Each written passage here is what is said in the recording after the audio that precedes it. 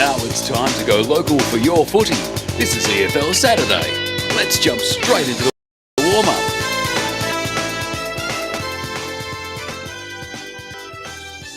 Welcome to Jubilee Park in Ringwood for a bumper Division Two clash between the Ringwood Redbacks and the East Burwood Rams. Joining us here on Eastland EFNL Match of the Day is Matthew Fodia, Wayne Brasher and Scott Hardy for the pre-game. Gentlemen, it's a bit chilly, but the sun is out and we're looking forward to a great game of footy out here at Russell Lucas Oval. Rash, it's good to have you back after a couple of weeks on the sidelines, mate. Yeah, it is, Matt. And boys, it's been really good listening to the team over the last couple of weeks. It's been exciting. I've really enjoyed the as an EFL lover, listening to all the podcasts and what happens on the Saturday. It's been great listening, and we just keep getting better and better, and the team's getting better each week as heading up to the finals. Scotty, back on pre-game, mate, after a week off. You're enjoying your time and you'll be looking forward to watching these two sides go at it. Second and third on the ladder, both used to playing on big open expanses and both looking to lock in second spot. Yeah, it's a huge ground, isn't it? Sort of sitting up here, you get size of the G, mate. Yeah, it's massive, and obviously that appreciation from being up high here compared to sort of on down below.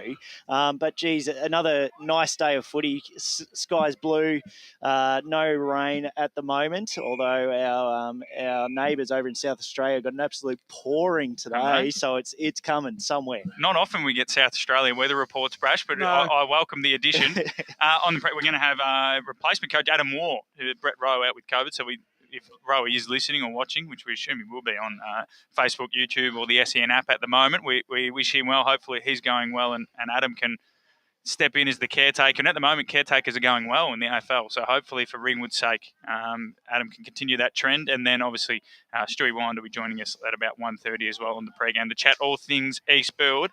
But in the meantime, let's jump into the Premier Division just to start. It's an interesting round of footy, and I want to focus on Blackburn and Norwood, Brash, because we mentioned on the Deakin University weekend forecast yesterday, and that's, of course, available via Apple and Spotify currently, that it's a pretty big game. The loser is pretty much out of the running for finals, and the winner keeps half a hope alive. Yeah, it is. And the thing is, I think both sides have a common theme. They don't have a goal kicker, mate. No.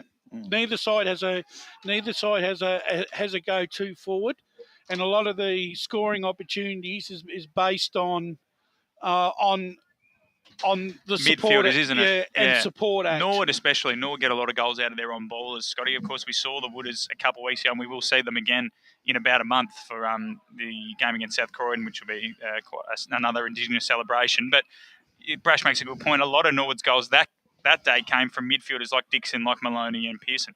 It did, but and that's right. But I guess that's the situation they find themselves in. So they have to work out some way to get that scoring. And since we've watched them, they've obviously had two good wins and sort of building that the points to sort of close that gap between Vermont, South Croydon, and Doggers, all sitting on 20 points. Well, it's an incredibly tight top six, isn't it? Really, yeah. Besides Roval, everyone's bunched together. And that's right. And if they get that win, it then gives them that buffer from obviously Blackburn, who's their closest anyways. I think the problem is, though, with Blackburn, I don't reckon they're not going as well as what they have had from 2019. Look, and there looks to be a bit of a malaise. They look tired to me in terms of that group for Blackburn. Brash got them almost to the promised land. It got them right up to the precipice. They had that chance against that Super Vermont team and went down. And then, obviously, they were probably primed in 2020 and the year was cancelled. And it just looks like they're just sapped of energy, this group, and they've lost their X factor with no Hammond, no Dorian. Yeah, well, they scraped a draw against Berwick. Yep. They only kicked 4 goals, 13 against Park Orchards, who kicked 9-9 in that twilight-type game. And then today, if I'm looking for... I've seen Norwood now. Obviously, I've seen them 3 times this year, and they're improving exponentially week on week. Where I'm not seeing that from Blackburn at the moment. Yeah, I just think that. And in terms of your scoring thing that you're talking about there, Brash, both sides Norwood at the moment, the only team that they score better than in the top 6 is Vermont, who, as we've sort of said, are just going at the moment. And then for Blackburn, the only teams they score better than in the whole comp are Doncaster, Berwick and North Ringwood, the bottom 3. So that sort of points to the thing that they're both lacking goals, and they're probably they're two sides that had a star goal kicker, Scotty. Obviously, Jay Cameron for Blackburn and then Lee Williams for Norwood, and they're still looking to fill those holes. Yeah, they are, and I guess the thing is that when we spoke with Norwood at that time, I think they had one win, but they were talking about so many outs that they've had sort of through the season, and they sort of felt like it was changing, that they were starting to get those names back in, and since that time, obviously having that better side, I guess, or those names coming back in that are regulars, they're obviously starting to perform a lot better, and probably to what their potential or what they thought was going to be their potential. They would have been no doubt disappointed. However, that being said, I mean, the draw at the Norwood had a particularly tough draw from the start of the year. The Vermont one's the one who hurt them because of the 7-goal lead. The other losses you can cop. Well, the thing is, though, it wasn't the fact that they led by 38 points at quarter time, but they also they allowed Vermont back in the contest. But once again, they were 20 points up at 10 minutes into the last quarter against Vermont, and they let Vermont back in to win the game. So really, apart from that performance, look, if they'd won that game, they'd probably be in 6th because they've got a better percentage than Vermont, and they'd be level on points. And I watched them the game against Roval, and in essence, Roval were the best side on the day, but Norwood really only played 20 minutes of football and only went down by about 3 points. So it wasn't like that Norwood have been comprehensively beaten. It's just the fact that for them so far, not being able to get their best side on the park, their depth is severely tested there, and that's been a key strength of theirs over the years. Yep. They haven't got the reserves that they once had. No, well, it was only, when we spoke to Marty Pask, the week before that, they'd played 5 under-16s. Yes. So the thing is, I think that they've done, to get to where they are now, and this game, this particular game, I was just going back over these 2 games, regardless of where they are on the ladder, this game's always around a 12 to 18 point game for either side. Well, Brash, I love that you brought in the result because we've got the Oracle. The infamous Oracle has been making a bit of an appearance, Scotty, and the Oracle has got Norwood winning 81-60. So I can see that happening. I don't think either side will crack the ton. No. So I think the Oracle's pretty close there. Maybe we're thinking a little bit closer than 21 points. But do we all agree that Norwood should get the win? Yeah, I do on today's form, yeah. Scotty? Yeah, look, I do, and that's the thing. I think they're playing good footy at the moment, so they'll continue. Scotty's caught the eye of the Oracle now. He's really intrigued because the next game we're talking about is Park Orchards and Doncaster East. Now, these two sides obviously played each other for 2 or 3 years, obviously in Division 1 or the old Division 2, and Doncaster East probably have a better record over them, but they've played some good games, and both sides like to score, Brash. Park Orchards, despite the fact they've only won 2 games, they've been around the mark every game they've played. Even last week against Roval, whilst they lost by 4 or 5 goals, I think they're the only team this year to crack the ton against Roval. So Park Orchards are obviously doing some things right. They are, and what keeps Park Orchards in most games is the fact that they have the ability to kick 90 to 100 points on potential every game. Not many sides that are sitting 9th with only 2 wins average around about 80 to 90 points a game. And however, today, right, they're coming up against another side who this year has really increased their scoring output, who've also able to kick over 90 to 100 points and have done so consistently as well in Doncaster East.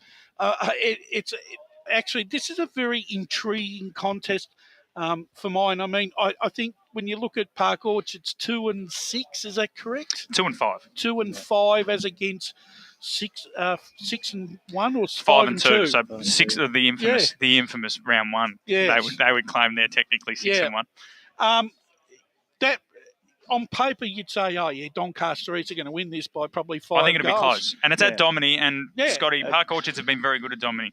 Yeah, and look, I'm just interested because I don't know if you've said what the Oracle is predicting, but while we're leading up, the Oracle got a mention on the weekend forecast. The Oracle's got a draw. He's got a draw. The Oracle's got a draw. But I'm just interested that we're a draw, but 87 is what it's projecting. But I think it'll be higher scoring than that. And Dominic's the ground it's a nice surface in terms of it's not boggy. It's a nice size for local football. And like you said, Brash, both sides like to kick goals. Doncaster's probably they've got 2 or 3 key forwards. Park Orchards have none. And that's the interesting thing about Park Orchards that I find is that they don't have that sole sort of individual, and it just all of a sudden in a week sort of pops up. Last week it was Munro who kicked six for them.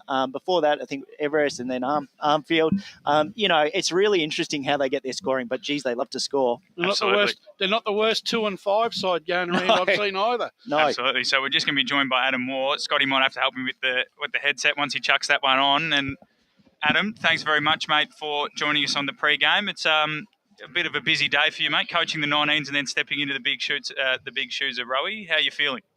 Yeah, firstly, thanks for having me. But, it is a big day, but I'm looking forward to the challenge and, I'm sure the boys will be up for the fight and we'll put in our best effort. Your year-to-date's been pretty good, to be honest. I don't think as many people, us included, had you going 6-1. We thought you might drop off a bit further, but you've won some tough games early on without quite clicking, and then you click for a little period in the middle, and obviously the South Belgrave game were right up to your eyeballs up until 3/4 time. So how's the club sort of viewing the way you've gone about it this year? Yeah, look, always within the 4 walls, we've always thought that we had the calibre of players and we had the team to get the job done. So we can't control what's said on the outside. Yep. We can only control what we do internally. And, the boys have really relished that challenge and, a few key figures out, but we always knew that, we've got a lot of young guys come through.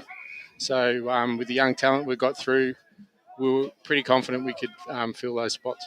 One of the things, Adam, with Ringwood this year, right, and especially in the fact that it's a very compromised and challenging year off the field. So far, you've used only 30 players in the senior lineup. Right, and that's an average of around 6 per senior player. That's not bad compared to other clubs, to help with the consistency of the side to be sitting at 6-1, 7-1, doesn't it? Yeah, absolutely. We've been quite lucky in regards to illness. We've had a few out, obviously, but it hasn't really hit right through the club.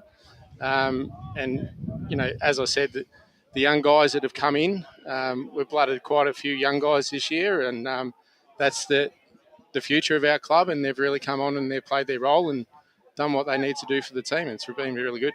A couple of players that have had really good starts to the season, and is Daniel Collier in the midfield, but Sam Wadley, he just seems to be working his way right into the season, and it's no surprise that he's really starting to show what he's really worth again. Yeah, absolutely. I mean, Waddles has been terrific for us in the midfield.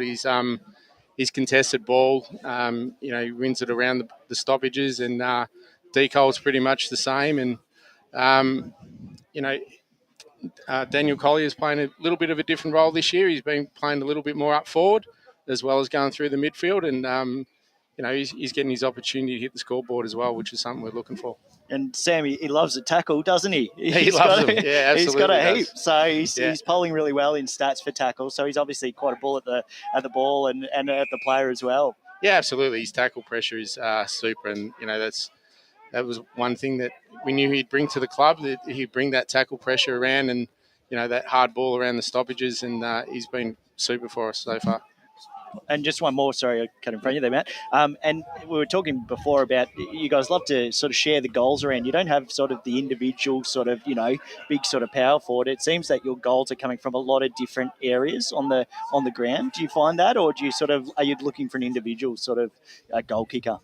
No, we're not. We spoke about it pre-season with the loss of a few key players up forward that our midfield had to really step up and hit the scoreboard a bit more, and the midfield's done really well of that. We're getting a lot more goals out of our midfielder, which has been really good for us, and as well as the small forwards, they're going to work and tackle pressure, and it's a collective right across the whole group. So it's been really good.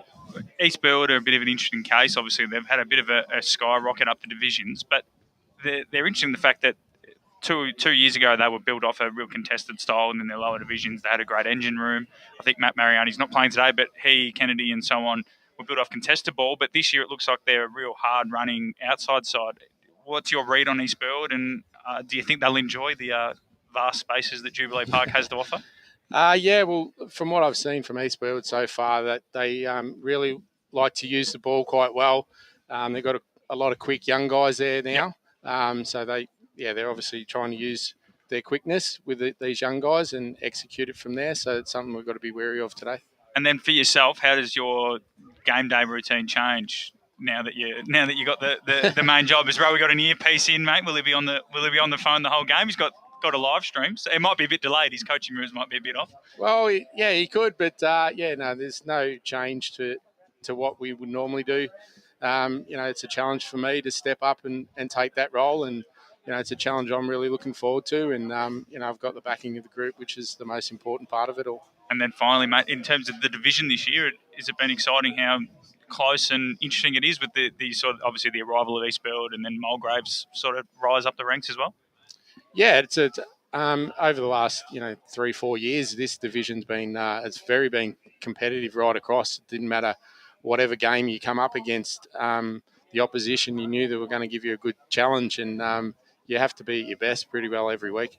Absolutely, and something we're doing. Well, Adam, thank you very much, mate, for jumping on pre-game. Good luck today. Hopefully it's a start of something longer for you as a coach, and for the Redbacks, hopefully you get your 7th win of the year. Yeah, thanks, mate, and thanks for having me on. Absolutely. Adam Moore there, who's filling in today for Brett Rowe in the coach's box. And an interesting chat there, and it's interesting that obviously Rowe's got such a good system, Brash, that he probably won't have to change much. So most of the boys will be doing this with their eyes closed. Well, no, you're right. I think the thing is, once you've had a coach has been around for a while, and they understand exactly what they can and what they can't do, and the expectation. Yeah, and that's the thing as well. Sort of having that sort of winning sort of attitude at the moment, they probably don't have to adjust as much as say if they were struggling. Looking for those victories. So hopefully they can just go about their play, and it makes the Division coach an easy win. Yeah, and I guess he would have the backing of the group because Ringwood, nothing's really changed, Brash, for other than the division. Unfortunately for them, nothing's really changed in the last 5 to 6 seasons. No. And the thing is, the only variables that have changed for Ringwood is the fact that they've lost key forwards. Yep. Right, which is, as was alluding to, pardon me, that their goal kickers are now well and truly spread. Yep. Right, where when we talk about the opposition, and Rowie they were trying to move. I think they didn't have in their head that Trent Farmer would be going up the highway, but they knew that he wouldn't be playing much longer. So I think there was a plan over the course of the last, I guess I was about to say season and a bit. It's 3 years then. The last 3 years, they have been trying to become less and less centric to one player.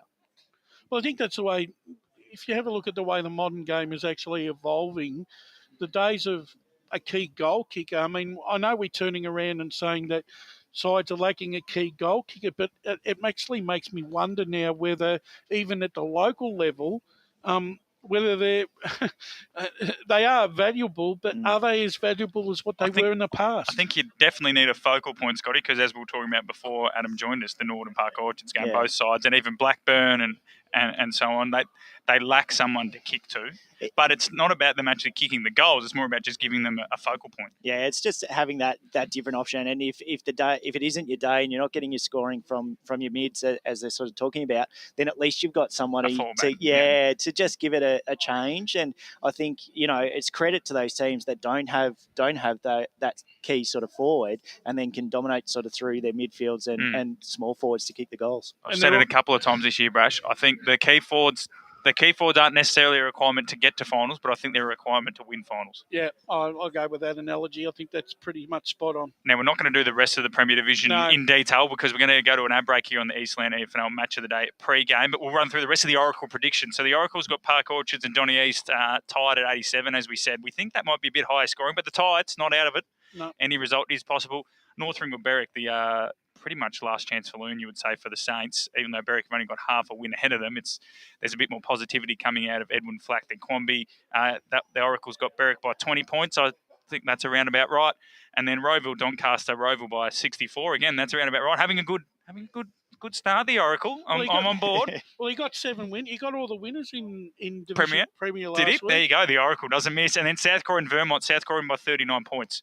A bit of an unpopular one, the Oracle, with a few listeners, but it could happen given South Croydon's tendency to hit teams on the burst. We're going to go to a break here on the Eastland EFNL Match of the Day pre-game. When we come back, we'll talk all things Division 1 and chat to Stewie Wand. Today at Eastland, Lucy's trying on jeans for a momentous occasion. Coffee with the ex. She needs jeans she can move in because she's definitely moved on. Jeans that get a second look, but don't give any second chances. Jeans that say, why yes, I have spent the last 8 months in a post-breakup juice cleansing, kickboxing, personal training frenzy. And it looks as though she's just found the perfect pair. Bravo, Lucy. For all of life's little moments, there's Eastland. Eastland. Live real. Sprained your ankle, bursting through the banner? Broke a finger, high-fiving the ruckman? Or did you run into the goal post again? For bumps, breaks or bleeds, be seen sooner, close to home at Knox Private 24/7 Emergency Department. The preferred provider of emergency care to the Eastern Football Netball League, you'll generally experience shorter wait times. You don't need private health, but there is an out-of-pocket fee. Be seen sooner, close to home at Knox Private 24/7 Emergency Department, 262 Mountain Highway, Wanturna. Running and jumping can be really painful for girls, especially in contact sport. Boob Armour supports your breasts, minimises the bounce and guards against impact and injury. Feel confident, feel supported, available at boobarmour.com.au. At Yarra Valley Water, we know reducing your shower time, or show time, to 4 minutes can save you an average of $200 a year on water and energy bills. Shower shorter. Save water. Authorised by the Victorian Government, 1 Treasury Place, Melbourne. Do you feel good about your bank? Because there is a bank you can feel good about. They share their profits to fund big community projects, small community clubs, and vital emergency services. They've given $250 million to help Australian communities thrive. All the products and tech you expect from a big bank, with service you don't. It's Bendigo Bank. Feel good about who you bank with. Try Bendigo. Search bendigobank.com.au or search Bendigo Bank near me. How would you like to be celebrated? I think I'd like to be celebrated with lots of music, dancing, a bit of a party. I'd like to be celebrated at the pub with a few frothies. Maybe some colourful balloons, my favourite flowers. How about some glitter? I'd like to be celebrated in space. Outdoors, having all my family and friends together. At Tobin Brothers Funerals, they know that every life is unique and they think that every celebration should be too. Find out more at tobinbrothers.com.au. Tobin Brothers Funerals, celebrating lives. Sprained your ankle, bursting through the banner? For bumps, breaks or bleeds, be seen sooner, close to home at Knox Private 24/7 Emergency Department. You'll generally experience shorter wait times. Knox Private 24/7 Emergency, 262 Mountain Highway, Wanturna. Running and jumping can be really painful for girls, especially in contact sport. Boob Armour supports your breasts, minimises the bounce and guards against impact and injury. Feel confident, feel supported, available at boobarmour.com.au. The warm-up continues right here on EFL Saturday. Welcome back to Jubilee Park. You are joining us here on EFNL Eastland Match of the Day pre-game. Ringwood and East Burwood coming at you here. Redbacks and Rams, 2nd v 3rd in the Division 2 ladder. We just spoke to Adam Moore, the caretaker or replacement. What did caretaker? Is caretaker the word? Yeah, it is. Caretaker coach of the Ringwood Redbacks before about his first game taking charge of this group with Brett Rowe at home. And we assume listening along, so we hope Rowe's going well, and then we'll talk to Stewie Wand in a bit. Looks like he's motoring his way up here at the moment. Scott Hardy and Wayne Brasher joining me, Matthew Fody here for pre-game. We'll talk a little bit about Division 1 before Stewie just motors his way up here. The game that jumps out is Ludale Beaconsfield to me, Brash. 2 sides stuck on 3 wins, but 2 sides coming off different sort of fortnights. Beaconsfield smacked up a gully and then got absolutely smacked by Mitcham, and then the Falcons have had 2 strong wins against Swanee South and Montrose. Well, when listening to Luke McCormick over the last couple of weeks on the podcast, he's been very positive about the direction Lilydale's going, whilst he admits that they still are very much a work in progress, Scott. just in recent times, they've just started to find their mojo, Lilydale. And, you take a win whenever you can get it. And, look, there've been a couple of good oppositions around them in recent times, and they can't be dismissed now for the rest of the year.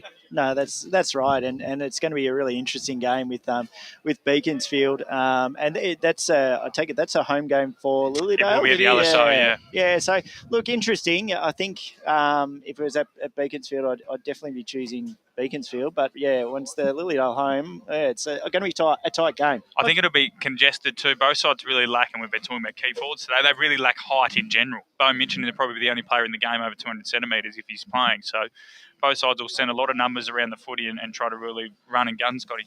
And can I just, because I'm you're obsessed with the Oracle. I am, but I picked this game prior to looking at the Oracle, Croydon versus Montrose. Croydon needs that win to bounce back after the loss last week, and just to keep that gap as well. Well, that's another good point as well, because a loss here pretty much drags the back end of the quagmire because of the way the round. If they lost to Montrose, not only would Montrose get closer to them, but one of Lilydale and Beaconsfield will as well, Brash. So they'll go from having a 2-game gap on fifth to possibly only having a 1-game gap. Yeah, and I picked Croydon to win that, and it'll be interesting to see where the Oracle sits. Well, exactly. We're going to talk. We've got Stewie on here. He might just sit down here and join Scotty. If you can just flick him on there, Scotty. Stu, thanks for joining us, mate. It's what are your memories of Jubilee Park, mate? Did you spend many times gracing the outfield here? It's obviously changed a fair bit. Yeah, it has. I haven't been here for a couple of years, actually, but yeah, it's a good setup, beautiful ground. So looking forward to the day. We just spoke to Adam Moore, who's your adversary today and filling in for Rowie, and he was saying that obviously you guys have sort of changed over the last 2 or 3 years in the terms of where your strengths lie, and at the moment it seems to be on the outside of the contest with plenty of youth and spread. What's it been like bringing through that exciting crop of 19s and so on in recent years? Yeah, we've been waiting, 10 years for this group to come through. Yeah. All since under 9s, they've played in grand finals in A grade and so forth, all through their juniors and under 19s. So it's been a long time coming, but we brought up, I think, about 21 of them or 22 of them this year, and a lot of them have been playing through the ones this year, and they're just quick and young and love to learn and just have a crack, and it's been really exciting for the footy club. It really has been, Stewie, because I'm having a look at some of the individual player performances so far this year, and just speaking to Spider, and he's been really impressed by Martini. He's been in your best 6 times out of the 8 games, so, and he's a midfielder who goes forward, so he obviously is. He's front and square, and he's prepared to put his body on the line. Yeah, he's hard working, big body, big legs, just works, just does extra stuff after training, and he's been a great asset to us. The additions of McCutcheon and Pilker from Baldwin, along with Jason Kennedy, really does sort of help with the experience side. Since they've come to the club, the club seems to have played better football with those better footballers coming into the side. Would you agree with that? Yeah, well, you need some experienced players, and I think we lost 8 senior players just last year out of our senior group, so we weren't sure how we were going to go. But was that expected, or? No, not really. Had a couple of guys that moved, well, a couple that went around Australia. They haven't gone to other footy clubs. Which is good. They've just... a couple of them playing other footy clubs because one of them got transferred up to Wodonga, another one moved down to Geelong, so our 2 big ruckmen, so that didn't help. A couple just aren't playing, and so it was pretty tough, and we haven't really recruited anyone other than Marcus Young from Blackburn, who's been terrific for us, but that's why we thought if these kids, we'll give them a crack, and if they can handle playing senior footy, then we'll go okay, but if they couldn't step up to the level, then we probably would have struggled a bit, but so far so good with them. And you must be, obviously, you've got that coming through because your reserve side's undefeated thus far. So it gives you real confidence in your club looking at those sort of just, knocking on senior selection. Yeah, absolutely. There's, our 2s, they're a bit depleted today, but, they've just been terrific. Our whole reserve team's just full of young kids, and it's been really exciting. Two young guys, Stewie, that have really stuck out for me over the last couple of years. I know one's been troubled by injury and has just come back into the side, is Max Wills. I thought his 2019 season was outstanding. Obviously, his injury and COVID has probably robbed him of going to that next step. Yep. But also, Braden Barlow, also in the finals campaign, he really stepped up as a quality A-grade footballer for your club. Yeah, look, Maxie's a gun. He's been a pillar for us down back for a few years now, and Braden Barlow is coming. Just a smart player. He's a bit of a goal sneak, and we're looking hopefully for him. Both of them had big days today, hopefully. And you're looking obviously quite well out of the centre. Your clearances are doing really well sort of through the competition. Last week you had 47 to Heapmont 33, and you've got Zach Hanley obviously in the ruck as well, doing some nice hit-out work as well. Yeah, we've got a really young midfield group today. We've got a few out, so our midfield will be really tested today. It's really young, other than probably Jason Kennedy will go through there as well. But it's going to be interesting to see how the young boys go today. It's all youth. What's your expectation of Ringwood? You know, they've obviously changed a little bit too since their, well, not quite glory days because they didn't quite reach that ultimate glory, but since their real pinnacle of this iteration, what are you expecting from Ringwood? Because as we spoke to Adam about, despite the fact everyone thought they might drift back to the pack, they're going pretty well. Yeah, look, they only lost a couple of good players, but they've picked up a few good ones and they're just floating along pretty nicely. So not too many people are talking about them, but they've only lost the one game, so they're going pretty well. And when you come to a ground like this, obviously East Burwood is big, but it's not quite as wide as this. Do you think some of those young guys might get a little bit lost maybe with the extra width here, or is that something you'll talk about in terms of where to hold your structure, especially on your wings and your half forwards? Yeah, hopefully we won't get lost, but look, our young group prefer the bigger grounds. There's no doubt about that. Yeah. So I think this ground will suit the way we play. But only time will tell if they let us. And then what about your young fellow up at Rowville, mate? You're just quickly off track. He's going okay, but from all reports, his goal kicking action and run up's a bit different to your style. A bit different, yeah, a little bit different, but that's okay. He doesn't quite kick as accurately as I used to, but he has a few shots on goal, which is good. But yeah, he's a bit bigger than me, so a bit taller. So, but he's going all right. Yeah, he's loving it. Oh, they're absolutely they're going fine. well. They're going well, Rowville. So hopefully they keep going. Well, Stuart, you guys are going all right as well, and hopefully for your sake, you continue to go all right and get your hands on the Nick Tennant Cup today. No worries, thank you. Stewie Wine there, the East Burwood senior coach, who's jumped on board there as well. So great to see. It's been a good story, the East Burwood rise again, hasn't it? Yeah, it has, absolutely. It's a hard story because it's controversial, isn't it, Brash, in the fact that, a lot of people would maybe begrudge them a little bit for their immediate rise without winning a premiership.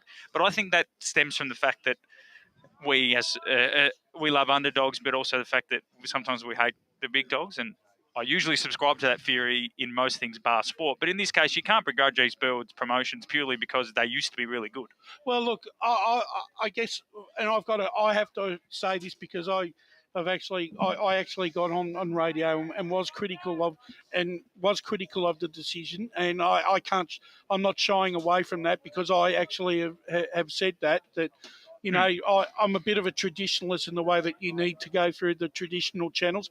However, that being said, at the end of the day, right, the league makes decisions on what's best for the league and what's best for football clubs. Now, obviously, and this is what people need to understand, is that clubs can come in and if they've got a compelling case and they've laid it all on the line for the league to examine, the league aren't going to make that decision and take that decision lightly. They're going to look at all those factors and say, well, okay, do you think that they're worthy of going up? Well, they obviously have. And so far, so good. So far, so good, 6-2. And the same with Park Orchards. Obviously, it's a much bigger step, Div 1 to Premier Division compared to Div 3 to Div 2, but Park Orchards have gone just as well. But let's be honest, Matt, we always knew deep down that Park Orchards were always going to get be there. The heir apparent anyway, because if in true parlance, they've actually done it exactly the way that you wanted to do it. Start off with 19s, build them up, go through the divisions, win your flags, and then all of a sudden, a little bit of luck went their way. But, hey, they've come up Hey, there, and they're not. And the luck never stays, Brash. You got to take it while you get it. That's right, and like I said, they're not the worst 2 and 5 side I've seen. No, running absolutely. around. Back into Division 1 that we were speaking about before, Scotty. That Croydon-Montrose game, it's super, super interesting. Purely because of the context around a loss here for Croydon would be not only 3 in a row, but like you said, brings them back to the pack. It would be pretty diabolical for their confidence, especially a side that is struggling to score. Yeah, a team that was playing very, very well. Like, good. And all of a sudden it sort of just have those losses. And obviously they played against a very strong opposition last week.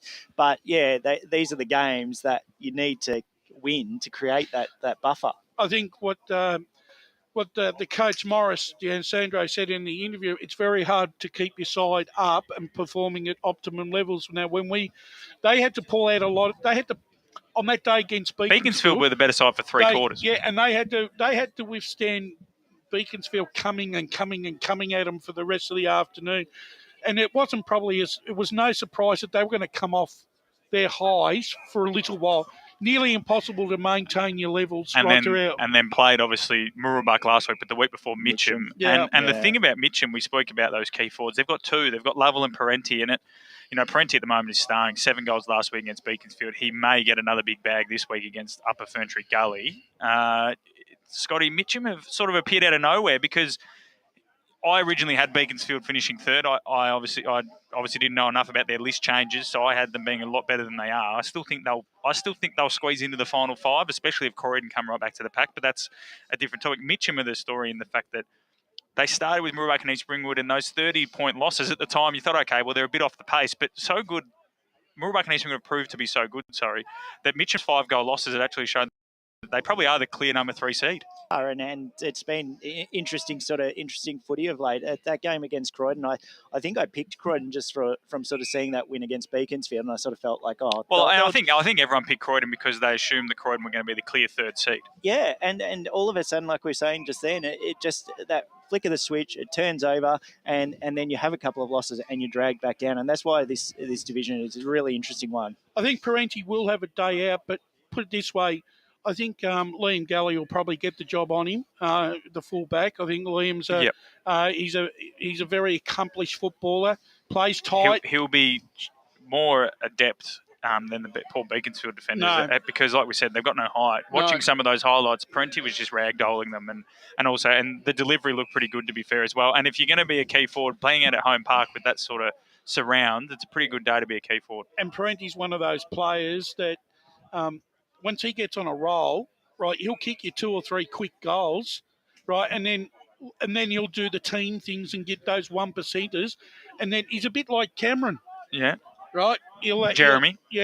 Where he'll kick you 2 or 3 goals quickly and then just do all the little 1%er things that to support the rest of the forwards. Just quick question without notice. We've been speaking about Norwood, Blackburn and Park Orchards all needing a key forward. Yep. Do they go after Jake Parenti? And does Jake Parenti look at those 3 sides or does he stick with Mitcham, who are fairly young? On the rise, or would he be intrigued to maybe go to a Park Orchards or a Norwood? I think Parenti's a Mitcham boy. Yeah, I'd say he would stay personally. Yeah, okay. Let's go through the Oracle for Division 1. East Ringwood playing Bayswater, 78-point win for East Ringwood according to that one. I don't think it'll be that big, but I do think East Ringwood will win. I think we can all agree with that. Murrumbuck, Wanty South, 39-point win to Murrumbuck. Yeah, I think that's pretty comfortable. Yeah, I'm happy with that. Wanty South they'll probably be around about the mark for 2 or 3 quarters. It'll just be 1 quarter. So Beaconsfield to win by 18 points, according to the Oracle, out of the LSO. Yeah. Do you think maybe the Oracle hasn't factored in the LSO factor? I think he has, and I think the fact that the only problem is there with the Oracle, I think the fact that Beaconsfield's figure has probably been inflated a little bit against some of those.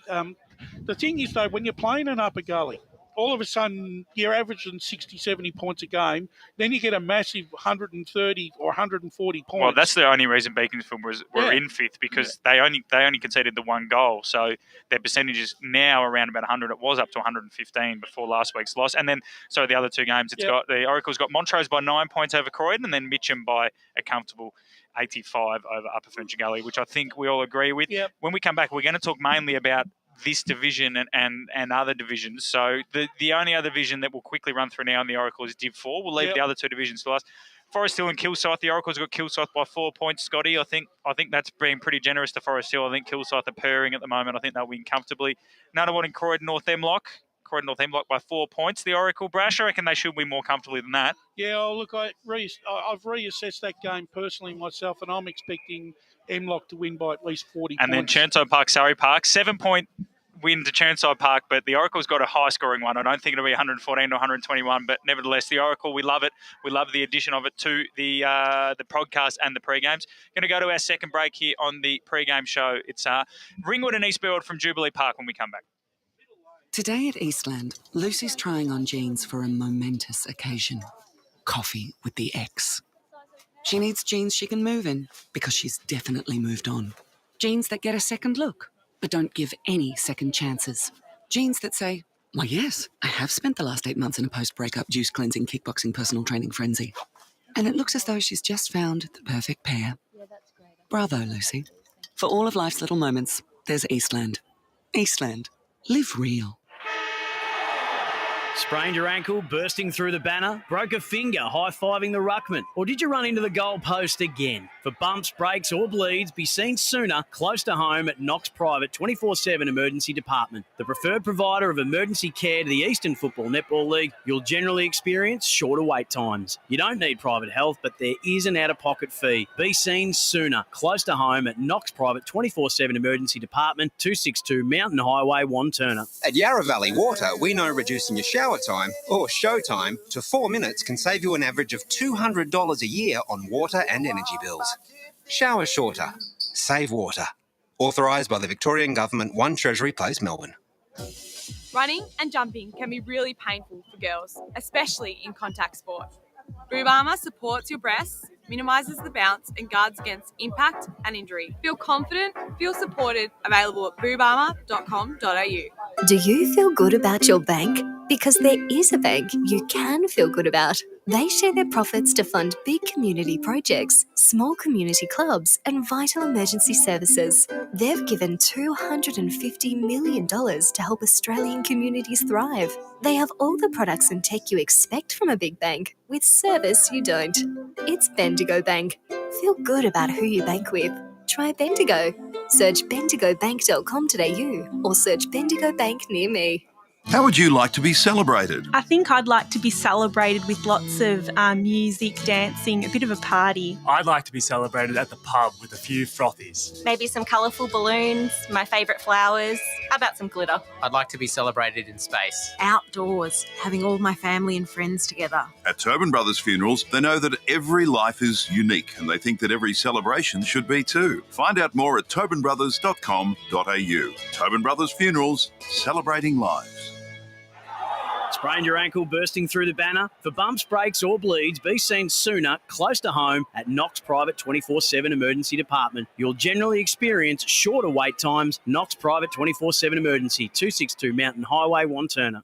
At Yarra Valley Water, we know reducing your shower time or show time to 4 minutes can save you an average of $200 a year on water and energy bills. Shower shorter. Save water. Authorised by the Victorian Government, 1 Treasury Place, Melbourne. The warm-up continues right here on EFL Saturday. Welcome back to Jubilee Park. Ringwood and East Burwood coming right at you later on today for the EFNL Eastland match of the round, 2nd v 3rd in Division 2. At the moment, though, it's the pre-game with Matt Fodier, Wayne Brasher and Scott Hardy. We've spoken to both the coaches for today's clashes. They're both sort of they're sounding like they've got a little bit of trepidation because neither side is at full strength, so they're not entirely confident, but it should make for a cracking clash, which comes up later. But we roll through the rest of the divisions, and we will have a look at Division 3, where there's 4 really, really interesting games going on, Brash. We spoke about these on the podcast yesterday, but I'll be interested to get your two gentlemen's thoughts on them. The first one, Coldstream and Donvale. It's 3rd v 4th. Cold, you've obviously got the 3rd spot because of their tie last week with Ferntree Gully. But statistically, Donvale are a better side. And on paper, you would probably suggest Donvale are a better side. But Coldstream, especially at Coldstream, just find a way to win. They do. And the funny, when I was listening to the podcast and I was listening to all the reasons why everyone was saying that Coldstream... I think I went Donvale in the end. I can't remember. Well, that's the reason why I'm going for Donvale. Look, I watched that game last. They were beaten by a sublime side. Yeah, Waverley Blues look good, don't they? Yeah. They were sublime last week, and I don't care. Waverley Blues were going to towel anyone up that they were playing last Saturday the way they were moving the ball. And I didn't think Donvale were all that bad. I thought some of their key players on the day were a little bit down. Rouse, I thought, was down. I think he had about 7 or 8. I thought Donvale's intent was there. They were not only were they lacking some personnel, they were lacking tall personnel. Well, they didn't have Nick Murphy. Or Haig. Now, if they're back in the lineup today, I'm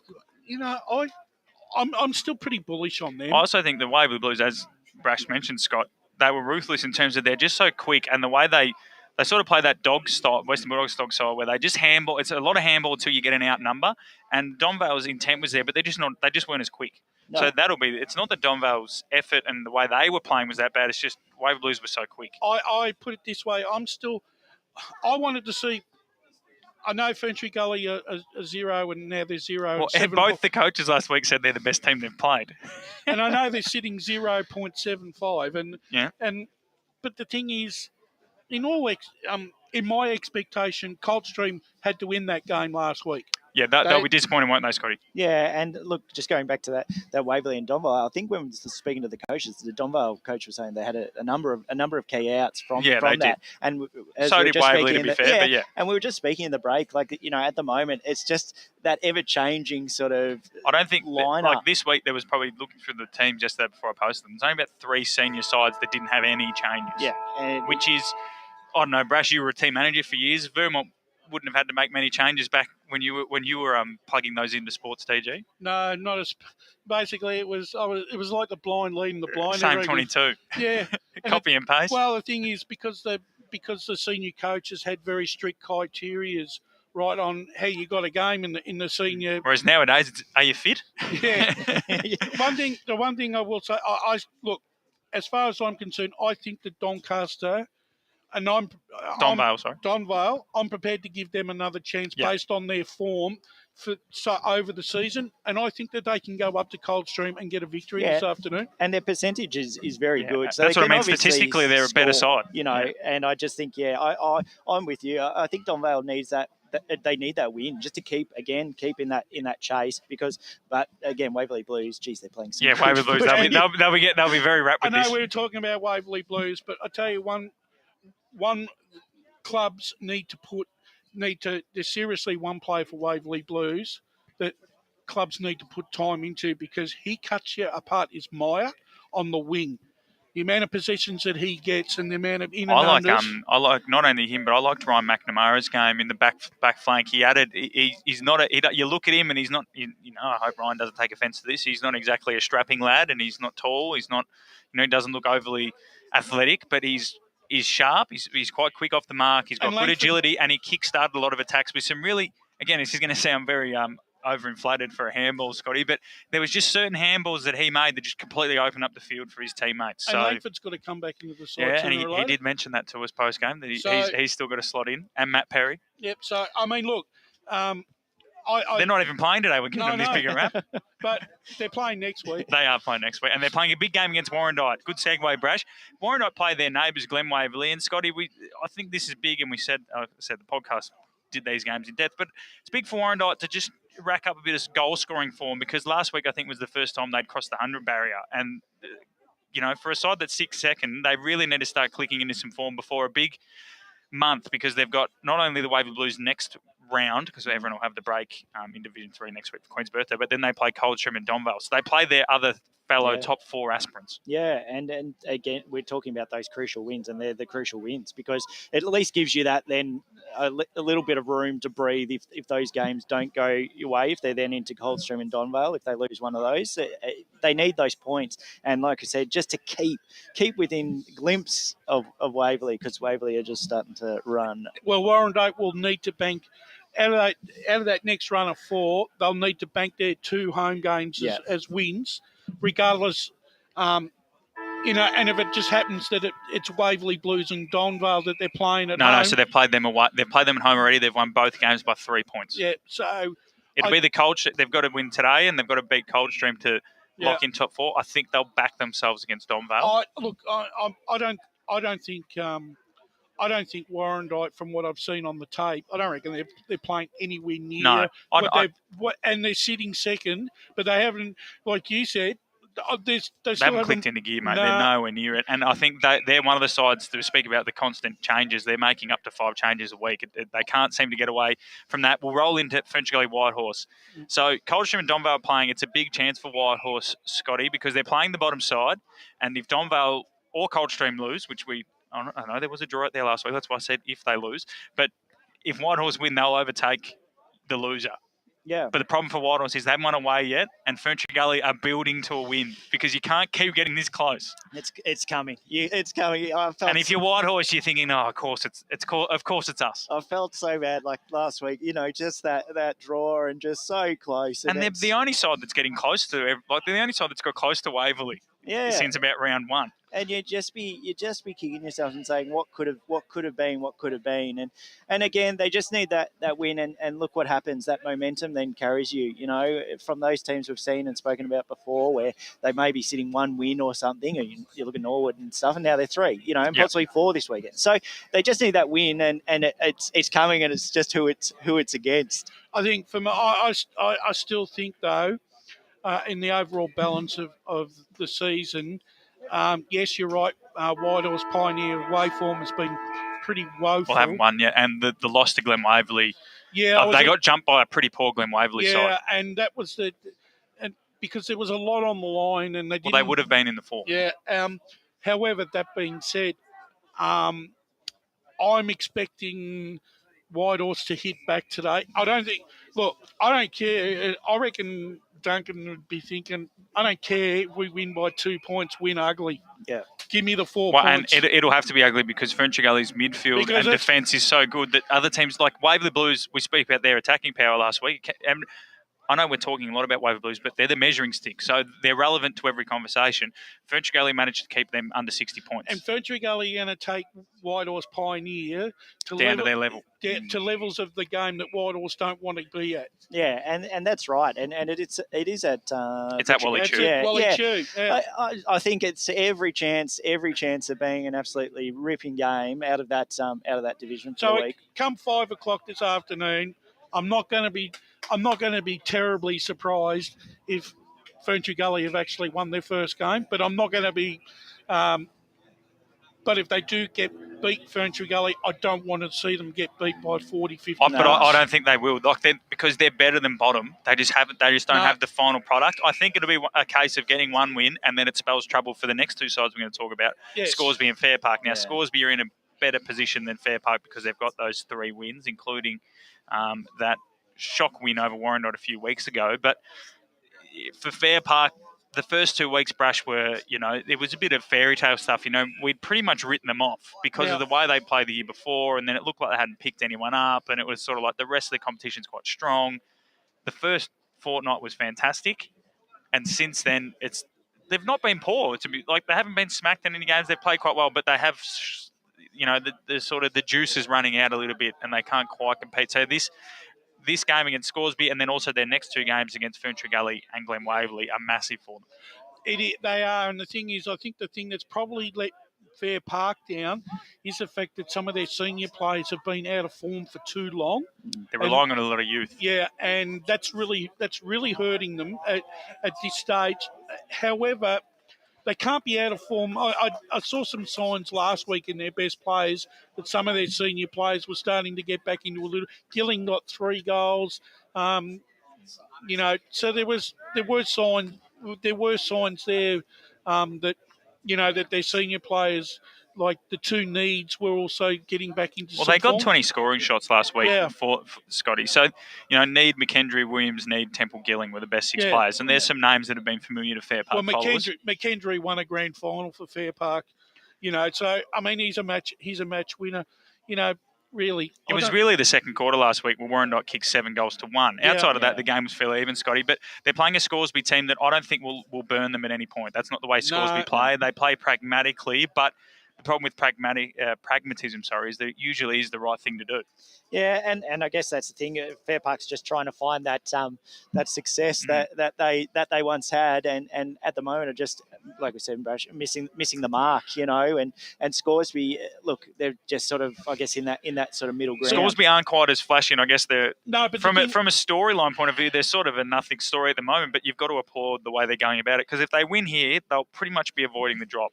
Well, the other thing is too, look, looking at Scoresby's figures, they do start well. Their opening halves, right? Well, and also they had 30 scoring shots last week. Yeah, I know. So they're not a side that are not capable of kicking a winning score. I mean, they get 4-16 last week. 4-16. Well, so I mean, look, that's and they've got Dale Hare. If he gets on a tear, that did wrong. He hasn't. Hair tear. Yeah, he hasn't. He really hasn't hit the scoreboard. No, he hasn't. That's probably because It's the way. It's also the way they're playing. Like I said, it's a pragmatic style. They play a press, and it's not that open style when he kicked 80 goals last time that they played. In terms of the Oracle, Scotty loves the Oracle. He's a big fan of the Oracle. So Coldy, Domvale, the Oracle's got Coldy by 5 points. We all think Domvale will win, but I do think it'll be close, and I think 60 to 65 is about the scoreline. Scoresby Fair Park, similar. I'm agreeing with it. I think Scoresby will win, but I agree with the total. So the Oracle's got Fair Park 58 to 50. I think swap those two scores around. Yeah. Furniture Gully, Whitehorse. The Oracle's got Whitehorse by a goal. Like I said, it's a bumper round in Division 3. I got a funny feeling French are going to win. I had that feeling last week. They got the draw, so I'm banking on them winning this week. But the Oracle's got Whitehorse by a goal and then Warrandyte by about 5 goals, which I think for Warrandyte, they would want it to be double that. And Glen Waverley would still fancy themselves as a bit of a smoky. Before we go to our final break, before we come back with the call team, Division 2, the Oracle, Mulgrave in the base, and the Oracle's got Mulgrave winning by 20 points. And I'm with that. Yeah. I'm with it. I'm really bullish on... And if they win that, they'll be 6-3. Yeah. Incredible after starting 0-3, and they'll have Boronia and Ringwood the first 2 games back after the Queen's birthday bye. Mulgrave will be looking at those 2 going. We pinch those 2, we're looking at a top 3 spot. And I love that Mulgrave Boothie is still kicking bags. And we were talking about 24 goals in 7 games, and I think he didn't kick a goal in the first 2 or something like that. I'm impressed with Tilliard, Jervisoni and Davidson. Davidson, yeah. And Siakoulis, so those guys, that midfield grunt is really working its tail off of Mulgrave, and they're all buying in at and the moment. Basin just are nowhere near their best. No, but going just in that point, with Boothie, when we were talking about that key forward, it just gives them just something to look else for if it's not working. And he's got that great leap still. Heathmont to beat Templestowe by 34. I think Templestowe might win that one. They're going better than Heathmont at the moment. Ringwood East Burwood will leave for a bit. South Belgrave to beat Oakley District comfortably, although this score's only got South Belgrave on 90. That could be closer to 190. And Boronia to beat Knox by 4 goals. That's around about the mark. Boronia will be looking, though, to build off that performance last week, where they almost knocked off South Belgrave. Brash, Scotty, thanks for joining me on the Eastland pre-game show. When we come back on the SEN app, on Eastland FM 98.1 and on the EFNL Facebook and YouTube, it'll be the call team, Steve White, Ryan Long, Wayne Brasher, Will Faulkner when he rolls in, Scotty and Blakey Tennant as we bring you all the action from Jubilee Park as Ringwood take on East Burwood. Today at Eastland, Lucy's trying on jeans for a momentous occasion.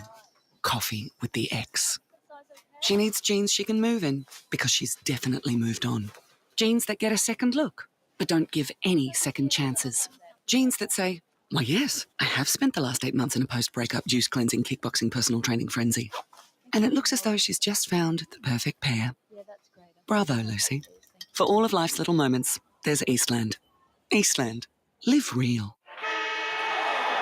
Sprained your ankle, bursting through the banner? Broke a finger, high-fiving the ruckman? Or did you run into the goal post again? For bumps, breaks or bleeds, be seen sooner, close to home at Knox Private 24/7 Emergency Department. The preferred provider of emergency care to the Eastern Football Netball League, you'll generally experience shorter wait times. You don't need private health, but there is an out-of-pocket fee. Be seen sooner, close to home at Knox Private 24/7 Emergency Department, 262 Mountain Highway, Wanturna.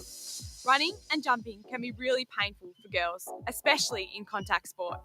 Boob Armour supports your breasts, minimises the bounce and guards against impact and injury. Feel confident, feel supported, available at boobarmour.com.au. At Yarra Valley Water, we know reducing your shower time, or show time, to 4 minutes can save you an average of $200 a year on water and energy bills. Shower shorter. Save water. Authorised by the Victorian Government, 1 Treasury Place, Melbourne. Do you feel good about your bank? because there is a bank you can feel good about. They share their profits to fund big community projects, small community clubs, and vital emergency services. They've given $250 million to help Australian communities thrive. They have all the products and tech you expect from a big bank, with service you don't. It's Bendigo Bank. Feel good about who you bank with. Try Bendigo. Search bendigobank.com.au or search Bendigo Bank near me. How would you like to be celebrated? I think I'd like to be celebrated with lots of music, dancing, a bit of a party. I'd like to be celebrated at the pub with a few frothies. Maybe some colourful balloons, my favourite flowers. How about some glitter? I'd like to be celebrated in space. Outdoors, having all my family and friends together. At Tobin Brothers Funerals, they know that every life is unique and they think that every celebration should be too. Find out more at tobinbrothers.com.au. Tobin Brothers Funerals, celebrating lives. Sprained your ankle bursting through the banner? For bumps, breaks or bleeds, be seen sooner, close to home at Knox Private 24/7 Emergency Department. You'll generally experience shorter wait times. Knox Private 24/7 Emergency, 262 Mountain Highway, Wanturna. Running and jumping can be really painful for girls, especially in contact sport. Boob Armour supports your breasts, minimises the bounce and guards against impact and injury. Feel confident, feel supported, available at boobarmour.com.au. On EFL Saturday, it's time for the match of the round. Let's cross to our team and go local for your footy.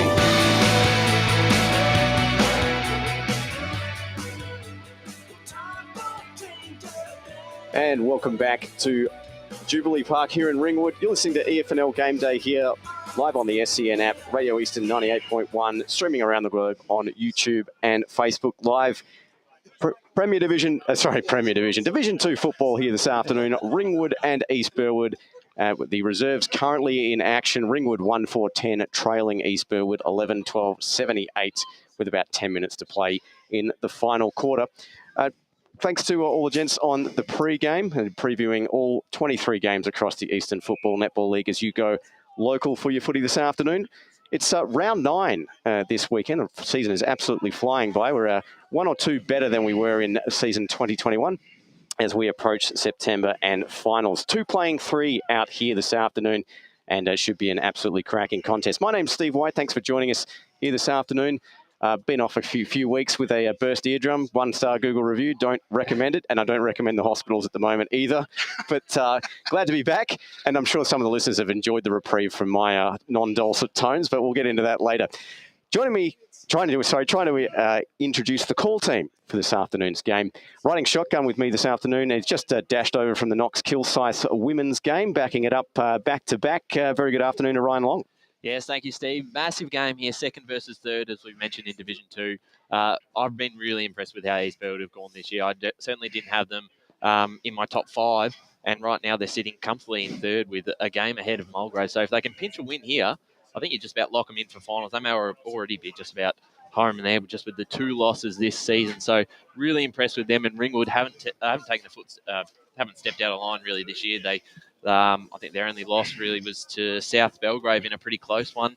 They don't seem to belt sides brash, but they just seem to be able to hold them at that 3 to 4 goal margin, and they're a really hard side to beat. Well, I think when you look, good afternoon to both yourself and Steve, Ryan. I think when you look at the spread of East Burwood's Ringwood's playing group, not a key goal kicker amongst them. 3 guys on about 9, 3 on 8, 2 on 7. Yep. So they're sharing it around, which makes it hard for the opposition because they don't know who they're going to put time in to stop kicking goals. You want variety, and at the moment, that's what they've got. Yeah, and Mitch Burton not in the side this afternoon, 8 goals on the season. But, you're talking about Jackson Cairns, 9 apiece. Zach Callanan also not in the side this afternoon. So you expect a few of them others to step up and score the goal. Continue with the scoring. Well, it's going to be an interesting contest because we do know that both these sides are not at full strength. Yep. And I think and East Burwood, as Scott Wine has alluded to, is coming in with a very, very young side. Yep. But even when you look at what Ringwood are putting on the park, it's still an experienced side. And it's probably, in all things being equal, it should be enough for them to get the job done this afternoon. So who has the bigger losses then with, Mariani's not there for East Burwood? Is that sort of the key one the key player that's not out there right now, because he's had a really good season. And obviously last year as well, when we saw him, I think against Warrandyte, was really... well, he's got a bit of mongrel. Yeah, he does. Right, but the thing is, he's also very creative, but he's also can be dynamic as well. He's got a bit of everything, Mariani. And the thing is, he's sometimes a little bit of a barometer on how well East Burwood are going. I'm sure they're going to be missing McCutcheon today. I mean, that's a big loss. A big loss, an ex-Baldwin player. And, look, as Scott said, they've come to the club and they helped lift the standard. And unfortunately, he's not going to be out there today, but that gives other people an opportunity to step up to the plate. And yes, one of the challenges this afternoon that will be faced by our broadcast team, I think, is the jersey changes of the clash strip. Just discussing this off air. I think this is the third time. Obviously, also depleted lineup due to flu has ravaged basically both sides, but more so East Burwood, I would argue. But don't worry, we should have that down pat by at least the second quarter. But turning to East Burwood, they won three out of their last 5. Smashed Heathmont last week. What are we looking for from them? Well, I think it was important for them after they got touched up by South Belgrave. They had to get back on the horse, right? Because your season can go either one of two ways when you suffer 2 big losses. You can fall in a screaming heap and lose 3 or 4 on the trot, or you can get back on the horse and win a game by 5 or 6 goals, and that's exactly what they did against Heathmont. And the thing is, that sets them in good stead for today, because once again, the playing group know that if they put their best foot forward and they come out and play a consistent brand of 4 quarters of football, they're an opportunity of taking home the 4 points. And I think the 2 losses came at probably a good time. They were obviously 5-0, but I think they were probably maybe not necessarily overachieving because their footballs are really good, but just a sort of a sign of some of the sides like South Belgrave gets them a real good look at what it takes to be the best team in the division. I think probably still may be arguable, but I think South Belgrave is still that number 1 contender. So they get a lesson there, and then obviously the week after another loss, but they bounced back well against Heathmont. They were hard at the ball. They were challenged early, and obviously Heathmont have got a few outs as well as like any other side. But after that, they just controlled the game. They moved the ball really well, and I think on an oval like this, it's quite wide. It suits their game style. So when they did play the base, and I think that tiny ground is probably where they're going to struggle this year when they play on those small grounds. Well, also too, Ryan, was the fact that Heathmont, they got touched up Baronia, but they came back and won their next 2 games. All right, it was against inferior opposition, but it was enough for them to get some of their good players back on the park and in form. So East Burwood coming off 2 losses, Heathmont coming on 2 losses. You would have thought that Heathmont at home would have taken the chocolates, but once again, like I said, it comes down to a bit of a pride of the playing group and the playing group that's available on the Saturday afternoon.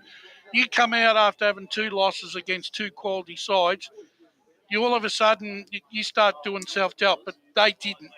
And they got a very comfortable win in the end, and that sets them up, like I said, nicely for today, Steve.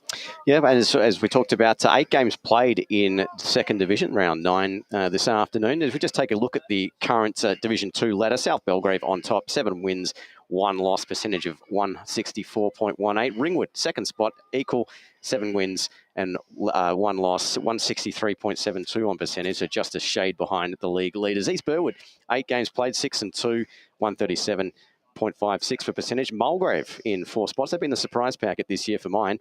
8 games played, 5-3, 135 percentage. Then Baronia just behind them, 3-4 with the 136 percentage on 14 points. The Basin, disappointing for mine so far. I did get a look at them in the first round against Ringwood in our inaugural game of the round for this season, 3-4 and sitting on 14 points. Then Templestowe and Heathmont on 12 points apiece, equal records 3-5.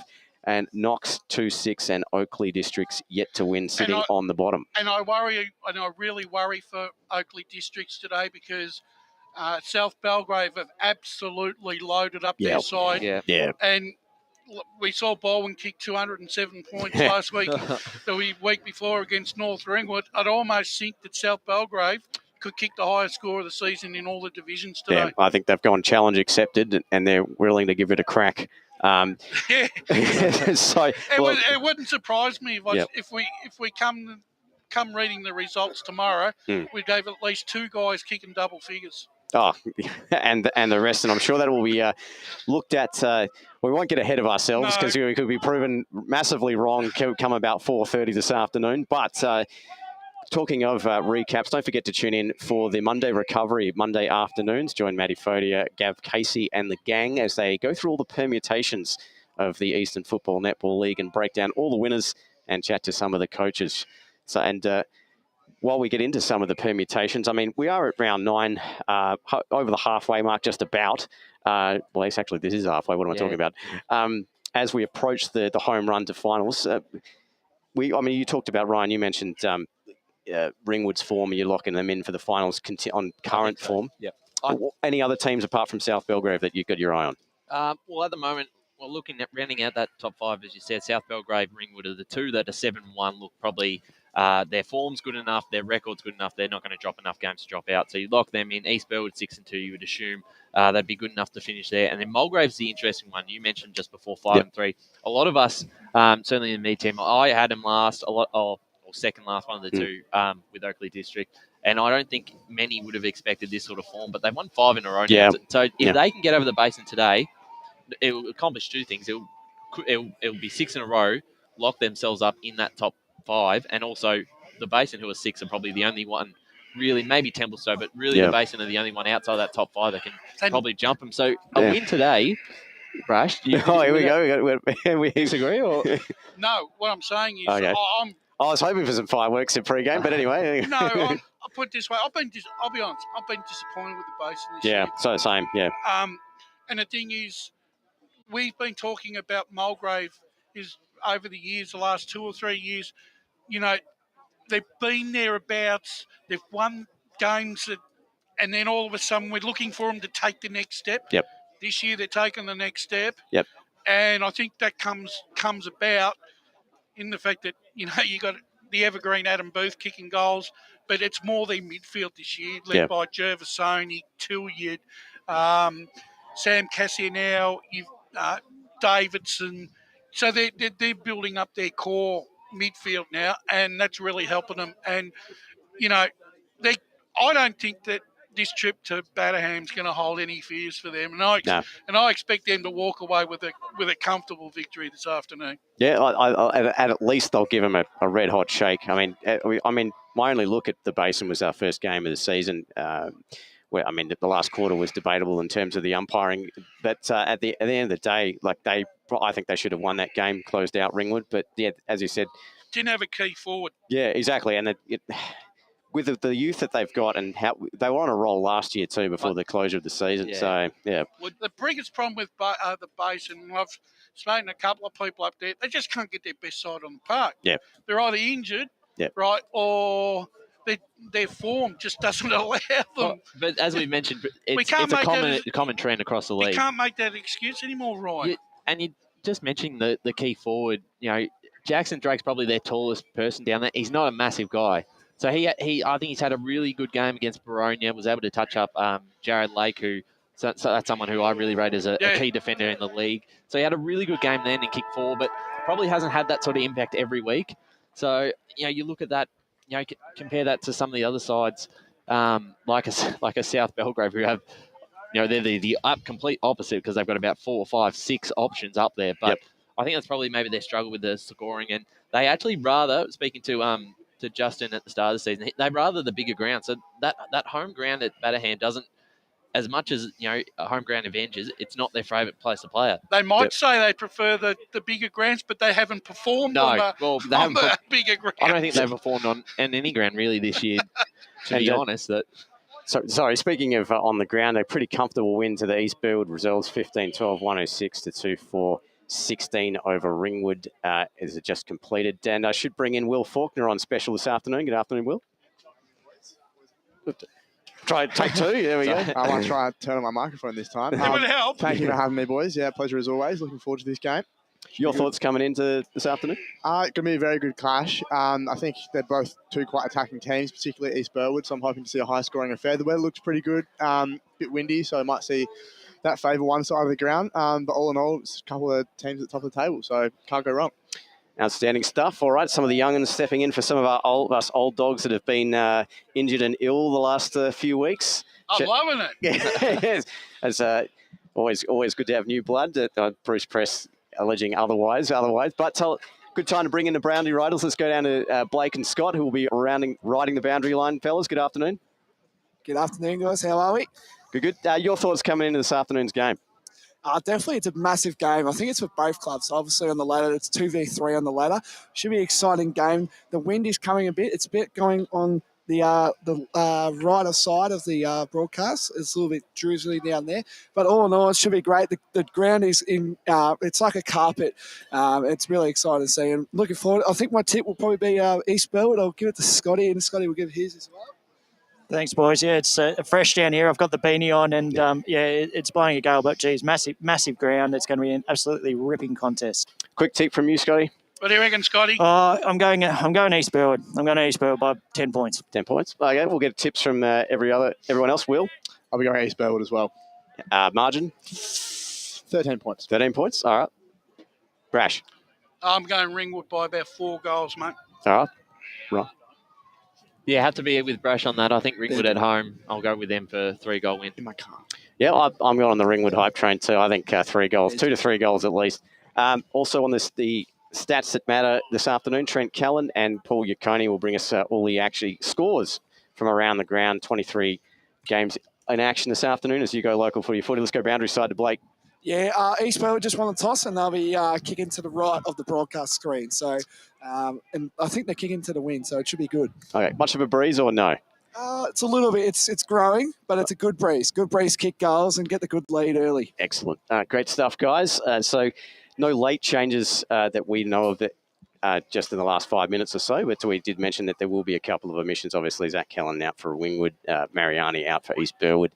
Couple of big omissions, but that's the opportunity for someone else to step up. We're about 2 minutes away, 3 minutes away from the centre-bouts. Any final thoughts coming into the game, gentlemen? Well, look, I think, like I said before, Steve, this is I think we're going to learn a little bit. I think the hardest part about today is I don't think, even though whoever wins will be happy to get the 4 points, but I still don't think it's going to answer enough questions because of the fact that neither side are at full strength. And I think that's because, look, I can't see the way East Burwood have been playing this year. I couldn't possibly see them losing too many more games. And if they did, they'd probably only lose them to the top 2 sides and maybe Mulgrave, if Mulgrave could catch them. But I think that they'd be good enough. And I think Ringwood have been very much the yardstick of Division 2 over so many years. And you know what you're going to get with them. And put it this way, that's why I picked them today, because of the certainty, really.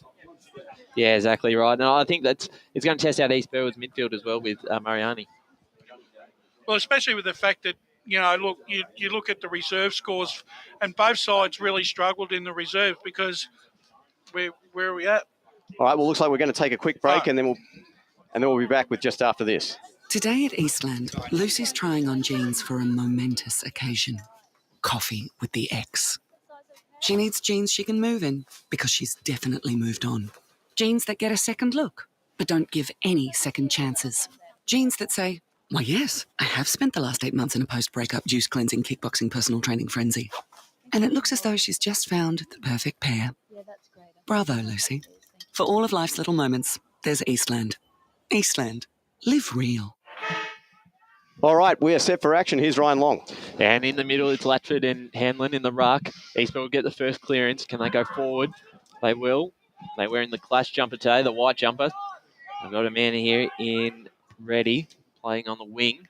His kick is a good one, right up to the top of the square. Ringwood's defence under pressure. There's Stelfox up to Murfitt. And East Burwood just slipped through the back. 24. Maurice. A nice little goal there. Kempson's able to finish off with the goods wearing I believe Hanson's usual number. Yeah, number 24. Kempson's winning. Good start for East Burwood. A very good start for them. got the midfield, got the clearance out of the midfield there and worked the ball forward. They'll be looking to move the ball quickly throughout the afternoon, East Burwood. Just a quick apology, guys. We got a bit of miscommunication with the break earlier, and we had to take that off the draw. But we're back in action here. They did start about 3-4 minutes early anyway, so that's something we can't control. But anyway, East Burwood 1 straight 6 over Ringwood. Less than a minute into the first quarter, and we're just waiting for the ball to come back from I don't know, the Aqua Nation. It's maybe gone into the water slide next door, but yeah. I was going to say even Tormore. No one behind the goals. No one. Well, they can't even get a volunteer to go and right after 2 minutes. We probably get a break in now.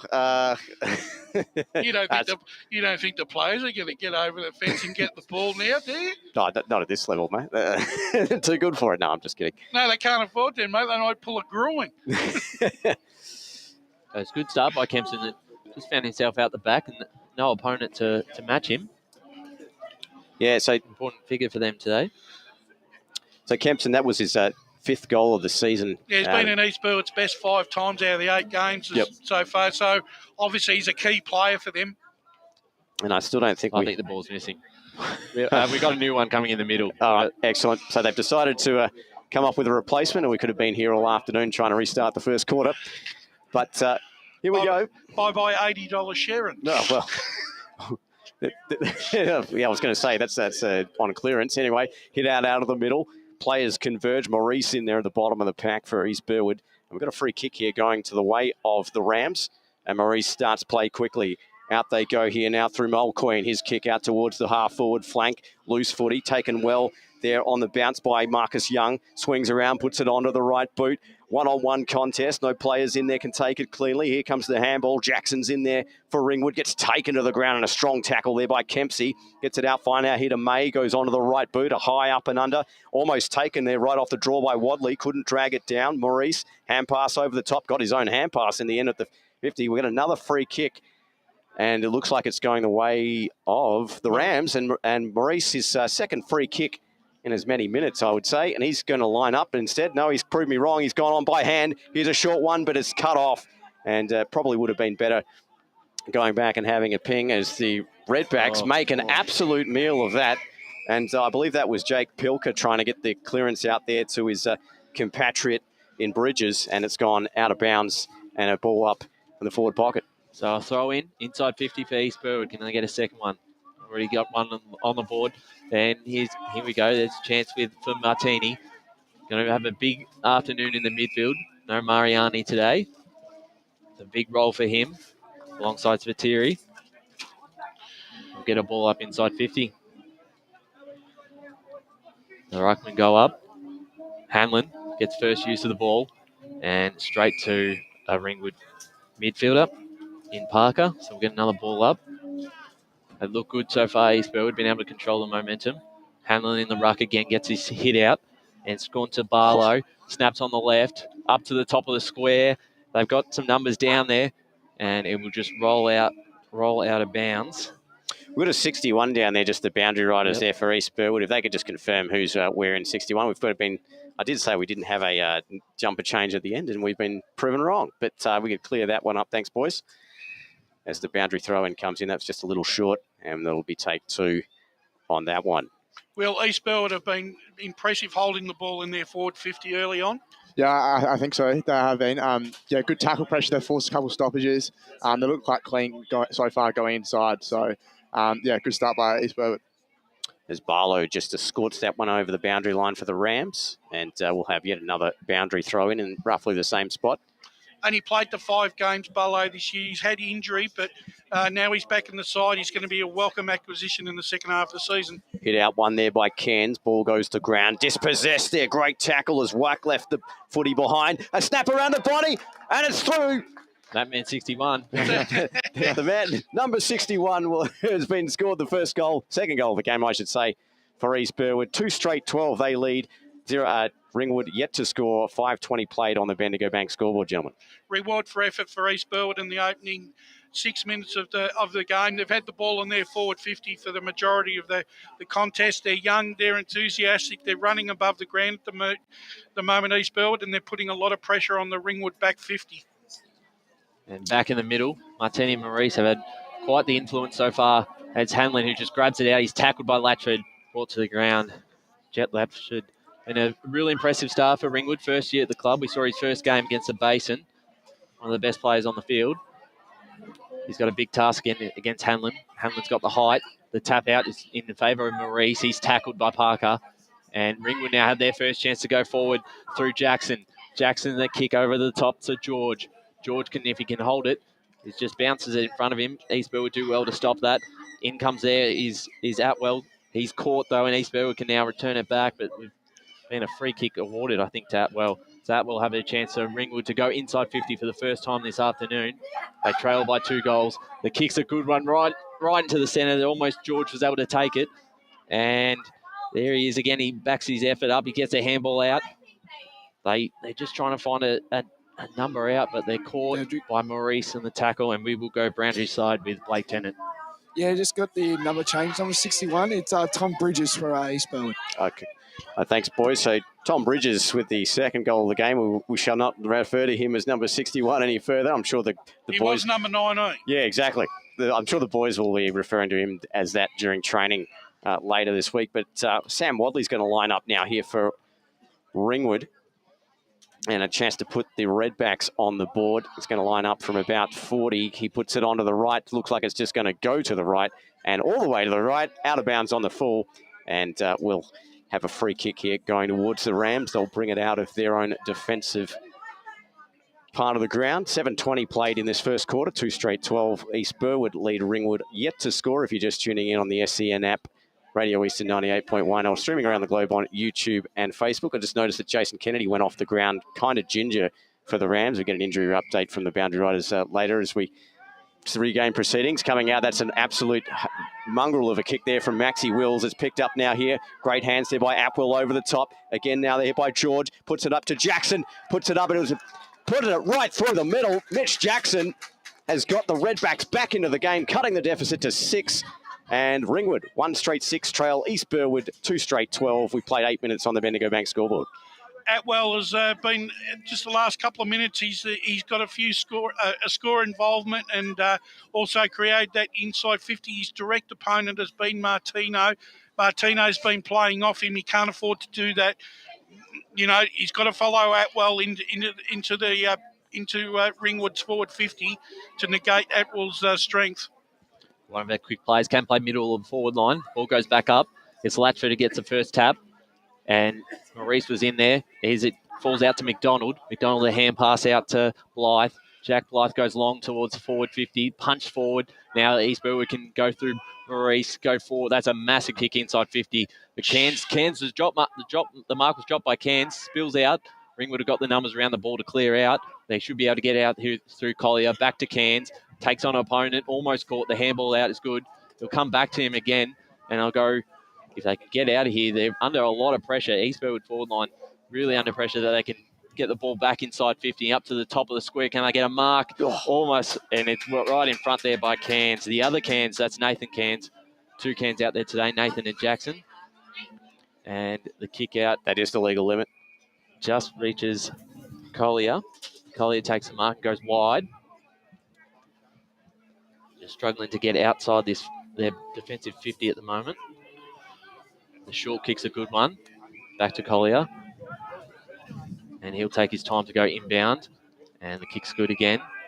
They're just slowly making their way inbound. And now they're on. They've got a number in the middle. And back out here is Parker. He's got a lot of space. His kick is a good one in front of it. Oh, and the East Burwood defender did well, but the tackle was good. Kept it alive for him. Now Atwell, if he can control it, he could be on. Gets a handball off to a teammate. Out again, he may receive it. And the handball out to Burmeister. First game back, and Ringwood have a shot on goal, and he's put it through. I think that's 46. Is that Harry George? Charlie George. Yep. Finished it off well, and Ringwood have brought this margin back to scores level on the Bendigo Bank scoreboard. 2 straight 12 apiece. 10 minutes gone in this first quarter. It was a very good pace just there. They were patient off the half-back flank there, Ringwood, and just, eventually opened up down the middle, and it's big ground here, so that'll get you going. Let's go around the grounds with Paul Yukoni. In First Division, Mitcham lead Upper Ferntree Gully by 7 points, 7 to zip. In second division, the Basin lead by 6 points over Mulgrave, 18-12, and in third division, Scoresby lead Fair Park by 12 points, 12-0. Thanks, Paul. Keep those scores coming in around the Eastern Football League this afternoon as we restart proceedings here in the centre of the ground. Tap comes down, players converge. Atwell's in there, punted forward now here by the Rams, and a foot race of sorts onto the outside now. Young in a pursuit there with Whack, and well, that over the boundary line, and we'll have a boundary throw in about 40 from goal on the far side of the ground here for the Rams. A little bit of a breeze. Boundary umpire taking about 5 or 10 metres inside to throw the ball in. Rucking contest now. Hanlon tried to win that one down, just shoved his man out away and did the roving himself, puts it onto the right boot. It's a high up and under. They're going to go through. It is.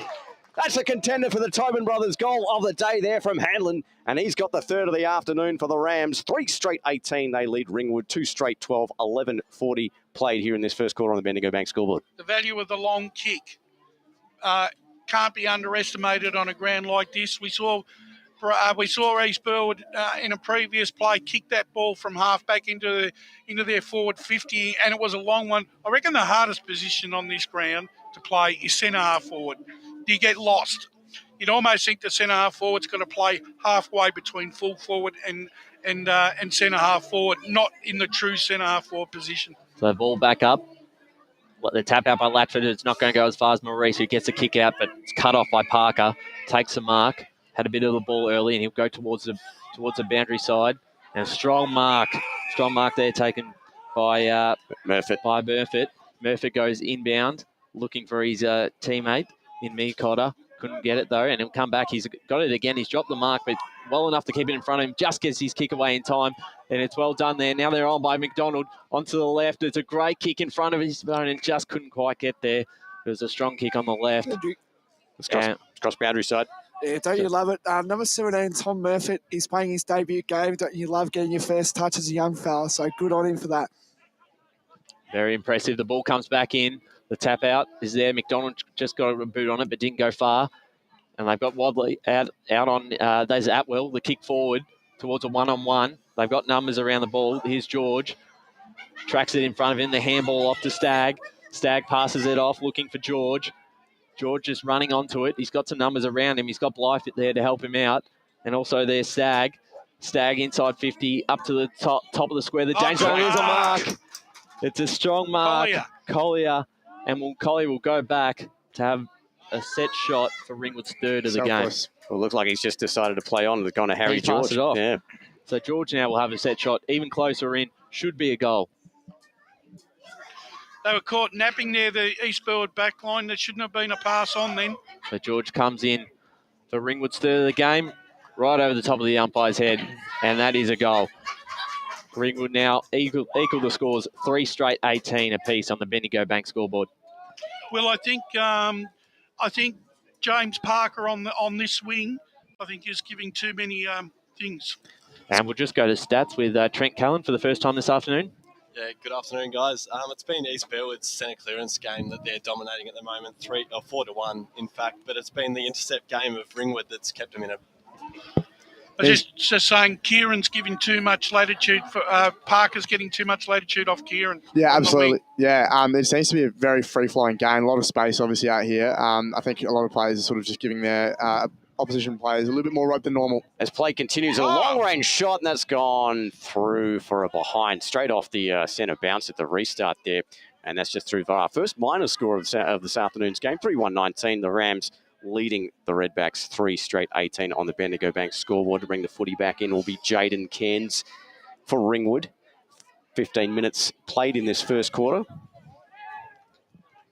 As the restart just decides to come in and go short now here, finds Nathan Cairns. So a family affair out of the back pocket. Not much on offer up. Murfitt probably calling for it about 20 metres in front of him. Puts it onto the right boot to a contest now. Looks like it's going to fall here for Parker. Did well to take the contested footy as players stream forward now here for the Redbacks. One of them there is Charlie George. A good spoil of sorts there. Tried to snap that one around the body, did Brown. It comes back the other way towards the edge of the centre square. A 2-on-2 contest. And Stelfox got a good handball out now there to Cairns. Goes over the top, running onto the footy now beautifully. There was Joel Ferguson. He puts it back in towards the forward third of the ground. Taken alone there by Jaden Cairns. Thought about the handball, now does so. A bit of miscommunication there by Lockie Stewart. Probably should have gone the first time. Fights off the attention there from Yanni Griffiths. Oh, taken beautifully out of midair there by Maurice. Goes a hand pass out now over the top.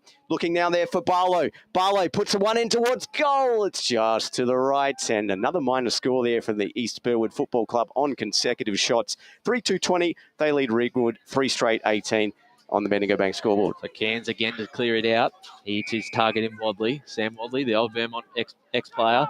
His kick's good, and they're going to go this side again on the wing. He's got targets all across there, and there's a good mark there by Charlie George. Charlie George kicks it right into the back of his opponent in Keegan, and they keep fighting to get it back. There's a bit of a scrap on the wing here. They're fighting again, George, to get a kick away. And they've got some numbers around the ball. Here's Wadley. Handballs it out to Stelfox. Stelfox has got some time. The kick is a poor one, though, and it's going to be turned over straight away to Joel Ferguson.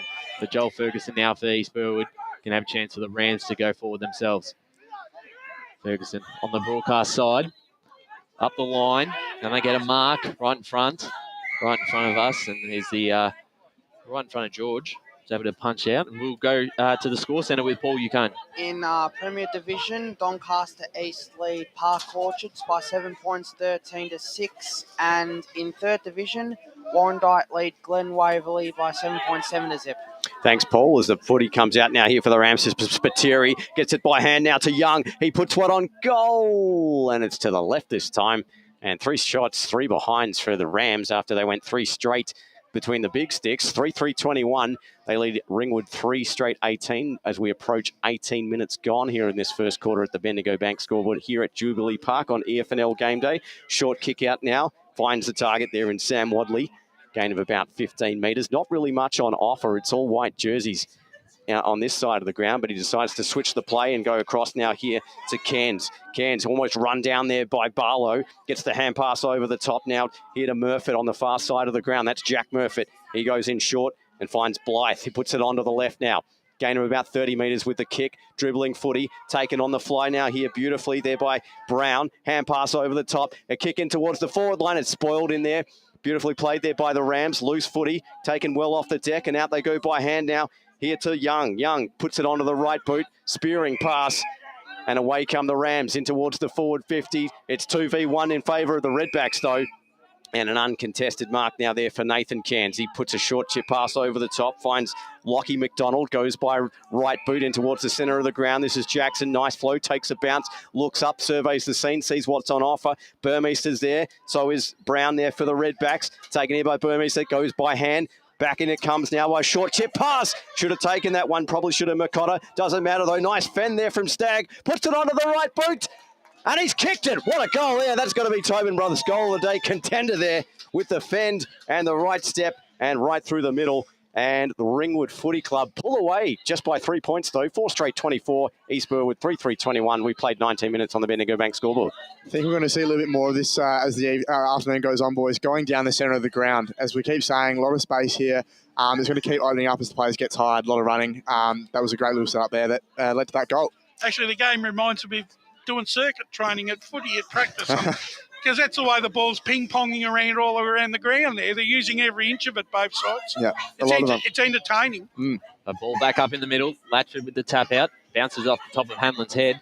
And they could be able to get a clearance here. Here's Angerman get the handball off. He does pass it off back up to Hamlin.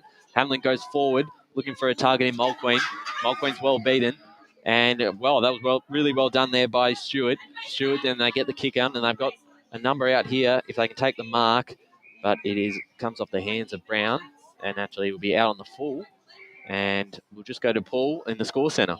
In Third Division, Ferntree Gully lead Whitehorse 6 points to 1. Important game for Ferntree Gully to get their first win of the season. Yeah, they do need a win, the Gully. So back to Wills.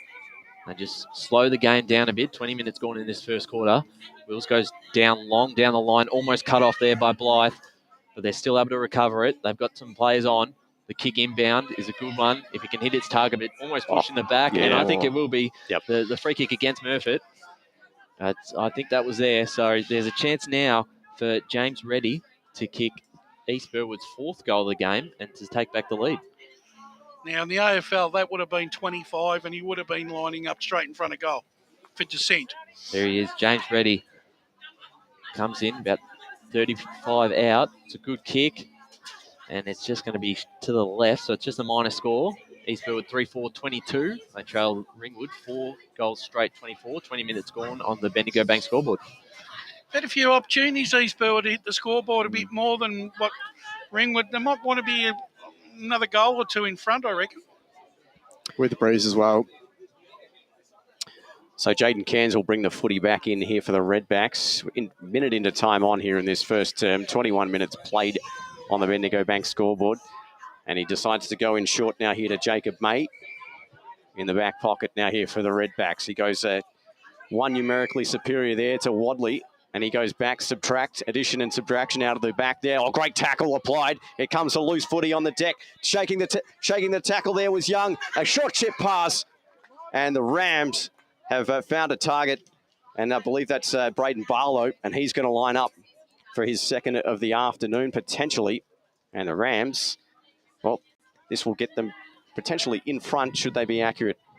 Just a quick one, boys. I have noticed the 4 kick-ins that Ringwood have had, they've all gone short into the back right pocket. Seems to be a bit of a theme there. It's been very free-flowing, but we haven't seen a kick sort of long from kick-outs yet. That might be something Ringwood will look to improve on going forward. So here's Barlow, slight breeze coming across, puts it onto the left, looks pretty good from here. Oh, and he's dinged it. He hit the post. Just sure that at the end, some of the other players didn't seem to think so. But anyway, 3-5-23, just another minor score. Wow, East Burwood racking up the points. I think they've kicked 5 straight behinds. They trail by 1. Ringwood 4 straight, 24, 22 minutes played. So this time we're able to recover the ball going back. So now Cairns. They've got some enthusiastic juniors there. I think now they've recruited some.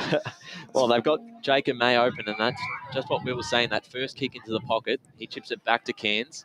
Cairns has had plenty of the footy so far. He's got Wadley able to shepherd the man. And he'll get a kick out wide if he can hit the target. He does. That's Jack Murfitt. Murfitt's kick inbound. It's a bit of a dangerous one, but Stelfox is there to be able to take the mark. He handballs it immediately to a person running by. And they get it out wide now. And they've got Cairns open. He's well tackled there, or just gets out of the tackle from Spiteri. It's smothered. Spiteri gets it back.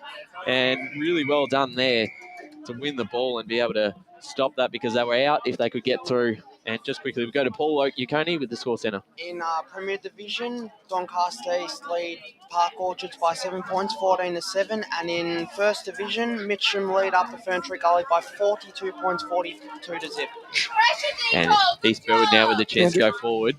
And almost tackled there. Cleaned up by Hamlin, just cleaned. Oh, I didn't like the way his knee buckled there. And Parker's a bit slow to get up. The ball's going to come back to Parker. And he's very groggy from that. And we'll go boundary side with Blake Tennant. Just got massive injury news for our East Burwood. Jason Kennedy is officially gone into the rooms right now as we speak. It looks like it's down the lower leg a bit, so I'll get back to you on what it actually is, and we'll go from there. Back to you.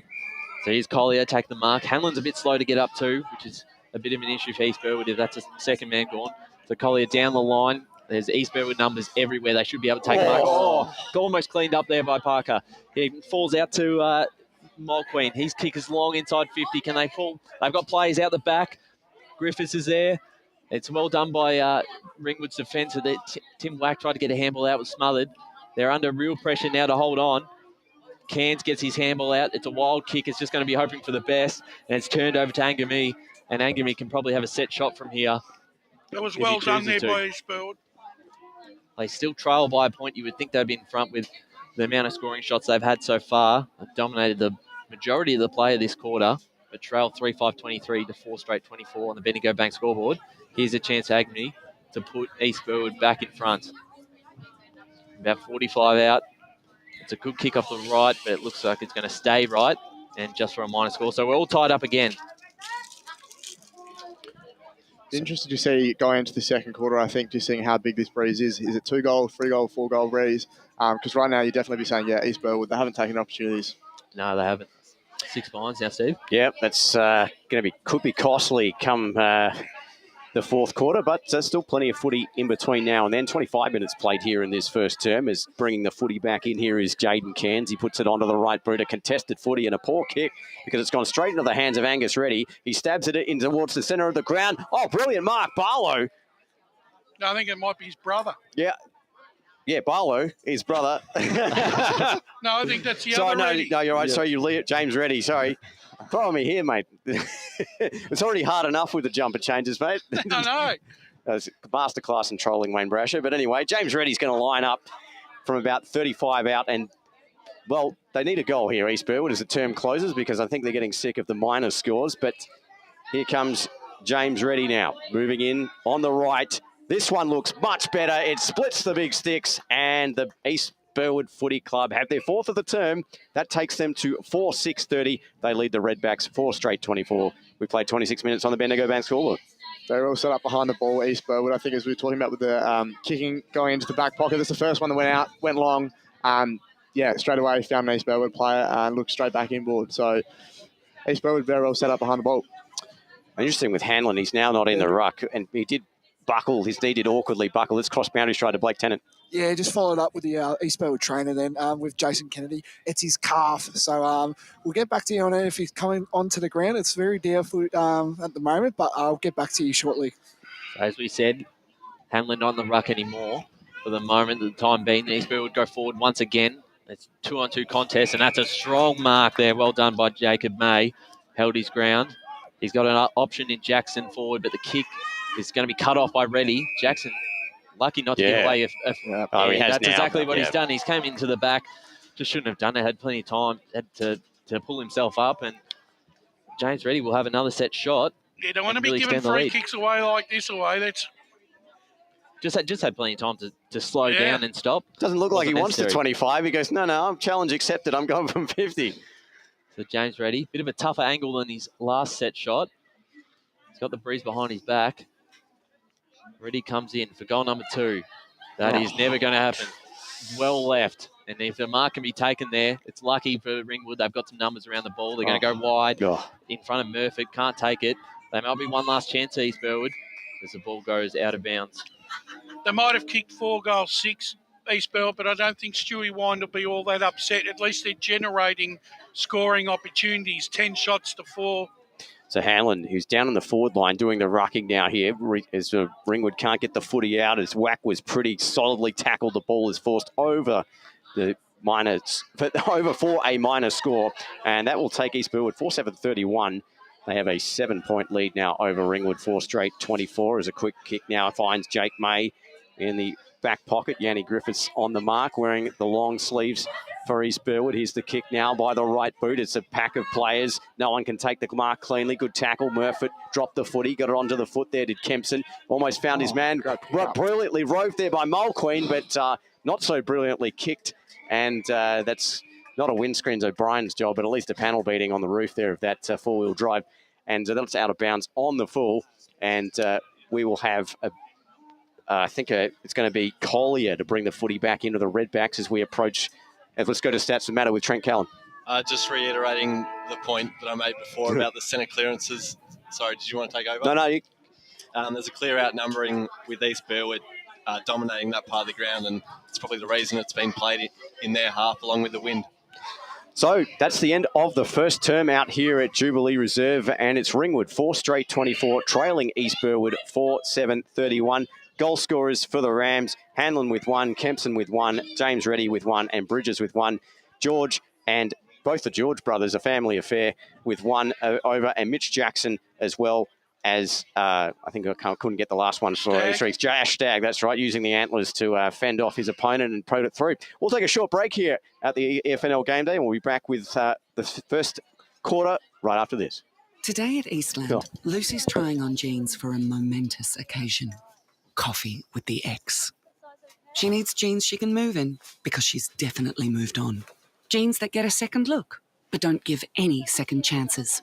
Jeans that say, why yes, I have spent the last 8 months in a post-breakup juice cleansing, kickboxing, personal training frenzy. And it looks as though she's just found the perfect pair. Bravo, Lucy. For all of life's little moments, there's Eastland. Eastland. Live real. Sprained your ankle, bursting through the banner? Broke a finger, high-fiving the ruckman? Or did you run into the goal post again? For bumps, breaks or bleeds, be seen sooner, close to home at Knox Private 24/7 Emergency Department. The preferred provider of emergency care to the Eastern Football Netball League, you'll generally experience shorter wait times. You don't need private health, but there is an out-of-pocket fee. Be seen sooner, close to home at Knox Private 24/7 Emergency Department, 262 Mountain Highway, Wanturna. At Yarra Valley Water, we know reducing your shower time or show time to 4 minutes can save you an average of $200 a year on water and energy bills. Shower shorter. Save water. Authorised by the Victorian Government, 1 Treasury Place, Melbourne. Running and jumping can be really painful for girls, especially in contact sport. Boob Armour supports your breasts, minimises the bounce and guards against impact and injury. Feel confident, feel supported, available at boobarmour.com.au. Do you feel good about your bank? Because there is a bank you can feel good about. They share their profits to fund big community projects, small community clubs, and vital emergency services. They've given $250 million to help Australian communities thrive. They have all the products and tech you expect from a big bank, with service you don't. It's Bendigo Bank. Feel good about who you bank with. Try Bendigo. Search bendigobank.com.au or search Bendigo Bank near me. How would you like to be celebrated? I think I'd like to be celebrated with lots of music, dancing, a bit of a party. I'd like to be celebrated at the pub with a few frothies. Maybe some colourful balloons, my favourite flowers. How about some glitter? I'd like to be celebrated in space. Outdoors, having all my family and friends together. At Tobin Brothers Funerals, they know that every life is unique and they think that every celebration should be too. Find out more at tobinbrothers.com.au. Tobin Brothers Funerals, celebrating lives. Sprained your ankle, bursting through the banner? For bumps, breaks or bleeds, be seen sooner, close to home at Knox Private 24/7 Emergency Department. You'll generally experience shorter wait times. Knox Private 24/7 Emergency, 262 Mountain Highway, Wanturna.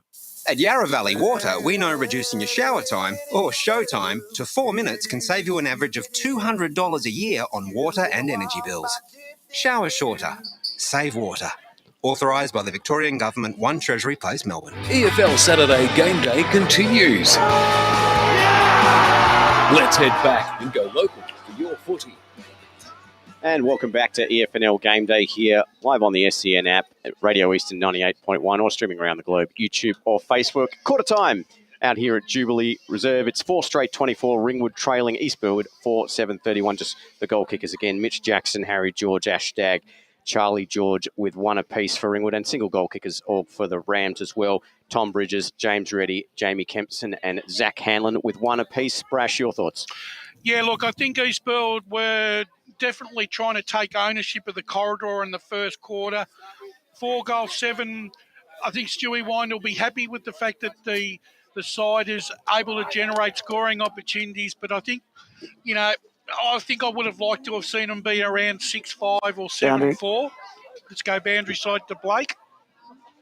Yeah, thanks, boys. I'm joined by Adam. Adam, you obviously spoke to the boys about that quarter and speaking about the wind in that quarter. You obviously think you're still within the contest and now got the wind in your favour. Yeah, absolutely. There's a fair breeze going down that way, so we've just got to use the ball quite well this quarter with the wind. So that was the focus, and execute a couple of skill errors, but we'll fix that up and we'll be good to go. And you're happy with the contest? You said they obviously noticed that they're moving it quite fast and being accountable for your actions in this second quarter. Yeah, that's something we spoke about. They like that fast ball movement, and we just we'll fix that up this quarter and we'll be good to go. Thanks, boys. Thanks, Scotty. Sorry, Will, you're just before we broke up. Oh, no, I was just going to say, East Burwood, they've had a lot of shots on goal, as we know. I think they'd like to be a couple more goals up, but I think we'll judge it go into the second quarter with Ringwood now having the breeze. Yeah, well, and obviously with Ringwood have probably played a more patient type of game and have probably used the length and width of the ground a little bit more and probably hoping they could probably wear East Burwood out a bit here. So start of the second quarter, here's Ryan Long.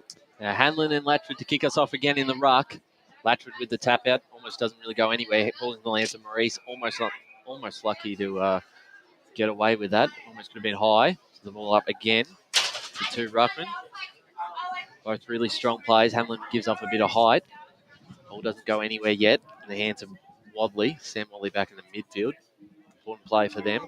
The handball's out to Smatiri. Eastfield would get a chance to go forward, but it's going to be cut off here. The kick turned over to Parker. Parker will go towards us on the broadcast side. Ooh, and there's a mark there by Atwell. And the long sleeves, cold out there. Goes up towards forward 50. They've got 2 players on that almost just slips through the hands of George, and it's going to roll out of bounds. With 2 players open there, and we'll go to the score centre with Paul Uconi. In Premier Division, Park Orchards lead by 13 points, 27-14 over Doncaster East. And Division 1, East Ringwood lead Bayswater 26-3, Mooral Bark lead Wanturna South 9-8, and Mitcham lead Upper Ferntree Gully 48-6. And Montrose lead Croydon 21-19. And the mark's taken here by Young for East Burwood. Oh. And the kick's a shocker. It's That turned is over grim. straight over to Parker. Parker's had plenty of the ball in this opening term. Started off the second quarter well as well. He's spot up a good kick. That's a great kick, and he found his man in Burmeister. Burmeister, I believe, his first game this season. Burmeister goes in. Oh, that's a beautiful kick. It just slipped through the hands. Slipped through the hands of George, and Eastburwood recovered, but they've got no options down back. So it's a turnover straight to Timmy Wack. Timmy Mack goes inbound. Atwell drops the pass, but he's still able to recover it. Gets a handball out to Murfitt, and he's tackled straight away by Spiteri, and we'll get a ball up just outside the Ringwood forward 50. So 7 points the margin. It is the ladies' luncheon out here at Ringwood, so it might get a bit rowdy on the balcony here in about half time anyway. Ball comes out, moved down out brilliantly here by Latchford, puts it onto the right boot. It's going to evade all players. It's going to drift with the wind, but drift out of bounds. And well, it's cross boundary side. Yeah, just to follow up with Stewie Wine, East Burwood coach, he wants to stop the chip kick that Ringwood are bringing into the game. We saw it in the first quarter, they were doing that a bit, and he wants to stop that. And he also touched on about that you can kick goals from both ends. Obviously, the wind is going to the right of screen, as we can tell, but he says that Ringwood are doing a really good job kicking it as well as the other end. So back to you. Thanks, Blake. So 2 minutes played here in this second term, 7 points the margin. Here comes the tap there, won beautifully by Wills over the top. Ball's not going anywhere though, and set back into the hands of the umpire as about 6 players pile on, and we'll get a ball up about 20 metres here from the Ringwood goal. Yeah, my focals can't see at the moment because I can't see on a screen. Story of my life. Here's Wills now, wins this one out of the ruck. Uncontested footy. George trying to get the hands on it. Streaming in now here with the Rams and streaming out of the back and put it onto the left boot. It's a vacant centre wing area and a foot race of sorts. Trying to look for the footy. There was, I believe, Barlow coming up now here for the footy. Brilliantly taken by Mile Queen. Goes to Angemi, puts it onto the right boot, into towards the forward. 50, great mark. Beautiful mark taken. I think that was Kempson. He's already got one this afternoon. Kempson looks like he's going to fancy himself. We're kicking into the breeze, and he'll line up from about 35 out. Really impressed there with the way East Burwood moved that ball from their back 50. Tell you what, they're really taking it up to Ringwood here. Kempson with the Craig Bradley long shorts. Moves in. Kicking towards the left of screen, puts it onto the right boot. It's high. Looks like it's going to hold up in the breeze as players can converge on it. Picked up now beautifully there by Parker, and the Redbacks will try and break out of their back line. It's kicked though straight into the waiting hands of Reddy. Goes by hand back to Kempson. Puts a short chip pass into the pocket, and it is paid. Yes, it is. I thought it was just almost touched off the boot there, but the Rams have one here in the corner, or basically in the pocket there to Bridges. That kick going out of defensive 50 didn't need to be that flat. Should have been given a lot more air, preventing errors like that. Tommy Bridges, absolute shocker of a kick, and that's out of bounds on the full as we cross boundary side. Yeah, and also just got breaking news from the East Burwood camp. Jason Kennedy is officially ruled out of the game due to calf injury, so no further impact for Jason, which is a big loss for the Rams. Obviously, we know how good he is as a player, and a bit disappointing. So back to you. Cairns brothers combine at the back line. Their kick out is good. Finds Jack Blythe. He's got a man in Burmeister that's open. Goes over the top of his head, but he might be able to run onto it. He absolutely does. He's got time, but he kicks it onto the right boot. The hands of George almost did, but the defender did very well. And Mulqueen will be able to kick it back out, and they may go that same direction. The kick finds Wills. The black long sleeves under the jumper. He's got a short kick, holds the line and takes the mark. Is that Reddy? Reddy with the ball. And they'll just slow it down a little bit. As we can tell, the breeze has been to the right side of the screen. And the kick's a big turnover. So now Ringwood will have a chance of their own. Got Atwell open in the midfield. Doesn't choose to go for him. Finds Burmeister instead. Burmeister now rolls onto the right. He's got players. The kick's not a good one because East Burwood have the numbers at the front, but they have given away a free kick. Ringwood, Too high, I think. And it'll be in favour of East Burwood. They've got an options up onto the broadcast side, but instead, Pilker will go back to that direction to find Hanlon. Strong mark. Plays on immediately. He's got a target in Young. Young takes the mark. Back off to Wills. Done a lot of running. Goes up towards the half-forward line. It's stopped by May. Did very well to hold it up, and Ringwood have a chance themselves to just get going a bit. Here's Wadley.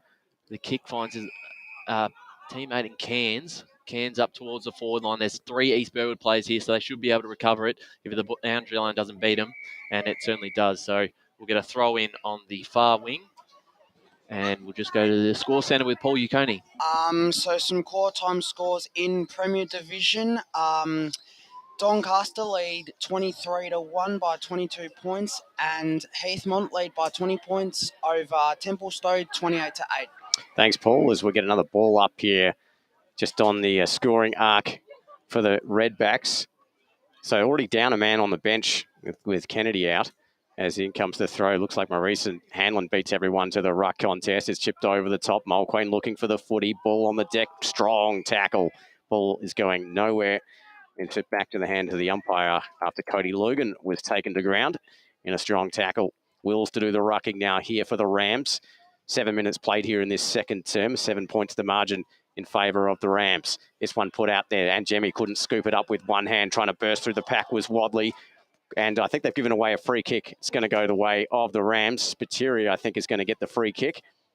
Oh, interesting decision to handle. That's actually Jordan De Silva, excuse me. There's a long-range kick, and it's going to evade everyone out of bounds, but not on the full boundary throw-in. So as we approach the 8-minute mark, far side of the ground, boundary throw-in.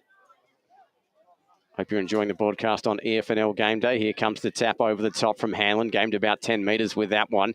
Punt back and they go by hand to the Rams. Here's a mongrel-looking kick, and Jemmy can't take it clearly. The Redbacks are going to get it. Here's a short spearing pass there. Intended target was Steve Brown. He's going to be paid the mark. And he lines up. He's going to fancy himself, actually. With the breeze, you would.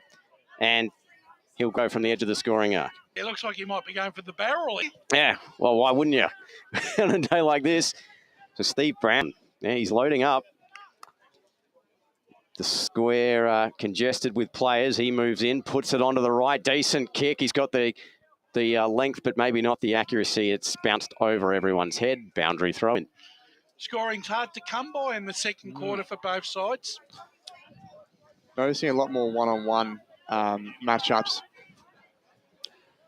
So we've had, thanks to Specsavers for restoring the vision here in the commentary box. As here comes the boundary throw. Hanlon to do the rucking. I got one laugh from Bruce Prest at least. Here's a handball out there from Wills. And that's going straight back into the boundary, into the field umpire's hands for a ball up. Big chance for Ringwood to get a score on the board. As we said, side's got to use this breeze while they've got it. Ball up just about 15 metres out from goal.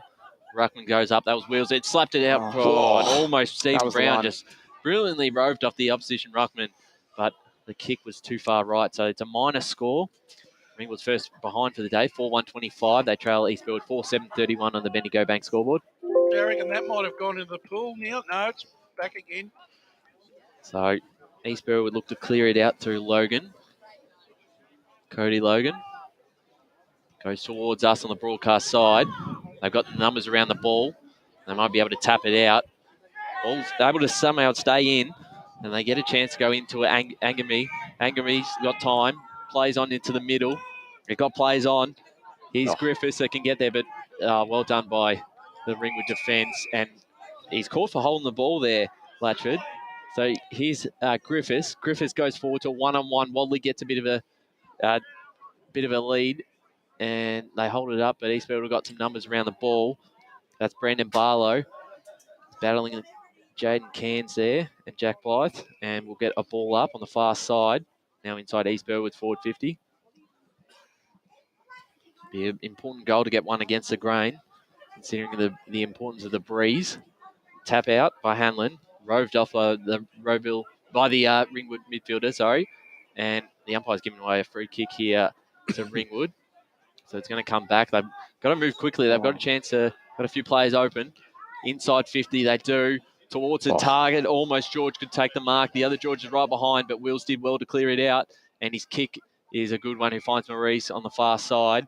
And they're just going to slow it down again. Their patience. The kick goes towards the boundary line. They'll probably be happy if the ball does go out. Manages to stay in though, and Ringwood got some numbers on. But that's a good tackle there by Reddy to hold it up. They'll be frustrated, Ringwood, because they're just not able to hit a target in their forward 50 at the moment. So 6 points the margin. 11 minutes into this second term on the Bendigo Bank scoreboard. EFNL game day here from Jubilee. Hope you're enjoying the broadcast. Here comes the tap. Handball over the top from Brown. Off the draw, goes straight over the boundary line. We'll have a boundary throw in right in front of the scoreboard, far side of the ground. Yep, very good. So round 9 of Division 2, round 8 in Premier Division this weekend. Here comes the ball over the top, loose footy. Here away come the Redbacks now here through James Parker. His kick now looking for a man. Wills is going to get there the footy first. Did well to fend off the challenge and take that one on the bounce. Wills just chips this one up, looking for Yanni Griffiths. Going to be too much for him to handle. Comes back into the hands of the Redbacks. Handball now finds Mitch Jackson, takes it on one bounce, puts it onto the right boot. Contest now, Maurice has the front spot, the fist on it. Ends up now in the path of Young, and he does well to keep that inside the boundary line. He goes by the right boot. Coming over the top, contesting that one was Stelfox. Burmeister has a clean purchase. We've got to play it down behind play there. We'll keep an eye on that. Griffiths try to intercept that one. Well taken by Stelfox. Handball over the top to Burmeister. Gets dragged down as he kicked it in towards the forward attacking 50 now. Loose footy. Mercado racing for it now, but the Rams have got numbers at the back. And Logan has it. Logan just... His kick is just a little too much, and that goes over the boundary. Frenetic pace as we've got a player down there in the just in front of the broadcast area. Let's go boundary side.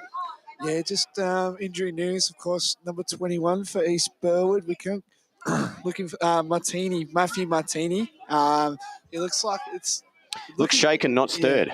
Yeah, he's walking around now. He's up now. Yep, he's all good now. Trainers have sorted him out, so he's all good. Thanks, Blake, as that one's out on the full. And let's go down stats that matter. Sorry, Paul Yuconi with us around the grounds. He's got the headset. In Division 2, the Basin lead Mulgrave by a point, 26-25. Baronia lead Knox by 14 points, 22-8. And in Division 3, Scoresby lead Fair Park 34-1 by 33. And just been caught there, but Spiteri was holding the ball. Bit unlucky. Yeah, that it was but high. Now it's Harry George that can go inside 50. The kick, he's got a man out the back. Should take the mark, and he does. And Ringwood are going to get their chance to kick their first goal of the second quarter through Mitch Jackson. Just an interesting one from our man, Matt Fodia. He was just saying how Ringwood, the lack of centre clearances so far this quarter hasn't allowed them to have one-on-ones inside forward 50 with the wind, which is probably something they've lacked. And East Burwood had a lot of that in the first quarter. And Jackson's kick is gone to the right, so it's just a minor score. Gee, that's a costly miss, really. No one's really seemed to make the most of their opportunities so far going to this end of the ground. So the kick is an absolute floater, and now it's a chance through George. But he's caught with the ball, and he just dropped it straight away. Well done by Dezula. And the handball's quick, and they want to play on immediately. They're going to go towards the boundary side, onto the wing, and it's a strong mark there by Jacob May for Ringwood. Held his ground. Can pass it off if he wants. Chooses not to. Oh, he will. To Cairns. Cairns goes inside 50. They've got it man in front, and that's a great mark there by Collier. Really strong player for Ringwood. And he might just back himself from here with the breeze behind him. It's a good kick of the football, Brash. He is a good local sportsman, Daniel Collier. Not a bad cricketer either. So Dan Collier comes in off the right boot. It's not going to go for the goal, but it might just... That's a good kick. It's not a bad... And you can see just how much that wind carried that through, but it's a pretty good kick in the end. And it will be just a minor score, so 4-3-27. They still trail East Burwood 4-7-31 on the Bendigo Bank scoreboard. Logan to bring the footy back in now here for the Rams. 15 minutes played in this second term. His kick is just to a contest now, but I thought that was going to be taken there by Latchford, but it wasn't in the end. Play still finds its way on the inside of the boundary line as players try to burst through the pack. Spiteri got a hand pass out. Maurice got a kick away after he was dragged down. Stewart tries to take the footy now here for the Redbacks. Hand pass goes back, and we've got a free kick. It looks like that was in the back. And free kick going to Lockie Stewart here. He's about, 50, 60 from home. And, the Redbacks would like to get a major on the board. They've only got 3 minors for the term, even with that breeze. So Stewart looks like he's just going to kick to the contest. About 7 players, decides against it at the last minute, tries to go in short. It was a good spoil over the top there from Martini. Ball on the deck and diving in out there is Atwell in the long sleeves. Will have a ball up. Do you reckon? I reckon Ringwood have only had 1 mark inside their forward 50 this quarter.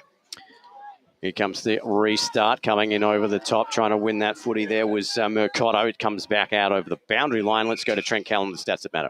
Yeah, so East Burwood obviously struggling to exit out of that defensive 50, assisted by the breeze, but also Ringwood's ability to set up that wall defensively. They've had 4 intercept marks to East Burwood 0 at the moment.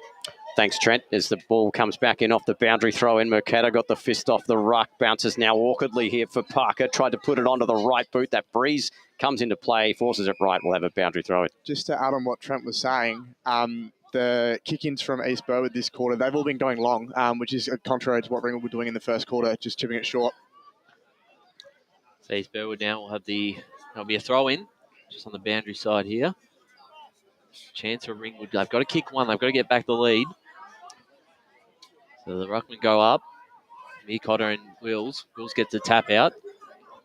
And it might just roll out again. Looks like Stagg was just pushed over the line a bit. And we'll get another throw in. Just joining us. Eastwood 4-7-31. Lead Ringwood 4-3-27. Massive second versus third clash. Division 2. So, ball in. There's Mir Cotter, gets a tap out. Doesn't go too far. And the umpire's giving away a free kick towards Maurice for East Burwood. So the Rams get away with a lucky one. They're in a very dangerous spot. Maurice, you would assume, would come to the broadcast side, and that's exactly what he does. Collier's under the ball first, and he was in the right position to take the mark. He does. And he will look to go inbound. He's got players on. Here's Jackson. Jackson wants some numbers to spread to the right side. And he goes and hits Watley right on the chest. That is a beautiful kick. He wanted someone to lead out that way, and that's exactly what happened. And it was a beautiful spot. Has to be patient. Went inside, backwards a little bit, and that opened up a whole new side of the ground. Very, very good there, Ringwood. One of the most talented players on the ground, Sam Watley. You can put him in the midfield, and making him back up forward. So he's having a shot now to put Ringwood back in front. About 40 metres out.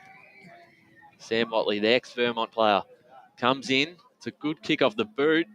But it's held its line, but it's hit the post, and just a minor score. So Ringwood would go to 4-5-29. Trail East Burwood 4-7-31. 18 minutes gone in the second quarter on the Bendigo Bank scoreboard. We'll go to Paul Uconi in the score centre. In Division 3, Warrandyte lead Glen Waverley by 8 points, 21-13, and Ferntree Gully lead White Horse 30-14. As the ball moved back into play, but it's taken now here by Jack Murford on the wing. Short pass finds Cairns. That's Jaden Cairns. Just inside the required distance. Rams have their players pretty well marked. So Cairns with not much on offer decide told to play on now here by the umpire. Goes in short, finds Collier. Goes by hand now here to May. May puts it onto the right boot. It's Maurice sitting under it. Wadley on the lead. Can't get the mark. Almost dragged down there. Picked up beautifully there by Mercado. Hand pass looking there for Jackson. Goes now here to Atwell. Jackson now puts it onto the right boot. He's tackled as he kicked. Umpire said you dropped it. Oh no, it's going the other way. Didn't see what that was for. What? But it looks like Jackson's got himself a free kick directly in front, about 45 out. And He was dumped after he disposed of the ball. okay, yeah. Yep. Thanks for that. So Mitch Jackson now really needs to get a major here for the Redbacks. He puts it onto the right. It's got the distance. Has it got the accuracy? It does! And finally, we have a major here in this second term. And Mitch Jackson puts another one now away. That's his 10th of the season, and that's the 5th for the Redbacks here this afternoon. 5-4-34. They lead East Burwood 4-7-31. Let's go to Trent Callan with the stats that matter. Yeah, it was a free kick on that occasion, but for Ringwood, they've taken 5 marks inside 50 to East Burwood's 1. Just a dominant force inside 50 at the moment. Thanks, Trent. Is the margin now 3 points in favour of the Redbacks, Ryan? So back in the middle, that's an important goal because they've owned this quarter so far. 20 minutes gone in this second quarter. Latchford in the ruck again. Couldn't get out to Jackson. Now East Burwood may be able to push it forward. They do, but it's not going to go as far because, the mark was dropped and they've got a chance now. Stelfox probably should have taken that. Seemed to go before he went. And a free kick here actually to East Burwood. They'll move it straight away. And Gemi goes on to the right. Can he get a mark? He does. That's a good kick. And a strong mark. He's played well, this young man, Kempson. He has. Kempson. He saved a goal that we didn't talk about with a nice little slide bump in that. So he's all over the ground. He's already got one. Chance to hit back straight away after Ringwood have taken the lead. It'll be an important kick for the Rams' sake.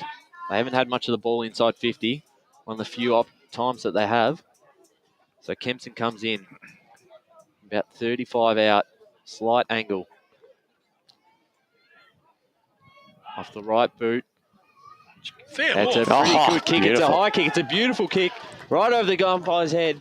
And that's a goal for East Burwood. They now lead 5-7-37 to Ringwood 5-4-34. 21 minutes gone in this second quarter on the Bendigo Bank scoreboard. Really good play there by Kempson. He's probably been in East Burwood's best at the moment. Let's go to Paul Uconi, the score centre. So in Division 4, Kilsyth lead Forest Hill 21-9.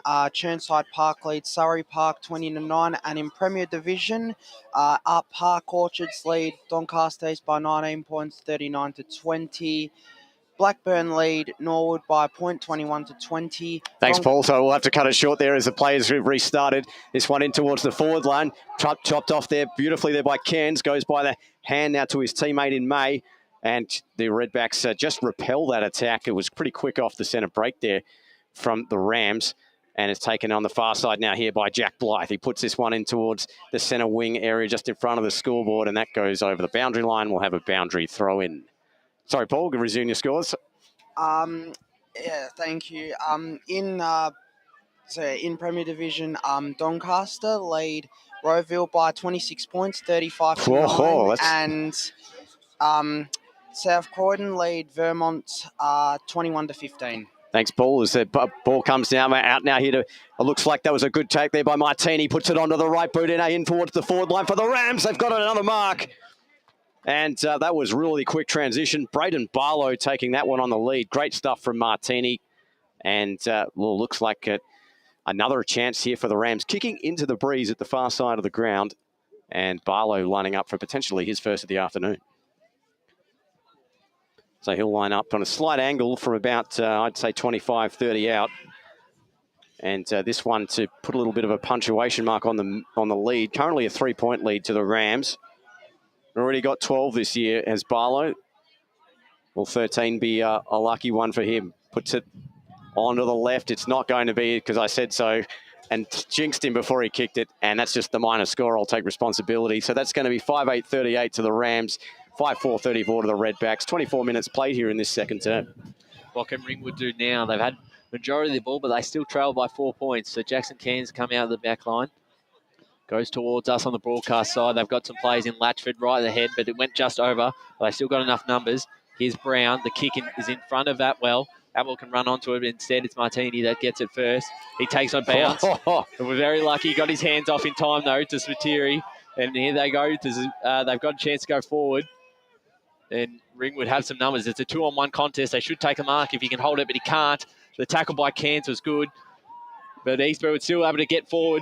And it lands in Keegan's hand, but the umpire's called something, and it's against Wadley. Yeah, it is against Wadley, yeah. So East Burwood would have another set shot through Barlow. So Barlow may be able to chance to make amends for the last miss and put a bit of punctuation on the first half, and with a 10-point lead. His run-up's not right here, Barlow. He's been struggling with his run-up, kicking for goal this afternoon. He's either going back too far or going too close. He just can't get it right. Well, let's see what he's learnt from just before, just moments ago, he missed. So in comes Barlow. Bit further out. Bit of a stutter step off the left boot. That's a much better kick. If it just holds, it will. Yep. That's a beautiful kick, Barlow. Much better. Jeez. And East Burwood now leads 6-8-44 to Ringwood 5-4-34. 25 minutes gone in the second quarter on the Bendigo Bank scoreboard. Well, the frustrating thing for Ringwood is they've had plenty of opportunities in this quarter, but East Burwood have had limited opportunities and find themselves 2 goals up. Yeah, absolutely. That was exactly what I was going to touch on. I think, East Burwood have dominated these last 5 minutes, but before that, it was all Ringwood in the second quarter. They've had plenty of shots on goal, a lot of it, and they were maybe 3 or 4 inside 50s the last few minutes, and they've kicked 2 goals. So not much time before half-time out here at Jubilee. There's the kick, the ruck hit out from Latchford, goes into the deck, and just as I said that, there goes the half-time siren. And, lower scoring in the first half of that half, but the scoreboard got a run-up towards the last 5-10 minutes. It's East Burwood, 6-8-44, leading Ringwood 5-4-34 after 2 quarters of footy. Goals, Kempson with a pair, Bridges, Reddy, and Hanlon with single goal kickers as well as Barlow. And for Ringwood, Mitch Jackson's got a pair, Harry George, Stagg, and Charlie George with a single apiece. All right, we'll be back with the halftime show and the third quarter of play right after this. You're listening to EFNL Game Day. Eastland, Lucy's trying on jeans for a momentous occasion. Coffee with the ex. She needs jeans she can move in because she's definitely moved on. Jeans that get a second look, but don't give any second chances. Jeans that say, why yes, I have spent the last 8 months in a post-breakup juice cleansing, kickboxing, personal training frenzy. And it looks as though she's just found the perfect pair. Bravo, Lucy. For all of life's little moments, there's Eastland. Eastland. Live real. Sprained your ankle, bursting through the banner? Broke a finger, high-fiving the ruckman? Or did you run into the goal post again? For bumps, breaks or bleeds, be seen sooner, close to home at Knox Private 24/7 Emergency Department. The preferred provider of emergency care to the Eastern Football Netball League, you'll generally experience shorter wait times. You don't need private health, but there is an out-of-pocket fee. Be seen sooner, close to home at Knox Private 24/7 Emergency Department, 262 Mountain Highway, Wanturna. Running and jumping can be really painful for girls, especially in contact sport. Boob Armour supports your breasts, minimises the bounce and guards against impact and injury. Feel confident, feel supported, available at boobarmour.com.au. At Yarra Valley Water, we know reducing your shower time, or show time, to 4 minutes can save you an average of $200 a year on water and energy bills. Shower shorter. Save water. Authorised by the Victorian Government, 1 Treasury Place, Melbourne. Do you feel good about your bank? Because there is a bank you can feel good about. They share their profits to fund big community projects, small community clubs, and vital emergency services. They've given $250 million to help Australian communities thrive. They have all the products and tech you expect from a big bank, with service you don't. It's Bendigo Bank. Feel good about who you bank with. Try Bendigo. Search bendigobank.com.au or search Bendigo Bank near me. How would you like to be celebrated? I think I'd like to be celebrated with lots of music, dancing, a bit of a party. I'd like to be celebrated at the pub with a few frothies. Maybe some colourful balloons, my favourite flowers. How about some glitter? I'd like to be celebrated in space. Outdoors, having all my family and friends together. At Tobin Brothers Funerals, they know that every life is unique and they think that every celebration should be too. Find out more at tobinbrothers.com.au. Tobin Brothers Funerals, celebrating lives. Sprained your ankle, bursting through the banner? For bumps, breaks or bleeds, be seen sooner, close to home at Knox Private 24/7 Emergency Department. You'll generally experience shorter wait times. Knox Private 24/7 Emergency, 262 Mountain Highway, Wanturna. Running and jumping can be really painful for girls, especially in contact sport. Boob Armour supports your breasts, minimises the bounce and guards against impact and injury. Feel confident, feel supported, available at boobarmour.com.au. EFL Saturday Game Day continues. Let's head back and go local for your footy. Hi everyone, welcome to the halftime show. I'm joined here with Blake Tennant and Scott Hardy. Boys, how are we going? Good yourself, good. What a game of footy we've seen. 10 points to East Burwood. It's great to see. Absolutely. I'm looking forward to hearing what your thoughts were, seeing it from a different perspective to us up here, seeing it on the boundary side. What are your thoughts so far, Blake? I I can definitely see East Burwood are definitely looking up for players. Like they definitely using the eyes and lowering it. As you can see, Barlow's had 2 opportunities as well when they've actually lowered their eyes and had a look at the where it's gone. Defensively, they're doing really well. Defensively, they're trying to stop, of course, Ringwood scoring, which is what our backline wants to do. And yeah, I think it's going both ways. I think it'll go down the wire, to be fair. And, also, I know it's a bit off topic here, but Jason Kennedy, he's a massive out for East Burwood. He's probably been their best player for like the last couple of years down there. So a big out for East Burwood, that's for sure. Absolutely. And Scott, what were your takeaways from the first half? I can tell you it's windy. It's very windy down there and fresh.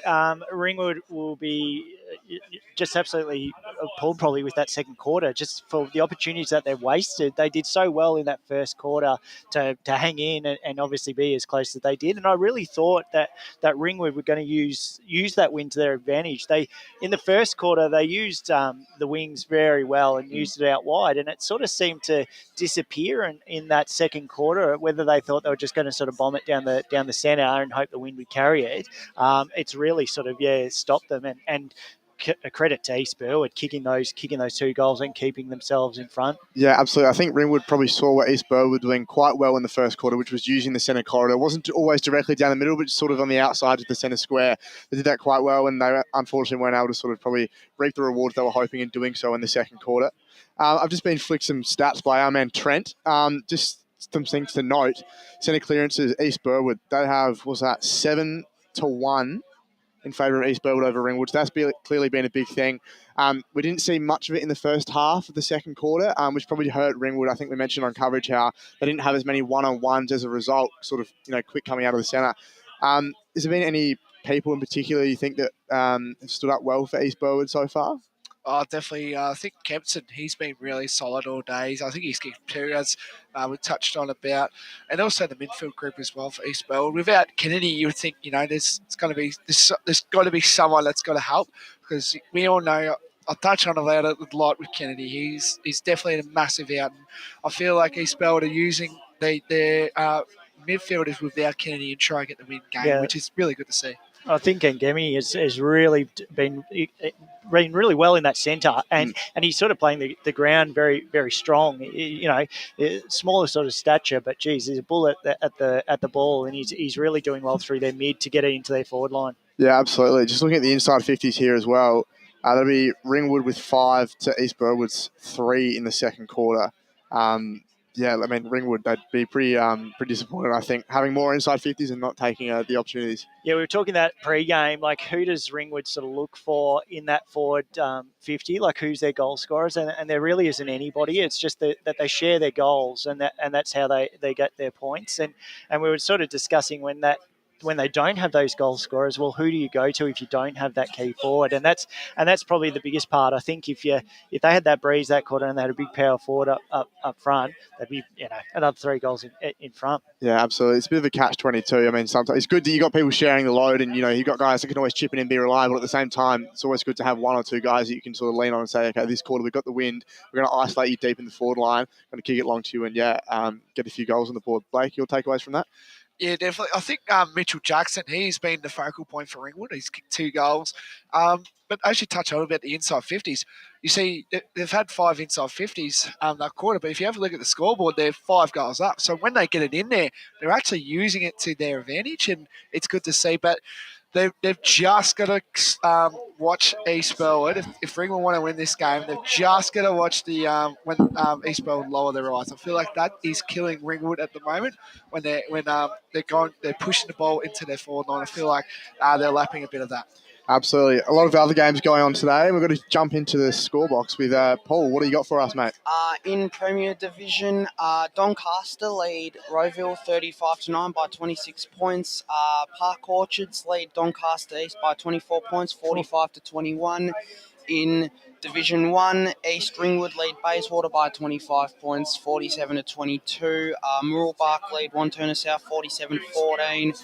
Montrose lead Croydon 50-29, and Mitcham lead Upper Ferntree Gully 62-21. In Division 2, the Basin lead Mulgrave 63-35. Division 3, Scoresby lead Fair Park 52-16. Warrandyte lead Glen Waverley 41-23. Ferntree Gully lead Whitehorse 50-33. And in Division 4, Kilsyth lead Forest Hill 33-18. Never short on numbers with us, Paul. I love it, mate. So, boys, going forward into the second half, what do you think we'll be seeing here at Jubilee Park? Yeah, sorry. I think Ringwood just needs to use that width, and they'll be laughing. But yeah, it's going to be an interesting contest, and yeah, tight. Sounds good. Thank you for joining us, guys, for the halftime show. We'll be back with the third quarter soon. Today at Eastland, Lucy's trying on jeans for a momentous occasion. Coffee with the ex. She needs jeans she can move in because she's definitely moved on. Jeans that get a second look, but don't give any second chances. Jeans that say, why yes, I have spent the last 8 months in a post-breakup juice cleansing, kickboxing, personal training frenzy. And it looks as though she's just found the perfect pair. Bravo, Lucy. For all of life's little moments, there's Eastland. Eastland.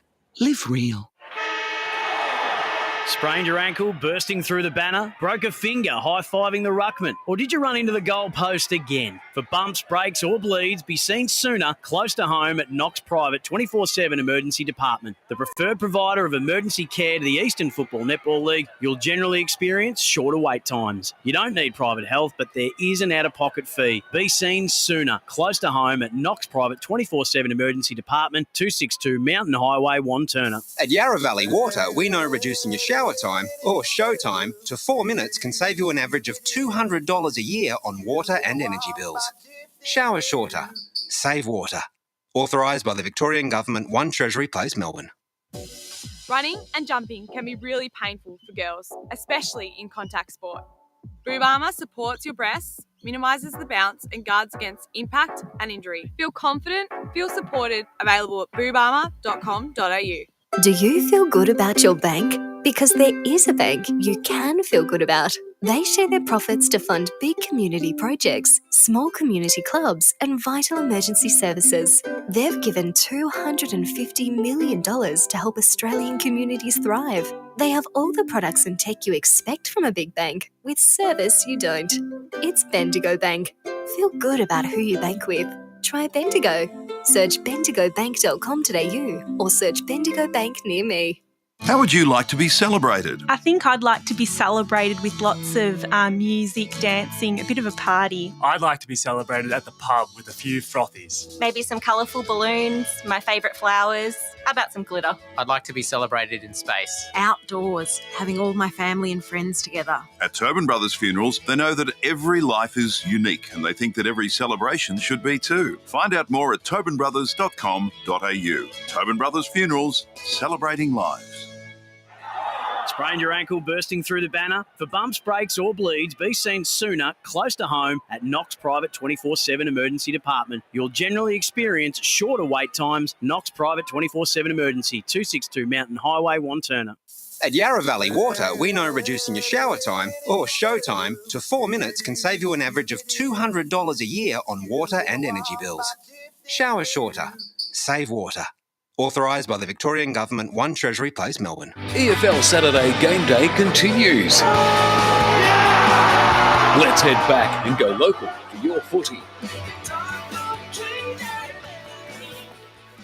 And welcome back to EFNL Game Day here on the SEN App, Radio Eastern 98.1, or streaming around the globe, YouTube and Facebook. About to get set for the third quarter out here at Jubilee, 5-4-34 Ringwood, trailing East Burwood by 10, 6-8-44. To bring us in, here's Ryan Long. Yes, back in the middle.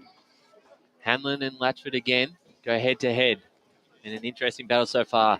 The tap out there, the handball quickly from Ringwood, but the tackle there was on Wadley, I believe. It's a good tackle there by Spiteri, an important player for East Burwood. So we'll get a secondary ball up. Latchford then, this time I'm going to get the ball edge ball forward. They've got some numbers on and a good kick there. They find a mark. And here's Brown. And Brown on dagger of a kick. Drop mark. There was a drop mark there by George. Couldn't take it. It was a really important one. Almost they may be able to finish one here with the other George brother. It has gone left. That's just a chance gone begging. That's a mark they should have taken. It was a dagger of a kick, Brash. It was a shocking kick. I agree. No need for it. 6 and 9, here, depending on whose perspective. Here's a kick out of defence now here by the Rams to a contest. Now untaken, though, by Spiteri. And with the strong Jukes, he drags it in and puts it onto the right boot now in towards the half-forward line now here for the Rams. Hanlon going back with the flight, couldn't take it cleanly. Taken beautifully there by Stewart. He puts it onto the right. It's Collier, though. Goes by hand now. Here to Mitch Jackson. 2 goals already this afternoon. Takes a bounce, puts it in towards the forward line, and it's all Redbacks. I don't think there was anyone within 10 metres of Pat Burmeister, and it doesn't look like he wants to go back and have a pop. He's looking for options, and there's not really much on offer, so he decides to go long and go really wide because that's not going to make the distance or the accuracy. Taken in the back, and Jackson's got his third. Mitch Jackson with a third of the afternoon, and that's Ringwood's 7th of the afternoon, and they claw their way back into this one. Excuse me, that's their 6th of the afternoon, 6-5-41. East Burwood 6-8-44. We've played 2 minutes here in quarter number 3. Poor marking there. Jackson was just allowed to run around as if he was without a care in the world, and all of a sudden the East Burwood play just dropped right off and Jackson was gone. Very good kick there too, managing to isolate. But bring that second player in. 2v1, always going to score when that happens. Credit to his work rate, Jackson. Yeah, worked real hard to get him down there in the right spot. Going to be one to watch again. Got Maurice on him right now, marking him. Blatchford again in the ruck. Wadley's just pushed aside. East Burwood can have some numbers around the ball. Oh. Yeah, good bump there that came right in with Stagg. So we'll get another ball up. And there's Spiteri just taking a bit of time to get up. Copped a bit of a hit. Blatchford sort of taps it forward. Might be able to run onto it. Got Wadley there. They've got some numbers. Here's Collier out, but the free kick's going to come back to Latchford in the middle. And Spiteri's back down again. And I'm assuming he's been hit again. We're not quite sure what happened there. Yeah, I think he's hurt. He was running, and then all of a sudden he's hurt his leg. Latchford's kick inside 50. Should hit a mark. But East Burwood got all the numbers around the ball. And they kick it towards the boundary line. There's Kempson. He's well beaten by Cairns. Cairns just taps it along to Latchford. Lucky not to give away a high free kick there was ready. I think Spiteri was just winded there. It looks like he's clutching his chest. And we'll go to Paul Uconi for the around the ground scores. Premier Division, Blackburn lead Norwood 55-20. Doncaster lead Rowville 44-10. As that kick now, thanks, Paul, goes out over the boundary line. Yanni Griffiths can't get there in time. We'll have a boundary throw in right in front of the interchange here for the Rams, who are already down to 3. Looks like Spiteri's making his way off the ground. And 55-20. Blackburn Norwood. Yeah, I didn't believe that either. It was almost like the Doncaster Rowville score. As that Chad, good tackle there. Dropped it. And already unlucky not to win himself a free kick after that tackle. And we'll have a ball up.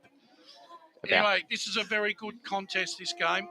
Indeed it is. Just 3 points to margin here in the third term. Roved beautifully there by Martini. Well, held on to it for an eternity. Got the handball out now here to Hanlon. Goes inside the attacking 50. And Jemmy now tackled up down to Reddy. Dropped it when he was tackled as well. Play on, says the umpire. And we'll have a ball up. Yeah, it looks like Martini bought himself a quarter or two. He held on to that for a very long time. Paul Uconi around the grounds.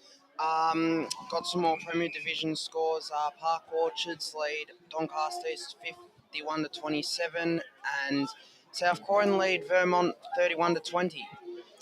Thanks, Paul.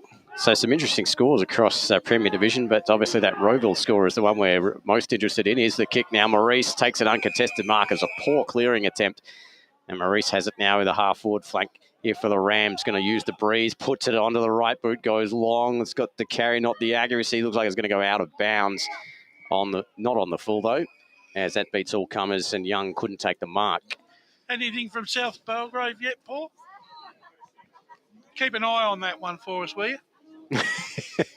Cricket scores. We're watching the footy of the cricket out at South Belgrave this afternoon. Don't want to stick the knife in, but we sort of can guess the outcome a little accurately. Brilliantly tapped there, 8-9. Wadley takes it out. It's kicked out now in towards the half-back flank, and a good mark going back with the flight of the footy there from Ash Stagg. Already got one this afternoon. I didn't pretend I didn't see that. Stagg got cleaned up as he kicked it. Hanlon's going to take an uncontested mark as Jackson was arriving late, and he's given away 25. Yeah. Well, it goes from hero to villain in the space of about 5 minutes there. Mitch Jackson kicks the footy, kicks the latest goal, and then gives away 25. Hanlon's too far out to score, but he's going to give it a shake anyway. I reckon he's capable. Yeah. If it's anyone on the ground, it would be him. There we go. It's probably about 10 metres short. At the back, what a mark! Oh, yes. Oh, not paid, says the umpire. Don't pay that. Well, I thought Kempson was really hard done by. And anyway, looks like the Redbacks are going to get away with one. He's swinging this one out wide now into the path here of May. He goes by the right boot. Couldn't settle it down for his teammate. Looking for it as Burmeister falls to the ground. Maurice did the roving, goes by hand. The Rams come back in towards their attacking 50. One-on-one contest that went over the head there of Collier. Going in for the footy there was Stewart. He goes out to his teammate, but it's come back to Angemi. And he's, the breeze has picked up, so it looks like he's going to go the long option. Why wouldn't you? It's about 80, but he goes a long, flat kick looking there. That bounced awkwardly, taken well, though, by Collier. Puts it right back and goes higher than it went further. It looked like Angemi's going to get it straight back. Couldn't drag it down. Dragged into the tackle there was Jack Murphy by Maurice, and we'll have a ball up. That wind has certainly picked up again. Another ball up just outside East Burwood forward 50. Got to use it while it's there. And they look to do that. They get a kick inside 50. But Ringwood have got some numbers around the ball as well. Tackled, though. And gang tackle there by Martini and another teammate, and then Gemi. So important few minutes. They lead by 3 points. Ringwood is the first of the third quarter. Here's a quick clearance. A snap towards goal. It's going to be too far right. We'll sneak in from behind. East Burwood 6-9-45. Ringwood 6-5-41 on the Bendigo Bank scoreboard. 7.5 minutes gone this third term. Boys, what margin do you think East Burwood will be happy going into the three-quarter time huddle with? I think ideally you want to be 3 goals up at least, because the side coming home with a breeze, 3 goals, get a bit of momentum. Yep. So here's Cairns. 2 Cairns brothers down back have been impressive so far. Jackson Cairns with the Anzac Day medal against Heathmont earlier in the year. So the clearing kick up towards Latchford and Hanlon, the 2 ruckmen. Latchford had the front of him, but couldn't quite get in, and Wadley will just let that roll out of bounds, or a boundary throw in. And we'll go to Paul Uconi for the score centre. Division 2, Baronia lead Knox 43-28. Heathmont lead Templestowe 40-27. And the ball will just go back out of bounds again, so we'll get a secondary boundary throw-in.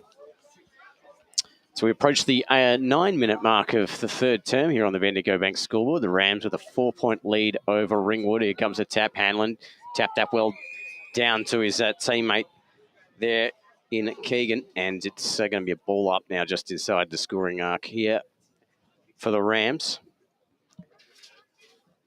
Hanlon wins the tap again, looking there for Barlow, couldn't take it off the deck. Maurice can, goes by hand back to Martini, and then out to Keegan. His kick now off the right boot, one-on-one contest. Oh, great mark, going back with a flight there. I think that was Cairns. And that's actually Timmy Wack, excuse me. Did him dirty there with the wrong name. But anyway, poking down now here by Jack Murphy. Goes by the right boot. Finds Jake May. A gain of about 15 metres. Now they pump the ball down here towards the centre wing area on the far side of the ground. Taking it there, Mole Queen didn't get the first touch. Got the most important one, though, as players converge from everywhere. And Murphy finds himself on the bottom. The ball pops out. They're waiting for it. Was Latchford. Couldn't take it cleanly. Here comes the hand by Brownlow to Maurice now into the centre of the ground. And Cody Logan is there all by himself. Hasn't got much on offer, so he's just going to buy himself 3 or 4 seconds. Told to play on now here by the umpire. Goes to a lone man there out on the far wing. And I think that might be Eddie Rixton. He's gone over the top now. Here come the Rams in towards the forward line. It's a congested one. Over the top looking for the spoil was Collier. Didn't fall forward, fortunately for him. Murphy now couldn't get his hand pass out. Collier's going to get it back and try and clear for the Redbacks. And that's gone out of bounds. And we'll have a boundary throw in.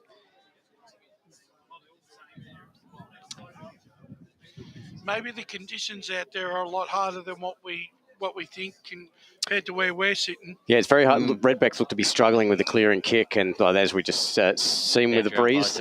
Yeah. Boundary. Let's go across boundary side. Yeah, I can tell you, boys, the conditions are pretty harsh. It's extremely windy here, so if you see my beanie shooting across the screen, that's the reason why. The wind is huge. I'm going to assume you said shooting across, as this one now cleared out on the far side. Couldn't get a hand pass out there, could Murphy. Dragged in by Martini. Finds a teammate there in Griffiths. Puts it onto the left, but chopped off beautifully there by Sam Wadley. Swings around, puts a kick in front of his teammate there, almost searching for it. Going in hard at the footy there was Bridges. Couldn't gather her in. The Redbacks come away with it, though. Poor clearing attempt. Logan takes an uncontested mark, gets shoved down, and he's 25 metres. And giving it away there was Ash Stagg. And, that looked more like 10 metres than 25, but he'll take it. Here's Logan now. Onto the right boot. 6 players or more there in that contest. Oh, taking the mark at the front spot. I think that was Kempson again, and he's dragged it down, and he'll line up for potentially his third of the afternoon. He had a real rush of blood there, Stagg. I don't know what he was thinking. That was very undisciplined. They had the momentum coming out of the back line, which they'd struggled with so far this term, but it's going to be Kempson now. Jamie Kempson, 2 already this afternoon. He's going to straight in front from about 20 out. The kick is dead straight, and the Rams have their 7th of the game. That's 7-9-51. They lead by 10 points over Ringwood, 6-5-41. We've played 12 minutes on the Bendigo Bank scoreboard, third term. That was a great kick inside 50 after the 10-metre penalty that was given just a couple of minutes ago. That's the one spot you don't want it as a defender. 15 metres out directly in front of goal. It was a great kick, great mark. Probably could have been defended better. Let's go to Paul Yukoni, score centre. Division 4, Churnside Park leads Surrey Park by 22 points, 40-18. And in Division 1, Mitcham lead Upper Ferntree Gully by 55 points, 76-21. So back in the middle, there's Kempson back now in the ruck. Just kicked the last goal to put East Burwood back into a 10-point lead. Ball just tries to scrap out. No one can really get a quick clearance. There's Wadley for Ringwood. Goes inside 50. Can they take a mark? Got the front position. It's not been able there, but Parker should be able to get this. With a handball off, and handballs it off again to Atwell. Atwell's kick inside 50. There's 3 East Burwood players there. That was never going to end up well for Ringwood, so they clean that up. Now they can exit through Rixton. They go towards the boundary line. That is too far for Keegan, so that's right on the full, and Ringwood will claim it through Atwell. So Atwell's kick inbound, and Collier just standing all alone. Takes a mark. He's slow to respond. Now looks to go inboard to Latchford. Latchford's mark. No target offering themselves at the moment, and they do find one there through. There's Sam Wadley. The Sam Wadley will go back and look for his first goal of the game, and one Ringwood really need. I wouldn't be too happy with the East Burwood player there when Collier took possession of the ball. He didn't really protect the mark, or actually, he just let Collier run off, but didn't even think to run with him and put any sort of pressure on. Sam Watley. He's got Atwell leading at him, but he's completely ignoring him as he should. Should go for the goal. And that's a bit of a... kept in, though. So a bit of a danger zone here for East Burwood. Dazil' hand pass was a poor one. Now Parker ends up with the ball. The snap on the right foot. Not going to be quite there, but it's going to be up to the top of the square. Can they get anyone to get there? There's Georgia in the round. East Burwood under a lot of pressure. They're going to try and clear it out, and they do. And this will be the hard part, getting it out, because you've got Cairns right there to stop it, and he take the ball cleanly. Handball off to Atwell. Handball off to Latchford. Latchford will go back to Atwell, losing a bit of ground. Atwell's kick is a good one, finds a target through Jack Blythe. Jack Blythe goes and almost hits up a target in his teammate in George. But Eastwood have got some numbers. They can clear out again through Rixton, and it's a good mark there by Kempson, who's been very dangerous for East Burwood so far. The kick's a good one down the line. They've got some numbers in Will's there, and it's held up well, and the tackle by Timmy Wack was able to keep ready from getting the ball out and get a stoppage here. 14 and a half minutes gone in the third quarter. So in comes the rucking contest. Kempson over the top, taken away now here by the Rams. A high up and under end 2-on-2 contest. Will's under the top. Collier drags it down with the strong mark. And he steadies the ship at the back now here for the Redbacks as we cross the 15-minute mark of this third term. Short kick now, trying to find Atwell, centre of the ground. Not much an offer in turn, but probably got Stagg in the centre of the ground. Told to play on, kicked it now towards the opposite flank, going back with the flight of it is ready. Takes a good mark going into the sun. He goes back now and finds Spiteri, who's back on the ground after being shaken up earlier. And he looks for options up, just pumps a long kick in towards the forward line. Going back, trying to take the mark. Unable to do so there was James Reddy, and that goes over the boundary line for a boundary throw-in. Just shows you how strong that wind is, Will. That ball just completely dragged right across the ground there. That's giving close to 75 metres, I reckon, that kick. So 10 points still the margin out here. This Division 2 clash. The boundary throw-in fell a little short. Collier now spiked the footy up and towards the going back. Players almost collide there. Jack Blythe with his own teammate. Going down there was with the footy was Mulqueen. Loose on the foot. Appeals for holding the ball, not paid. Wack tried the check side kick. He's met solidly there by Spiteri, ridden into the ground. And, well, it looks like he's going to hit the same winding that Spiteri had a second ago. We'll have a ball up here just on the scoring arc. Kempson into the ruck. Latchford hits it out uncontested. Goes straight into the hands of Martini. Turns around, puts it onto the right. High up and under. And Reddy's taken the mark. Good mark to James Reddy now. He's, well, they're appealing for something there, but the Ringwood players, but it doesn't matter. And it's going to be 25 descent. And this is a certain goal now here for James Reddy. He's already got one this afternoon. He's just going to, oh, no one on the mark anyway. He puts it through. Just a little chip kick over the line. Second of the afternoon for Reddy. And that's East Burwood now with their 8th, 8-9-57. They lead Ringwood 6-5-41 as we approach the 17-minute mark of the third term on the Bendigo Bank scoreboard. Let's go to Paul Yaconi in the score centre.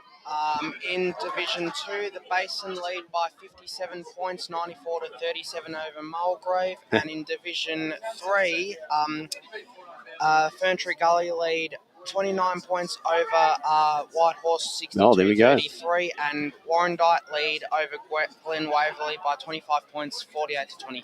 What a tipster's graveyard. Yeah. I was going to say that the Basin heard you, Brash. They heard you loud and clear. My God. Here's Collier to clear it through. Got Murphy on. He can kick from 50. He may just go all the way over the top of the head of McDonald.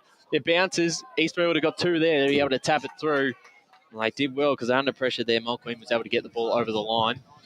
And we'll go to the stats with Trent Cullen. So Ringwood leading the marks inside 50 count, 5-2.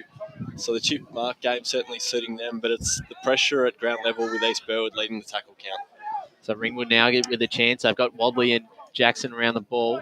A good tackle there on Pilker, but East Burwood can clear it out now.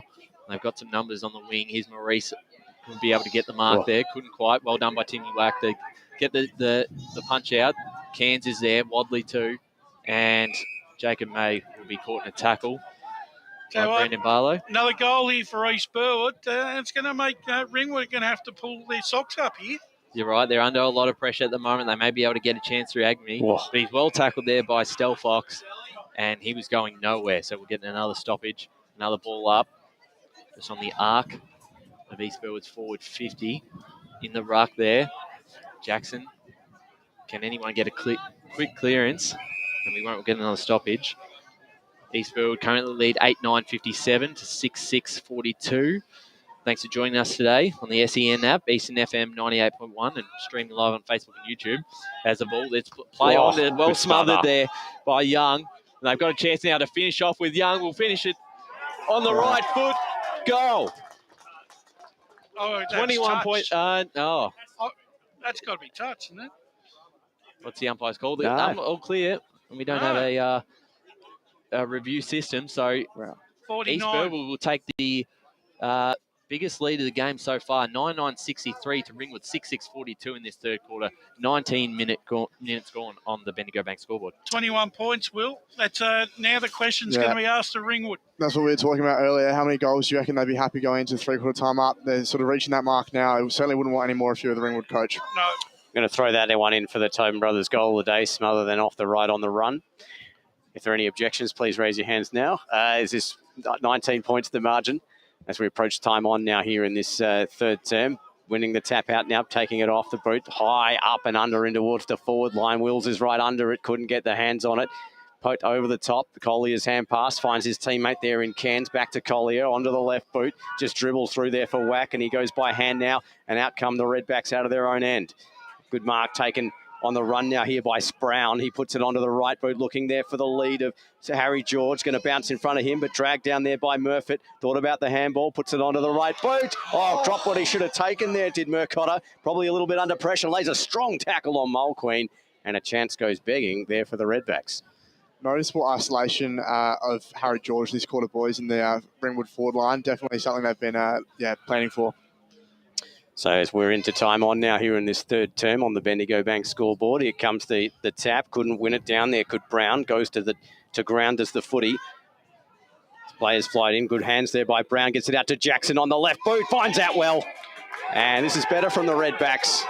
And they take the mark 25 metres out. And the champagne has really kicked in here at the ladies' lunch, as you might be able to hear on the broadcast. But Datwell's going to line up dead in front from, I'd say, about 25. They need this goal. Has to kick this. They do, indeed. So Atwell hasn't got one this afternoon. Onto the right boot. Well, he does now. Well done. And Ringwood at their 7th, 7-6-48. They trail East Burwood 9-6-63. 21 minutes played here in the third term of the Bendigo Bank scoreboard. Just what we were talking about earlier as well, boys. It's a really good goal, by the way, for Ringwood, as we said. Very, very important. But the isolation of George up forward and also bringing all the East Burwood defenders up, really getting out the back. They've had a couple of balls out the back, 3 or 4. I think we had 1 goal earlier on for Ringwood. Certainly very loose, very fast and loose in the forward line for Ringwood this quarter. Yeah, Brown hasn't had the influence that he's had in recent games. He's got to get more of the ball, I reckon. The ball back in the middle. Can East Burwood respond with another one themselves? It goes up towards Maurice. He does into Martini, actually, and his kick on the right foot, up forward to Wills, and strong mark. And Wills can go back for a quick reply. And it's been interesting seeing him move up to the forward line. Well, he was plagued by injury after his brilliant 2019 season. And this guy, when he's on song, he's a very good footballer for East Burwood. So, Wills, it's a tough angle from here. Should get the distance, but it's going to be a tough kick. Inside left goal post, I reckon. So, Wills for the quick reply for East Burwood. Off the right boot. It's not a bad shot. It is a very good shot. Wills puts one back, and East Burwood extend that lead again. 10-9-69 to Ringwood 7-6-48. 22 minutes gone on the Bendigo Bank scoreboard. Exactly how you want to answer, Will. Absolutely. That's exactly how you want to answer. Again, sort of blow it out to that 18, 21-point margin going into the three-quarter time break. You certainly don't want any more if you're Ringwood. And just to the score centre for Paul Yukon. In Division 1, Montrose lead Croydon 51-42. Mitcham lead Upper Ferntree Gully 95-21. And a halftime score from Division 3. Coldstream lead Donvale 27-18. So Maxwell's 4th goal of the season, extending Burwood's lead. Spiteri couldn't get their hands on it. It's pumped out now here to the Rams. Going on to the right boots. Martini, has it got the accuracy? No, it doesn't. And 2 scoring shots in about a 30-second break there for the Rams. And they move to 10-10-70 with that minor score, leading 7-6-48 Ringwood. 23 minutes gone here in this third and final, third and final, getting ahead of myself. Well, given the way the umpires have called, been very, very abrupt with their timing, you could have forgiven me. We could play a 5-minute fourth quarter. I don't know. So I'm going to get reprimanded for that one. 25%. 22 minutes, 22 points of score, as Cairns moves the footy out now here for the Redbacks. It's kicked out towards the half-back flank, flying over the top, unable to take it. There is Brown, tackled strongly. There was Young, and Keegan, and that goes for a ball up. Not enough talk there by Ringwood. No, none at all. As Hanlon does the rucking this time. Onto the boot it goes, in towards the forward line for the Rams. Will's looking for the mark, hadn't got the sit. Great tackle. Unlucky not to get a free kick as Reddy was dragged to the ground. Play continues. Moving this one is Bridges. 2v1. Bridges, did well. Puts it onto the left boot, but it's going to be all Ringwood in the centre of the ground. And Collier takes an uncontested mark. As did all the hard work there, did Bridges. Hand pass now, here's Jack Murphy out to the far side, looking there for Charlie George, and it goes over the boundary line. They've really struggled to hit targets all afternoon, Ringwood. Yeah, they have. So East Burwood have got a free kick here, so they go back inside 50, right to the hot spot again. Can they get a mark? The Ringwood player was there, almost took it. And he got wrapped up in the tackle was Martini, and we'll get a ball up. Steve Brown seeing quite a bit of action this last 5-10 minutes. He needs to see a lot more of it, I reckon. Yep. Latchford and Wills in the ruck. It splits out to Jack Blythe, who's able to get a kick forward. And here's Stelfox now. Ringwood just got to clear it out. They can't afford another one before three-quarter time. But it's going to come straight back. Again, they're under pressure. They're in right. Oh, that's it. Oh, almost could take it. He's Kempson dribbled it. And I think it may have been touched as well, but it rolled into the behind post. So the umpire's call, it will be just a behind. And they will breathe a sigh of relief, Ringwood will. Final score at three-quarter time, East Burwood 10-11-71, lead Ringwood 7-6-48. And we'll go to the goal kickers, Steve. 33 points the margin leading into three-quarter time. Goal kickers for Ringwood. Mitch Jackson has 3 singles to Atwill, George, Stagg and Charlie George. And for East Burwood, Barlow with 1, Hanlon with 1, 3 to Jamie Kempson, a pair to Reddy, Young and Tommy Bridges have 1 apiece. Stay tuned. We'll be back with the 4th and final quarter here on EFNL Game Day right after this. Today at Eastland, Lucy's trying on jeans for a momentous occasion. Coffee with the ex. She needs jeans she can move in because she's definitely moved on. Jeans that get a second look, but don't give any second chances. Jeans that say, "Why, yes, I have spent the last 8 months in a post-breakup juice cleansing, kickboxing, personal training frenzy." And it looks as though she's just found the perfect pair. Bravo, Lucy. For all of life's little moments, there's Eastland. Eastland. Live real. Sprained your ankle, bursting through the banner? Broke a finger, high-fiving the ruckman? Or did you run into the goal post again? For bumps, breaks or bleeds, be seen sooner, close to home at Knox Private 24/7 Emergency Department. The preferred provider of emergency care to the Eastern Football Netball League, you'll generally experience shorter wait times. You don't need private health, but there is an out-of-pocket fee. Be seen sooner, close to home at Knox Private 24/7 Emergency Department, 262 Mountain Highway, Wanturna. Running and jumping can be really painful for girls, especially in contact sport. Boob Armour supports your breasts, minimises the bounce and guards against impact and injury. Feel confident, feel supported, available at boobarmour.com.au. At Yarra Valley Water, we know reducing your shower time, or show time, to 4 minutes can save you an average of $200 a year on water and energy bills. Shower shorter. Save water. Authorised by the Victorian Government, 1 Treasury Place, Melbourne. Do you feel good about your bank? Because there is a bank you can feel good about. They share their profits to fund big community projects, small community clubs, and vital emergency services. They've given $250 million to help Australian communities thrive. They have all the products and tech you expect from a big bank, with service you don't. It's Bendigo Bank. Feel good about who you bank with. Try Bendigo. Search bendigobank.com.au or search Bendigo Bank near me. How would you like to be celebrated? I think I'd like to be celebrated with lots of music, dancing, a bit of a party. I'd like to be celebrated at the pub with a few frothies. Maybe some colourful balloons, my favourite flowers. How about some glitter? I'd like to be celebrated in space. Outdoors, having all my family and friends together. At Tobin Brothers Funerals, they know that every life is unique and they think that every celebration should be too. Find out more at tobinbrothers.com.au. Tobin Brothers Funerals, celebrating lives. Sprained your ankle, bursting through the banner? For bumps, breaks or bleeds, be seen sooner, close to home at Knox Private 24/7 Emergency Department. You'll generally experience shorter wait times. Knox Private 24/7 Emergency, 262 Mountain Highway, Wanturna. Running and jumping can be really painful for girls, especially in contact sport. Boob Armour supports your breasts, minimises the bounce and guards against impact and injury. Feel confident, feel supported, available at boobarmour.com.au. EFL Saturday Game Day continues. Let's head back and go local for your footy. Welcome back to EFNL Game Day, wherever you're listening, SEN App Radio Eastern 98.1 or streaming around the globe on YouTube or Facebook. 23 points the margin out here at Ringwood, where it's East Burwood 10 leading Ringwood 7-6-48. The breeze starting to play a decisive factor in this game, gentlemen. Well, I'll let you have this lot, mate. Have a go. Turn yourself on. That's twice now. As I was going to say, I think with East Burwood, I reckon they're 1 goal away from just being able to just slow the game down completely and basically block it off. It's such a big ground. They can't afford to play chip to chip kicking and marking, probably longer than you would at other grounds. It's harder to stop. So I think there is 1 goal. It's a 1 goal game. And I think it's over if East Burwood to get one early on the board. What do you reckon, Brash? Oh, look, I think I don't think they can. I don't think East Burwood can still. They can't afford to go too defensive.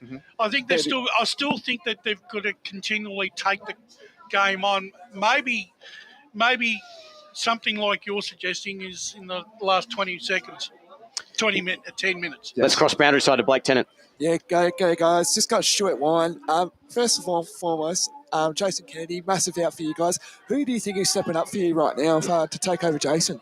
Look, I think our midfield have been really good today. It's all 4 young kids, 18, 19-year-olds in, Damo Morris and Spiteri and Martini. They've been super. Kempson in the ruck has been great as well. Yeah, you touched on as well, going wider. What's the go there? Where do you want to go over this quarter to try and get the win? Yeah, we just don't have to go as fast as we've been going. We just we want to take time off the clock. They need to score probably 4 goals to win. So we still want to score, but we don't have to as long as we hold them, especially this first 5 or 10 minutes is crucial for us. Yeah, thanks for the time, Scott, Stuart, and good luck for the game. Trent Callan with the stats that matter. Just quickly, for those that like to keep a close eye on the free kick count, she's all square at the moment, so no real favours either way. All right, thanks for that, Trent and Blake. And to bring us in, Ryan Long. Big last quarter for both sides, second and third on the ladder. Coming into this game, Ringwood just a 1 loss this season. Eastfield to be able to tie it up with them at a 7-2 apiece. Ball goes up. Latchford and Hanlon again. Hanlon's been very dominant. He gets the ball, but he's tackled straight away by Latchford, and he's gone for holding the ball. Well done, Jet. And he passes it off immediately to Wadley. Gets around one and just kicks it long. No real target in mind. The balls can be cleared out here by East Burwood. They do have the numbers around the ball. Well tackled by Meercotter. Ball gets slipped forward by Collier. And the tackle there, did he duck his head? He's not. It doesn't matter because he's going to get the free kick and the first set shot for the 4th quarter. And a chance for Ringwood just to bring this margin back and give them a real chance today. One of those unfortunate free kicks there against Spiteri. The Ringwood player just happened to drop his head down a little bit earlier than expected. George wastes no time to come on in. It's a good kick off the boot, and they're going to get around him. Ringwood get the first of the last quarter, one they really needed. Within a minute of the last term, Ringwood now trail 8-6-54. Teesville with 10-11-71 on the Bendigo Bank scoreboard. Meant to get your tips before at the 3-quarter time, boys. Do we think Ringwood are going to come home strong? With a breeze, yeah. I think it's going to be 1 to 2 goals. Yep. The margin. Tight finish. Yep. Very good. Well, it might be one tip we actually get right this afternoon, considering what's going on across the Eastern Football League. Keep those scores coming in, particularly Doncaster Roval. And the Mulgrave score, well, we're just going to eat the crow there with the basin. I'm sure Justin Stanton's going to be tweeting about that one later. Not me, but Wayne Brasher. Anyway, 10-11-71 leads Ringwood 8-6-54. I got it one wrong too, so don't worry. There's the hit out now here from Hanlon, trying to find his teammate there in Martini. Hanlon with the soccer off the ground, goes hit at Jackson, already got 3 this afternoon. Kicks it out towards the wing, and the mark taken there by Stagg, going back with the flight, puts it onto the right boot, over the top, uncontested mark there for Lockie McDonald, streaming into the forward line, got to be quick, shakes off a tackle, short chip pass is cut off there by Maxie Wills, now in the back line. And he goes around now here to Martini. Steadies the ship across boundary side in a moment. Great mark, though, there by James Parker. Chops it off. Not over here for the Redbacks on this attacking drive. And Mitch Jackson takes the mark on a slight angle from about 45 out. He'll back himself with the breeze and have a go. Let's cross boundary side quickly. Yeah, Adam Moore just at 3-quarter time there. Just wanted to tighten up in the middle, look for those clearances. So he'd be happy with how they start and then looking for those chips and look to the fat side. Thanks, Scotty. Here comes Mitch Jackson now looking for his 4th. Accuracy's not there. The distance certainly is, but can they get a mark? Ringwood swatted over the line emphatically there by Max Wills. And that'll just be the minor score there for Ringwood. They move to 8-8-56, trailing East Ringwood 10-11-71. We played 2.5 on the Bendigo Bank scoreboard. So East Burwood through Logan, takes a couple of bounces and goes to the far side. The kick's a good one. It hits up Reddy. Reddy's been had a pretty good performance so far for the Rams, and he gets a short kick to Hanlon, and they're just going to slow down play. And the short kick hits its target in Mulqueen. Oh, we got a free kick. And I think that may have been just out of bounds. I think that might be why. So Ringwood now will have the ball and have a chance to go back inside 50 again. They need another one. Inside 50 to Cairns. Takes a strong mark. Great mark. Great mark. Looks to play on it immediately almost, but he will hold up and he will take the set shot. Definitely looked at his options, see if he had someone else on. It's a tough angle on that boundary side. but he's had a really strong day so far. Wind will hopefully just help him drag back in here. So in comes Nathan Cairns. He can kick a goal. We've seen it before. Cairns comes in. Tough angle. It's a bit of a float of a kick, but it's through. Cairns has nailed it. Remarkable. What a goal. And Ringwood, they reduce the margin to 10 points. 9-7-61 trail East Burwood 10-11-71. 4 minutes gone in this fourth quarter on the Bendigo Bank scoreboard. We'll go to Trent Callan with the stats. Yeah, so Ringwood, the Ringwood column's getting a workout here. They've got two marks inside 50, and they're winning the centre clearance. First knuckleball shot on goal as well for the day. I'm going to give that I think that's an unintentional contender for Tobin Brothers' goal of the day. Whether he meant that or not is different. He definitely had the protractor out on that angle.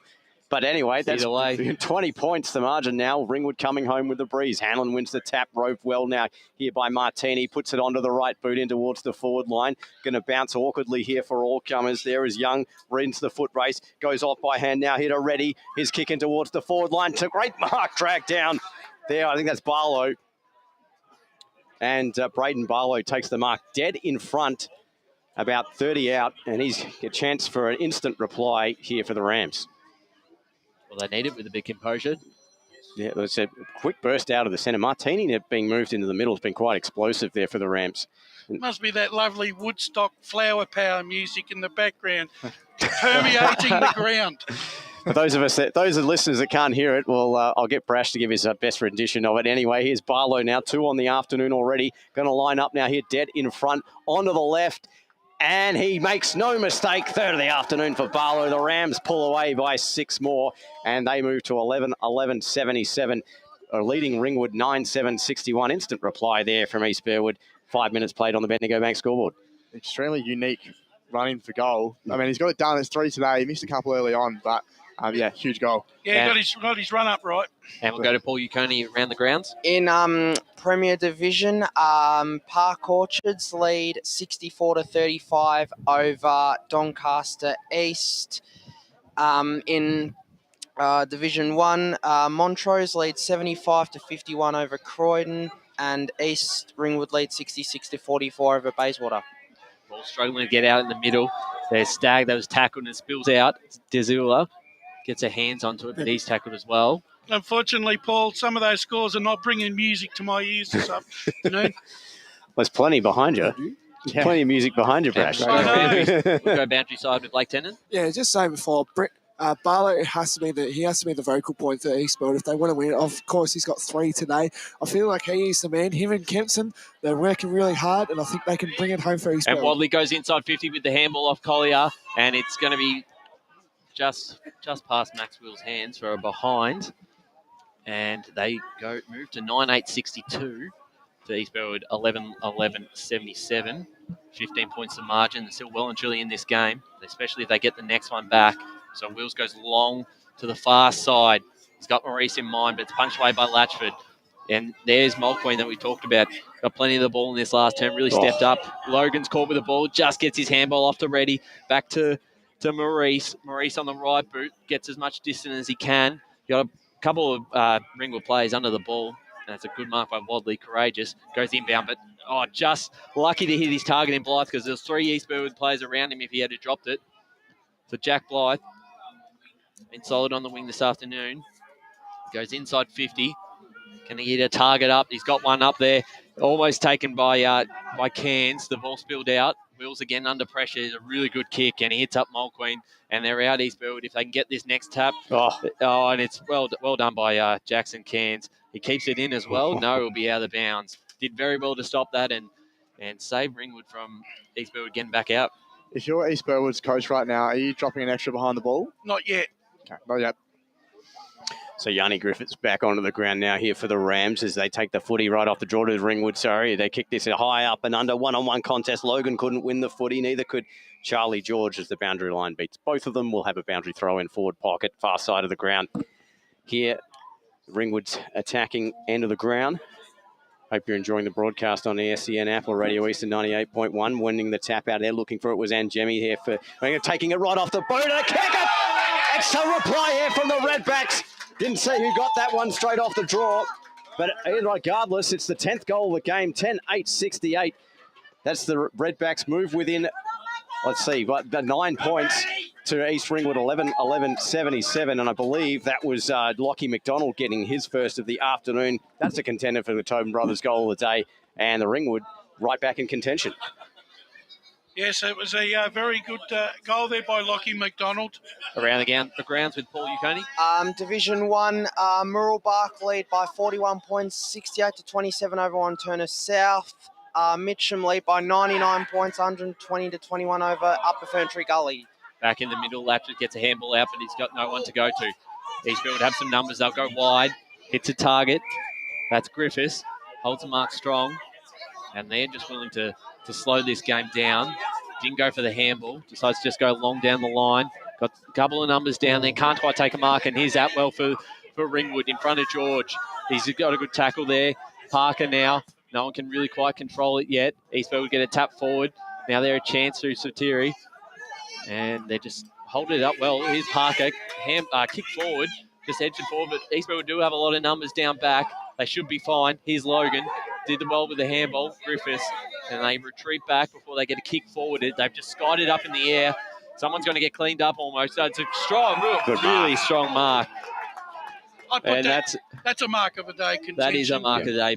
Martini, a tough player. He's been tough all afternoon. He stopped a couple of hits, and he just held his ground. He was able to juggle a mark, and he'll just go long down the line towards the pack. Latchett's there. A strong mark from behind, and Keegan did really well. Can Eastfield get one back? They go right inside 50. He's almost marked there with Barlow. The spill's out. They've got numbers around the ball, but Latchford gets it, and now can Ringwood return on the run back? Just tried to just keep it in, but Jenkins spoiled it out of bounds, and we'll go to Paul Uconi in the Source Centre. I forgot to mention, in the Mitcham Upper Ferntree Gully game, Jake Parenti has kicked 12 goals for Mitcham. It does. Wow. So is it a one-man? Is it like 17 players off the park? What's going on here? It doesn't look like they need him. To Jake Parenti, I'm also interested to see what that South Belgrave score is. If we get that, I want to see if anyone can outscore Jake Parenti this weekend. He's obviously thrown down the challenge. And talking of challenges here, Ringwood have one in front of them, 9 points, the margin with 11 minutes played here in this fourth and final term. Hanlon rins the rucking. Jewel Martini tries to do the run, the roving, and Jemmy gets dragged to the ground, and a strong tackle by Wadley, and the umpire will throw it in right in front of the Ringwood interchange. As this game, plenty of feeling in it, just 9 points the margin. Hope you're enjoying the broadcast on SEN and on Radio Eastern 98.1 or streaming around the globe, YouTube and Facebook. Here comes the boundary throw. Hanlon to do the rucking again. Give that one to Latchford. Martini gets the rover and kicks it right up and towards the forward line. Maurice goes searching for it. Wadley did well to win it. He puts a high up and under rounder here to centre wing. It's a 1v1. Mercotta can't get to the footy. Did well, avoids the smother there of Jenkins. Wills in hot pursuit of the footy. Burmeister now tries to spoil that one over the top. Coming in is Murfitt. And on the bottom there, I've taken hard there. I can't see who that went down. I think it was Pilker. And that's going to be a ball up now just inside the forward 50 for Ringwood. Pivotal attacking drive now here for the Redbacks. As could have been a free kick there against Lockie Jenkins. But not in the opinion of the umpire. We're going to have another ball up. 12 minutes played now here in this fourth and final term. In to do the rocking over the top there was Cairns. He wins about 15 metres with that punch. It's loose on the deck. The Rams try to come out now here through Anjemi. Shakes one, shakes two, has a bounce. Got a third one coming. Goes by hand now here to Jenkins. And they burst out now here to the Rams. Here's a spiralling, mongrelling looking kick there from Jenkins. Couldn't take the mark. There could Spiteri. And that's going to be a ball up here on the edge of the centre square and the attacking side of the ground now here for the Rams. And they're looking for at least a go-ahead. Well, they already are in front, but a further go-ahead goal as time ticks down now here in this fourth and final term. Doing the roving now, looking for it with Spiteri. Collier tries to pump this one forward. Held without, says the umpire. And it's going to be a free kick going the way now here, I believe, of Kempson. And he's had a good game, this young man. He has definitely contender for, I'd say, a Eastland player of the day. Yeah, he's right in contention. Yep. I'd say Mitch Jackson would probably be the pick of the bunch from the Redbacks. So here's Kempson now, already got through this afternoon. Short passes on, or is it? Just over the top there. Couldn't drag it in. There could Young, and he's dragged to the ground. Umpire says It was fairly there by Collier, and we'll have a ball up. Gee, I thought the first instinct was right in the back there. 13 minutes gone in this last quarter. East Burwood will get another one. It'll be real hard for Ringwood to see him coming back from here. Here's Parker. He's tackled immediately, and we'll get a secondary ball up. 11-11-77 to 10-8-68 on the Bendigo Bank scoreboard. Dangerous passage of play here. Can they clear it out? They do. The kick's in a bit of a dangerous area, though. East Burwood are the first to get it. Whoa. Here's Logan now. He's got a bit of space. Kicks up to the top of the square. Can they get a mark? They do. Almost held it. And that was a pretty strong effort there. Had plenty of it. Thing is, though, with East Burwood, they need to keep scoring because Ringwood are going to keep coming at them. They are, so it's a point in time for them. They may be able to steal one here. Hanlon in the ruck, the tap out, and tackled straight away by 3 Ringwood players. Paul Yukoni around the grounds. Got a 3-quarter time score in Premier Division. Doncaster leads 64-18 over Oval. Hanlon in the ruck. Can they get it forward? They're just pushing it closer and closer to that goal line. A lot of players around the ball. I wonder if Roval sent half their players to the VFL today. It sounds like it. What we thought at the start of the season might happen. Great start for the Hawks. Hanlon in the ruck. It's going to be hard to get a quick clear out. Might be a free kick would be the way for goal. We probably shouldn't be disrespectful of Doncaster. No, well, I just didn't expect they would be the ones to break the streak. No. That's all, yeah. No, exactly. So ball up, inside forward 50. Hanlon and Latchford, they've gone head-to-head all day. Just no one can get a clear kick out. Any chance to open up the game, we'll get another ball up. The good thing about this piece of play here, East Burwood have soaked up about 2 or 3 minutes off the clock and have been able to keep the ball in their forward 50. They have. They may be able to get a goal out of it too if they can. They've got some numbers out the back. Jack Blythe's there for Ringwood, but otherwise there's about 4 to 5 white jumpers for East Burwood. They're tackling pressures there. Yeah, well done just to get their hands out. And now Ringwood may be out on the far side if they can control it. That's Brown. It's got Abwell right near him, but Dzilla takes it. And well done by Wills, a tap to Maurice. And now inside 50 again, and it's going nowhere. And well taken there by the Ringwood defender. And have a chance. 16 minutes gone in this fourth quarter. I definitely want the next one. The longer it goes without a goal, the harder it is to get back into this game. Wills, the mark, just couldn't quite take it. The ball just went straight through the hands of him. Stelfox out to Blythe. And they may be on here. They're on. Yeah, well done. And Jenkins just holds up well and needed to win that contest because if not, Ringwood were out. So Jenkins, short kick and finds his target. Max Wills, been a big afternoon for Wills. He goes long down the line. And great mark. Well, the man of the moment, Kempson. Sensational grab there by the young man. Big hang. And he'll slow it down before he kicks it inside 50. Kick it to the just top get of the long square. to the square, but it's a bit of a floater and lands in Wadley's hand, but it's bounced out. Couldn't quite hold it. And, they get a bit of a break there because should have maybe held that Sam Wadley. East Burwood now playing with one behind the ball. So 17-minute mark there. Rove straight off the draw there from Hanlon, and umpires given a free kick now here the way of Ringwood. And they're going to bring the ball back out of their own defensive end here by Jaden Cairns. Goes in short, finds Atwell, looking for targets upfield. He's got a couple. Goes long now in towards the lead here of Harry George. Goes over his head. One-on-one foot race here with Jake Pilker. Both players trying to muscle each other for the footy. Neither can get their hands on it. Pilker drags this in, appeals for holding the ball. Not in the opinion of the umpire. Ball up about 10 metres outside the goal in the forward pocket here, far side of the ground. For the Redbacks, Wills to do the rucking. He wins the tap, taps it down now, trying to drag this one in here. Berries George puts it onto the right boot, smothered there off the back. Pack now here to Atwell, onto the right. It goes up about 20 metres and about 5 metres towards the goal. Double-fisted spoil there from Jenkins to the safety of the boundary line. And a chance goes begging there for the Redbacks. And they're still 9 points behind as we approach time on here in this final term on EFNL Game Day Division 2 clash. And comes the boundary throw now. swatted there. I'll give that one to Mercotto. It's going to go back out of the boundary line after that. Well, tackle on Spiteri, and we'll have another boundary throw in. Let's go to Paul Iaconi quickly in the score centre. In Division 2, the Basin lead 126-74 over Mulgrave, and Heathmont lead 71-27 over Templestowe. Thanks, Paul, as the swat comes in there from Mercotto, but Hanson got the better of it. Trying to do the roving there is Eddie Rixton.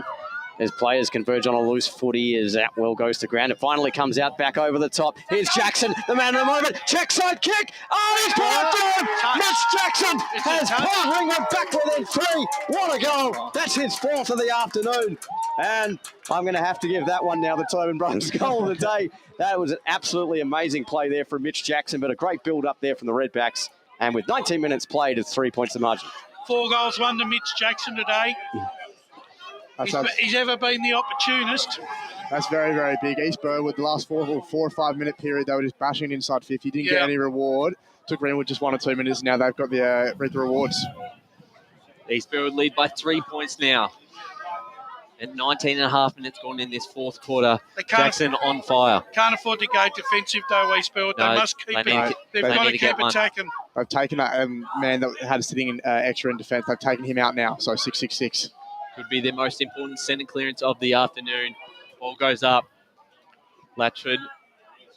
And couldn't quite win the hit out. There's Kempson, just kicks it forward, gets some space. Parker's going to run onto it for Ringwood. The handball off. Finds Jackson. Jackson goes wide to Blythe. Blythe on the wing. He's got some targets on McDonald. If he can hold it, falls through his hands. And well done by Angemi to clean that up. And he goes inside 50 almost for... good mark. For East Burwood. D. Zilwa takes a mark. And they do need one back themselves, that they can kick one that may just deflate Ringwood's momentum. Big ball's a good one. Inside 50, almost a mark. Couldn't quite take it. Ringwood will try and clear it. Lucky not to be caught for holding the ball. They're right in the back by Reddy, and he's given away the free kick. I think he knew it too. And the free kick will go to Stephen Brown. 20 minutes gone in this last term. Brown goes wide. The kicks cut off, but they're still able to get the numbers through Meercott. And tackled by Ngemi. Brought to the ground. He's built with 3-point lead. 2nd versus 3rd on the ladder at Jubilee Park. Round 9. Big game. 2 finals contenders. In the ruck. There's Kempson. And it's been able to get out Ringwood's way. They could be on. And Meercott maybe giving away the free kick in the back. That was a clumsy free kick there. Fell into Jenkins' back. So Jenkins now goes wide. They've got a Young. And it's balled out of bounds. So there'll be a throw in. 21 minutes gone in this final term. East Burwood with a 3-point lead. So into time on now here at Jubilee Park. Thanks for joining us here on the broadcast. And don't go anywhere with 3 points to the margin. That boundary throw-in fell a little bit short. In pursuit here is Kempson, best player on the ground here for the Rams. Brock did well to take that one and swing it onto the right boot. Up and under kick. Looking there for the leader, Spiteri. Couldn't drag it in. Martini did brilliantly. Gets a handball out now into Reddy. Reddy's kicking towards the forward line. Plenty of players there, but there's plenty of Ringwood jerseys there. They forced it over for a timely behind. His 6 points would have really made this game even more interesting. 11-12-78 the Rams, 11-8-74 Ringwood, trail by 4. And they're going to bring the footy back in with 22 minutes played here on the Bendigo Bank scoreboard. And they just decide to play on now. Long probing kick now in towards the Brown direction. Underneath it is Parker as well. Couldn't take it, but Brown turns around. Good smother right off the boot there by Jenkins. Kept it in there, did Martini. Avoided a couple of tackles, but the ball eventually traverses the boundary line for a boundary throw-in. I reckon we might have around a 26, 27-minute quarter here. Yep. I was going to say 27. As Angemi comes off the ground, as does Yanni Griffiths for the Rams. Collier coming back on the ground now here for Ringwood. And personnel and legs becomes a factor here in these last few minutes. That's going to be a free kick held without. It's going to go the direction of Ringwood. Pushed in the back, apparently, against Martini. Brown. Yeah. So, Ringwood players streaming forward. Crowd getting vocal. Here comes the kick now, high up and under. About 6 players in the contest. Wills gets the spoil over the top, and it goes over the boundary line. Boundary throw in right in front of our broadcast position. Let's go to Trent Callan with the stats that matter. I just want to touch on the fact that the centre clearances, as well as intercept marks and marks inside 50, all square, so you can't split them in that regard, and that's probably a result that it's a tight contest here. Hanlon wins the hit out there. Handball over the top by Wadley. Gets it right back after he's dragged to the ground. Potentially high there. Not even an opinion of the umpire. And Keegan now gets away with one. As a ball up again right here on centre wing in front of the interchange now. Over the top.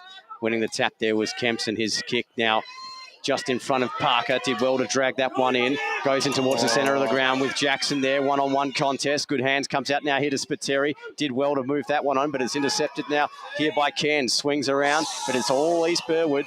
And a mark on his knees as Cody Logan has been sleepily, like a under-the-radar good player for the Rams this afternoon. His kick now up towards the half-forward line here for East Burwood. It's all Ringwood, the tallest man in the contest there. Latchford came away with it, but the kick comes back the other direction. High up and under kick. Punching that one out there was Martini to Spiteri. Half of Calabria combining there. Moved out now here by the Rams. Taken away now here by Stagg. Stagg's kick in towards the forward line. Wills has the front spot and he wins the mark, and a timely mark here for the Rams. So Wills has been very strong down back. What do Ringwood have left? 24 minutes gone. Logan. Wills and Logan have been massive in the last He's quarter. held up well in this second half, and they just want to slow it down. They get one more, it'll be over. The kick goes towards down the line. Parker's got front seat. Well done by Young to go up the back, and the ball's going to be brought in. And on top of Martini. Martini's had a huge game today. He's just a warrior. Just very hard at it. So ball up. Latchford and Kempson. The hit out towards the boundary line. They won't mind if it goes out. And that's exactly what's happened. Spiteri is just happy to walk it over the line. Scotty Wine just calling all the troops here. 25 minutes gone. Second versus third on the ladder. Massive 4 points coming up here. The winner will have deserved it. He's Latchford in the ruck. He's hit out. It's cut off by Ngemi. They can't get a clearance. And get another ball up. One clearance here. If East Burwood can win it, they may be able to run down the clock. Latchford trying to get it forward. Wadley just worries his way through. And Dizil is tackled. And again, held up. Another stoppage. Crucial 25 minutes and 40 seconds gone in this last term. East Burwood have a 4-point lead. They're coming home strong though, Ringwood, with the win. Inside 50. They just nudge it forward a bit, but they can't get a clear possession. Almost in the back there by George. Was lucky not to give away a free kick. And they just edge it a little bit closer to goal. They're now inside 50. It's going to be a brave umpire here to pay a free kick. Yeah. Well, that may be what happened. The amount of players around the ball, they're all there. If they can get a kick out and get a bit of spread, there's Jackson. Well done by Jenkins. Handballs it out, but there's Collier. He's got no one in front of him. He's deep handball out to George on the boundary line. Snaps across the body. It's a siren. East Burwood have done it. They hold on. And a late kick by George is not enough. Just from behind, and East Burwood have well deserved this win. 11-12, 78. Ringwood 11-8, 74. 11-9, 75. A 3-point thriller win. Well done. I don't think the umpires paid that point. They haven't paid it, so No. they will remain a 4-point win. 11-8, 74. They won't pay that. Well, an absolute thrilling game here on the EFNL game day. Couldn't have asked for a better game, to be honest. It's a 4-point victory going the way of the Rams. And we could have had a buzzer beater right there had it been for, unfortunately, Lockie McDonald. So goal kickers here for East Burwood. 3 apiece to Kempson and Barlow. A pair to James Reddy, Young, Bridges and Hanlon with singles. And for Ringwood, Mitch Jackson, 4 goals this afternoon in a losing effort. A pair to George, that being Harry George, Charlie George, Lockie McDonald, Nathan Cairns and Ash Stagg and Daniel Atwell, also single goal kickers. Gentlemen, how do we see that one? A victory for self-belief for the East Burwood Football Club this afternoon. They came in, we probably thought they were the underdogs. Ringwood on their own home ground. You'd normally expect them to get the points, but both sides were a little undermanned. But I think that's what made the contest much more special. Ringwood know that they can match it with East Burwood. Don't get me wrong. I mean, 4-point margin tells the story. I think they'll definitely go home disappointed, though, as you would with that win. They probably should have won it in that last quarter, as we all sort of thought. Heading into it, they'll be disappointed. Having said that, I think East Burwood probably had more opportunities that they probably should have taken hold of. The time that they may regret is at the end of that second quarter. They dominated that quarter for 20 minutes, but couldn't get the score on the board. So we'll go boundary side with Blake Tennant. Yeah, g'day boys. Just got Jamie Kempson. Jamie, what a game of footy, mate. 3 points. Sing doesn't get better than that. No, it was great. It was great. It was a great game. We just wanted to use our spread. They're a great side. They're second versus third. And yeah, it was just a great game of football. You were definitely challenged in that fourth quarter. You could tell that the win was going to take it. Ringwood got onto that early. Did you feel like they were always going to come at you? Because we know they're a good side. They've been in the grand finals a couple of times, and you know they've always been good. Did you feel like you were challenged in that fourth quarter? Yeah, definitely. Well, the first minute they started kicking goals, getting on top of us. We just had to stay disciplined and do our roles. Our roles, but they just kept attacking. We just knew they were going to come. We just had to hold off one more quarter. What's your aspects of the game? Obviously, you had 21 players. Was it with the flu? Did that impact your team personally as well with the boys? Well, we got great depth here at East Burwood. That's why. So anyone who comes up, they're going to do their role. They're going to play well. Obviously, we could have made excuses, but everyone who came in did their role. It was a great game. Got one happy coach there, as you can tell, with Stuart Young. Terrific game, mate. Get in the room, sing the song, mate. Doesn't get better. Well done today, mate. Cheers, thank you. Thanks, Blake. Blake Tennant there with Jamie Kempson with 3 goals. We'll take a quick break here on EFNL Game Day, and we'll be back right after this. Today at Eastland, Lucy's trying on jeans for a momentous occasion. Coffee with the ex.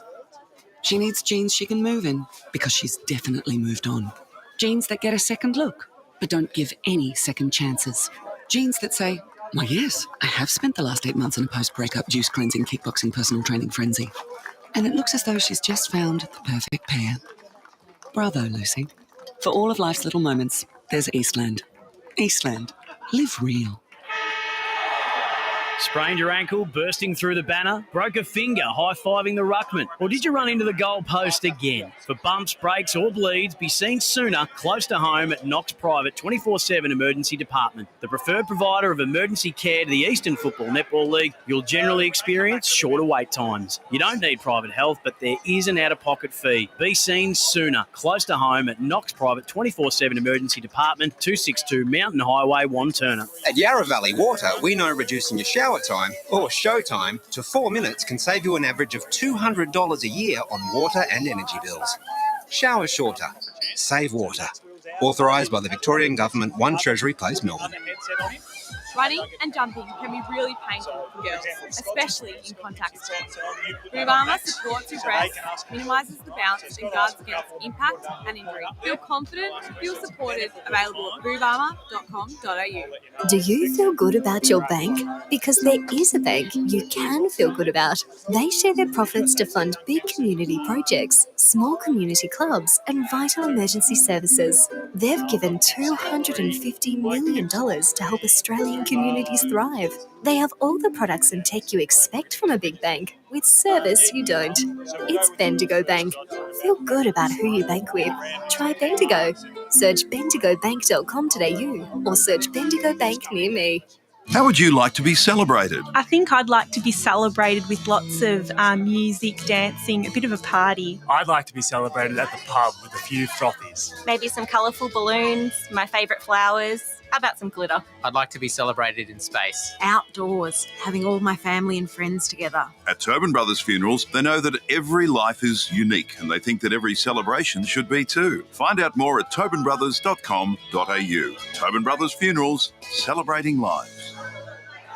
Sprained your ankle, bursting through the banner? For bumps, breaks or bleeds, be seen sooner, close to home at Knox Private 24/7 Emergency Department. You'll generally experience shorter wait times. Knox Private 24/7 Emergency, 262 Mountain Highway, Wanturna.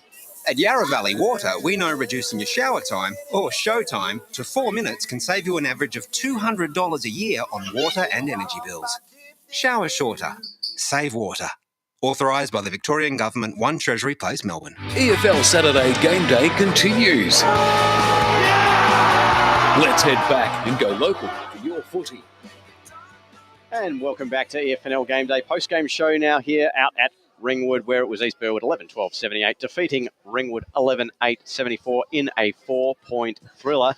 Let's go to Paul Iaconi for the score centre and all the results around the grounds.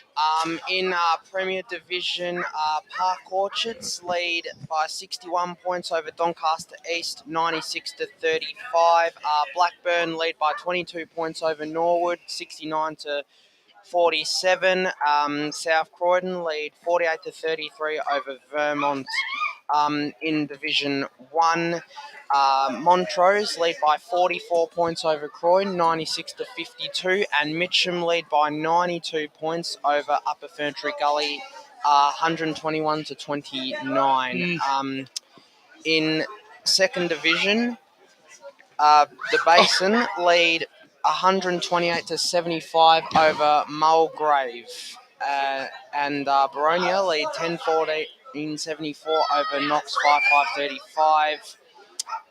In Division 3, Scoresby lead 89 to 36 over Fair Park. Coldstream lead 42-31 over Donvale. Ferntree Gully lead 108 to 65 over Whitehorse, and Warrandyte lead 97 to 50 over Glen Waverley. Joe, what a great round for upsets, isn't it? Yeah, and a horror round for our tips, I'd say. But just waiting for that South Belgrave score so we can. I think it was 27-15. The last I saw, 27-15 to about. I can't remember I think it was a goal or two. Yeah, well, long day at the office out there. Yeah, one of the Garners, I think, has got 7 goals. Well, Jake Parente is still the undisputed. You've got 12 for Mitcham. Let's go back to Paul Iaconi. Just got a full-time score here. Mooralbark won by 74 points over Wanturna South, 109 to 35. They certainly are taking all before them, the Mustangs this year, aren't they? Yep, they mean business.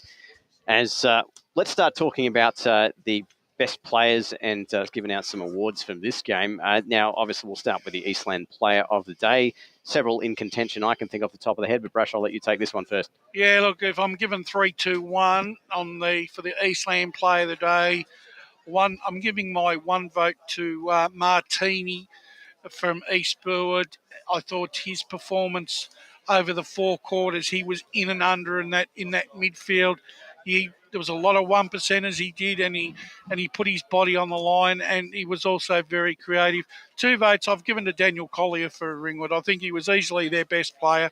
He was really the only one that could take a mark, really, because they were struggling at both ends of the ground, Ringwood, to take a decent mark, and they just couldn't take a mark in their forward 50 to kick goals. And 3 votes goes to this young man, Kempson. I thought he was sensational this afternoon. Probably was denied mark of the day. It was a great mark, but 3 goals, his rucking ability.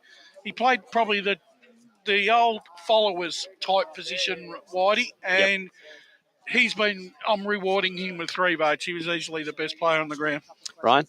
Yeah, for me, I did want to put Collier in, but I've left him out at the side because I really want to put left him out of my votes because I really want to put Wills in there because he's in that, especially in that second half. Sorry, speaking of Maxi Wills, we'll just quickly cut this short to go down to Scotty down there who's standing by with Max Wills. Yeah, thanks, boys. Got Max next to me, and what a win in some trying conditions on a massive ground. How did you find it? Yeah, mate, that was awesome. Obviously tough. They're a really tough team. In the first quarter, they were really running all sort of rings around us. When we had the win, we didn't put enough score on the scoreboard, and then it was just about grinding it out quarter by quarter and started with the midfield. Defence held them to a score, and then we had guys like Kempo and Barlow really hitting the scoreboard, which was great for us.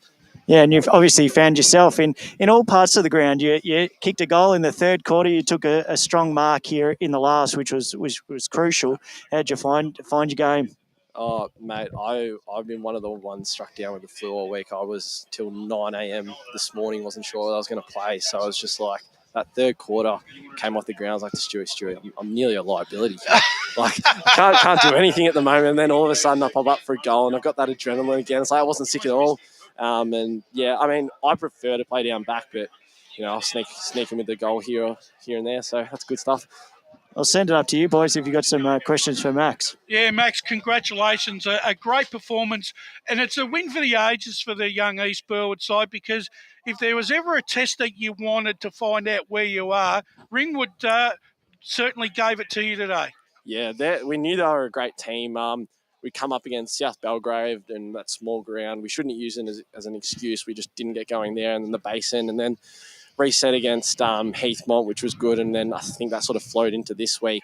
And to show the whole competition after coming up and everyone not being sure to come out with a win like that, like you said, against a team who really plays their home ground well, I think that just sends a message to the rest of the comp that we are here to play. Max, on your own form, you had a fantastic 2019 season. Right, obviously 2020, no football, 2021, 8 games. Probably robbed you personally of momentum. But Stewie was saying that you've had a few injury issues at the start of the year, but just in recent times have come back into the side. You'd be hoping now that you get a better run with it and help lead the side into a final series. Definitely, mate.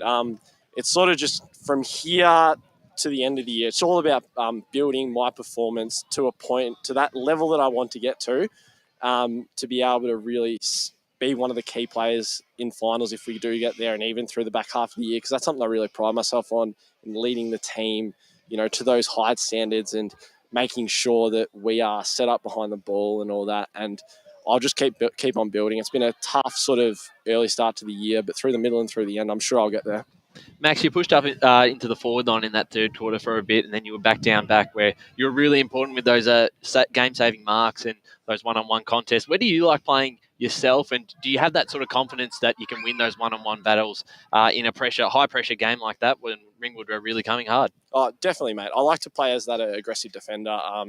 It's all about that mindset. It's like, okay, I've got to play on this guy, but I want him to worry about me too.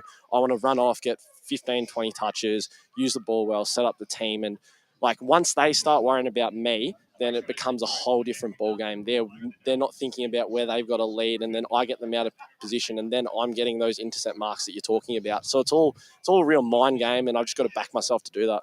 And after a couple of losses a couple of weeks ago against South Belgrave and then the following week against, I think, the Basin, did you learn much from that you've been able to take into the 2 wins now against Heathmont and Ringwood to really put you back into a dominant position on the ladder with equal with Ringwood at 7-2? Yeah, it's seriously just as simple as we've got to be harder at the contest. And like those 2 games, I think we just really pulled away, and I'll put my hand up as a leader to say, yes, I wasn't hard enough at times. And I guess it started against Heathmont again. We had Kanga, Minnie, and I guess me. We really said, right, we've got to put our head over the ball. We've got to show that we are here. And I guess that's where it all comes from, because our outside game's been phenomenal all year. It's just about we've got to get it on the inside first, and we just got to be harder. All right, Max, we'll let you go and enjoy this one. Great game from yourself and East Burwood this afternoon. Good luck for the rest of the season. Thank you, mate. Appreciate it. That's Max Wills there from East Burwood. What a refreshing attitude that is. The fact that he's brilliant, isn't he? The fact that he comes out and he says, well, I want them to worry about me. It's not the old, Yep. He wants to, you can tell, he thrives on responsibility. Yep. And he wants to lead the club to better performances. They got a good one there. They got a real good one. Absolutely, and we'll go back into our awards discussion. We were talking about the Eastland Player of the Day. Sorry, Ryan, I cut you off before, but it was actually a good transition. Yeah, my one vote was for Will. So he was as. very impressive down back. So I've got to give him 1 vote, especially that last quarter where the heat was really on. Definitely won a couple of big one-on-one contests with a game-saving mark. So I'll give him a vote. I'll give him 2 votes to Mitch Jackson. I thought just probably maybe the influence in terms of the scoreboard, being able to kick forward and really keep him in it. Yep. You knew when he got the ball, he's very quick, very uses the ball well, and around goal he's very dangerous. So 2 votes to Jackson. Then just like Brush, I'll put Kempson for the 3 votes. Stood up really well. Almost could have ended up with and maybe even an extra one in the end, but was probably the best on player for me. For mine, I think I'm going to give 1 vote to Daniel Collier. I thought he was really, really good. His marking presence and got himself into really good positions as well, I thought, as one of the bigger players in the side. 2 votes. I'm actually going to give... I'm actually going to go Matthew Martini for 2 votes. I thought he was really, really good. Put his body on the line numerous times. We saw him go off a couple of times injured, but came back out and I think was really the barometer for East Burwood. And 3 votes goes to our man Jamie Kempson. I thought, I think so. Everything's been said. Played a very, very good game. All right, let's cross down now to Blake Tennant, who's standing by with Braden Barlow. G'day, guys. Yeah, just got Brandon Barlow from the East Burwood. Brandon, what a game of footy, mate. 3-point win. Doesn't get better than that. No, not at all. And away, so we'll take it. And going into the week off, so. You touched, Stuart Wine touched on it before. Stuart, one touched on before that you had 21 players with the flu. How did that impact your team personally and yourself? Like, you obviously had a few out, and how did that impact? I personally was fine. Training was interesting, short and sharp, which no complaints on with cold weather, but I think we had like 25 or so on Tuesday and Thursday, and then it was a team selection this morning. So it was very interesting. And, there's a few boys hurting that'll early beds tonight, but that's all right. Yeah. Touch on a bit your game. 2 crucial goals, you would say, in that in the game. And also you had Kempson as well running through as well, helping you out, which was really good to see. Yeah, he's doing quite well, especially the fact that he's, 18 or 19. He's dominating. So, anyway, I'll take him. Missed more than I kicked, though, so got to work on that. And the boys want to have a quick talk with Braden. Yeah, well, Braden, congratulations. This is a big win for Belief for the football club. Such a young group who are maturing together. It's starting to get a really nice mix of experience because Wills and Logan were that last quarter. Those 2 experienced players in the back line, they really really showed the East Burwood spirit, didn't they? Yeah, definitely. I think we had another 2 play their first game today, which is like 18 or 19 for the year. So, not in ideal circumstances, but we've got a good mixture and they have a crack. So it's good. Can't complain. The self-belief in the group seems to be growing week on week. I mean, the opening 6 games are as irresistible as any other side in the competition. In those 2 losses, what did you learn? I didn't actually play, so No. And who did we play? South Belgrave in the Basin. I think we, just with a younger group, they got on top early, and then we were okay. We were in it against South Belgrave, and then they ran over late, and the Basin was the other way around. But bit of belief, and we got a few bodies back, not today, but they'll come back, and then it's good. I think everyone's enjoying it, which is the main thing. Well, it's certainly setting you up for the second half of the season. Go and enjoy a break, mate, and we'll see you when you come back. Thanks, boys. Braden Barlow there, another one of the new young guns, Whitey, that are taking East Burwood forward. Yeah, and really impressive today. 2 goals from him, one in third and fourth quarter, and one of those wasn't in and out of the game. I think he was quite consistent. He was just less noticed amongst some of the other players that stood up this afternoon. And so I was going to go over my 3 votes before we went to Braden there. So I gave 3 votes to Jamie Kempson today. I thought he was outstanding, not just in the goal scoring department, but providing that presence up front. Then went into the ruck for a little while to relieve Hanlon. Thought he was pretty good. 2 votes to Mitch Jackson in a losing effort. I thought he was another game breaker for Ringwood. Unlucky not to get the win, I thought, but he had some goals at pivotal moments, and to drag them back within 4 at the last 5 minutes, I thought that was influential. And I also gave 1 vote to Matt Martini because he really, particularly in that third quarter, just came into the centre of the ground and really got some pivotal centre clearances there for the Rams. He's a bull, isn't he? Absolutely. Really tough. And so, of course, he's Italian. What are you talking about? All right, I'm going to leave that. I'm going to leave that those references. But anyway, so congratulations to Jamie Kempson. He takes home the Eastland Player of the Day award for this afternoon. Worker of the Day, 4 workers. Worker of the Day. Who we got in consideration, gents? I think you've got to. It's either got to be Jackson or Martini because I think both worked exceptionally hard, I just think that I think in the overall balance of the game, I'm going to give it to Martini. Yep. Ryan. That's my nomination. Anyway. No, I'm happy to agree with that too. Yep. I mean, he's just, especially in that second half where the game was really need to be won. He's head over the ball, real hard at it. A real big play for them, especially with the loss of Mariani today, not having him out there. So he had to stand up alongside Spiteri, and I think that's exactly what he did. So and also losing the experience, the other guy too. Kennedy as well going out. Kennedy in the opening 10 minutes. Like I said, it's a big win for East Burwood this afternoon. Yep.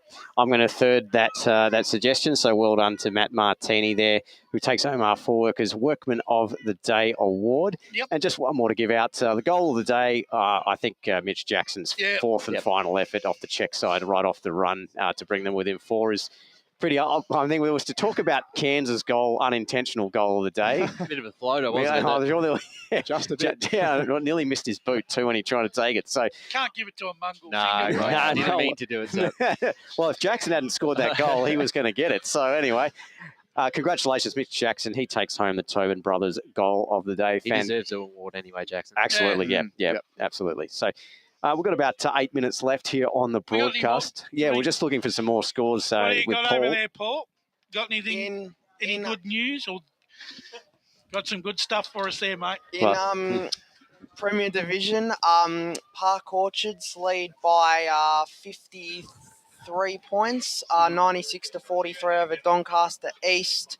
Blackburn lead over Norwood, 78 to 53. Doncaster won by 19 points over Rowville, 70 to 51, and South Croydon lead by 14 points over Vermont, 73 to 59. In Division 1,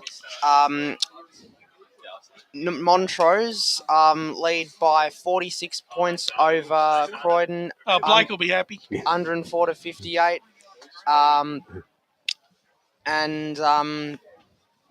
Millbrook had a big win, I see, mate. Yeah, Moorebark won by 74 points in the end. 109 to 35 over one. There's another game going on behind the glass there, Paul. What about Mitcham, mate? Mitcham, they're in front by 92 points, 121 to 29. So I think they'll win that game. How many? Do we know how many Parentes kicked? Still 12 or more? As far as we know, still 12. Lilydale, 64 to 47 over Beaconsfield. Well, that's a big win for Lilydale at home. Yep. Against Beaconsfield. 3-quarter time score, sorry. Oh, well, that's still 19 points. They've got to chase down. We got a final score from Rowville.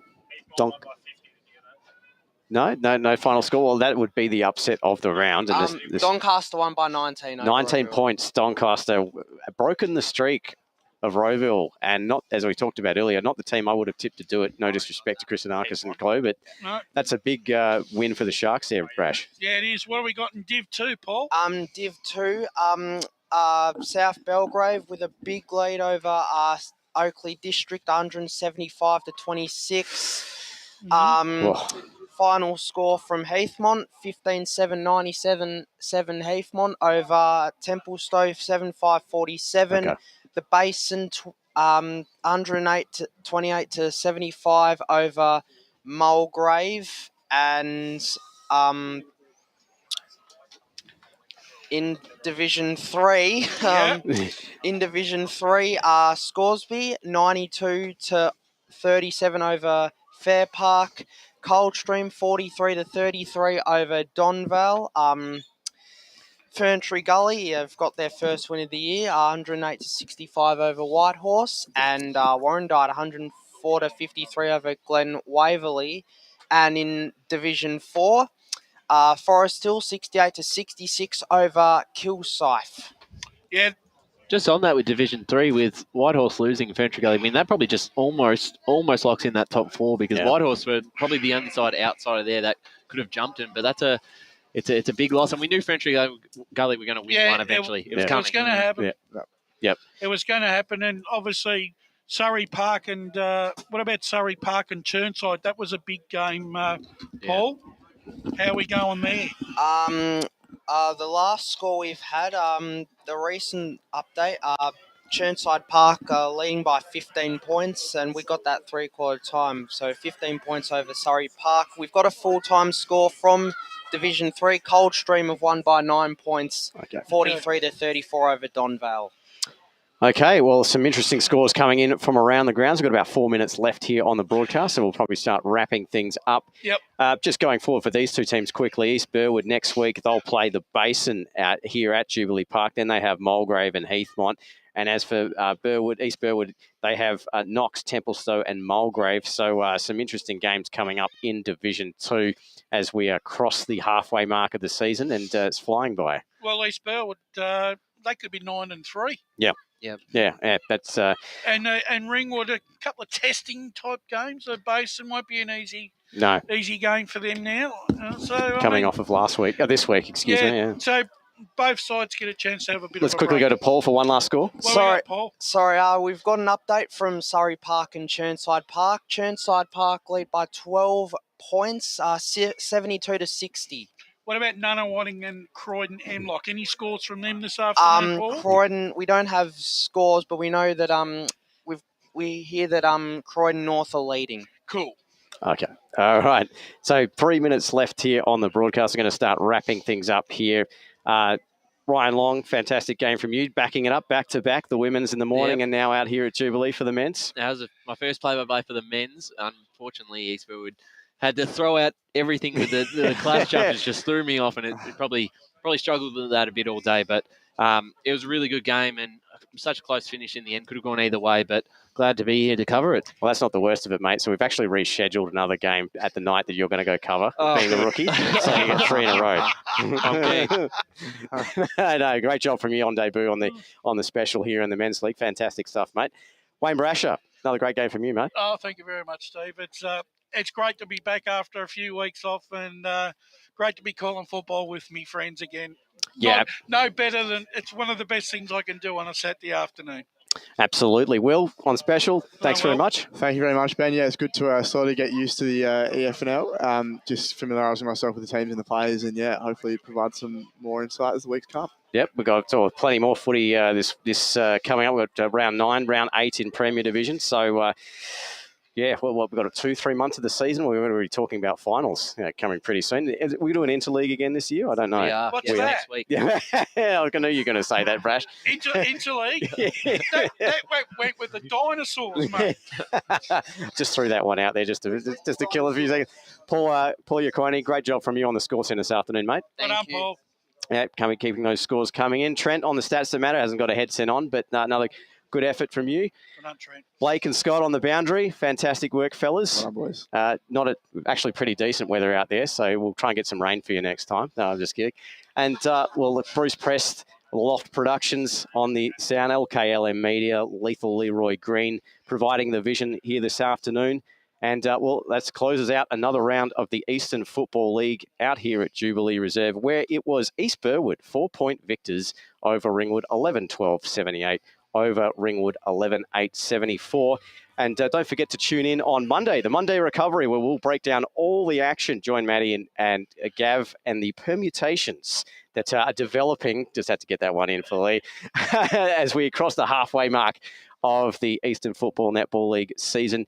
And also, don't forget, next Friday, the weekend forecast, every Friday afternoon, to join Matt Fodia and as they preview round 10 of the Eastern Football Netball League. I've been Steve White. Thank you very much for joining us here this afternoon for a very entertaining game out here at Ringwood, where it was East Burwood 11-12-78 over Ringwood 11-8-74. We'll see you on Monday for the Monday Recovery. Bye for now.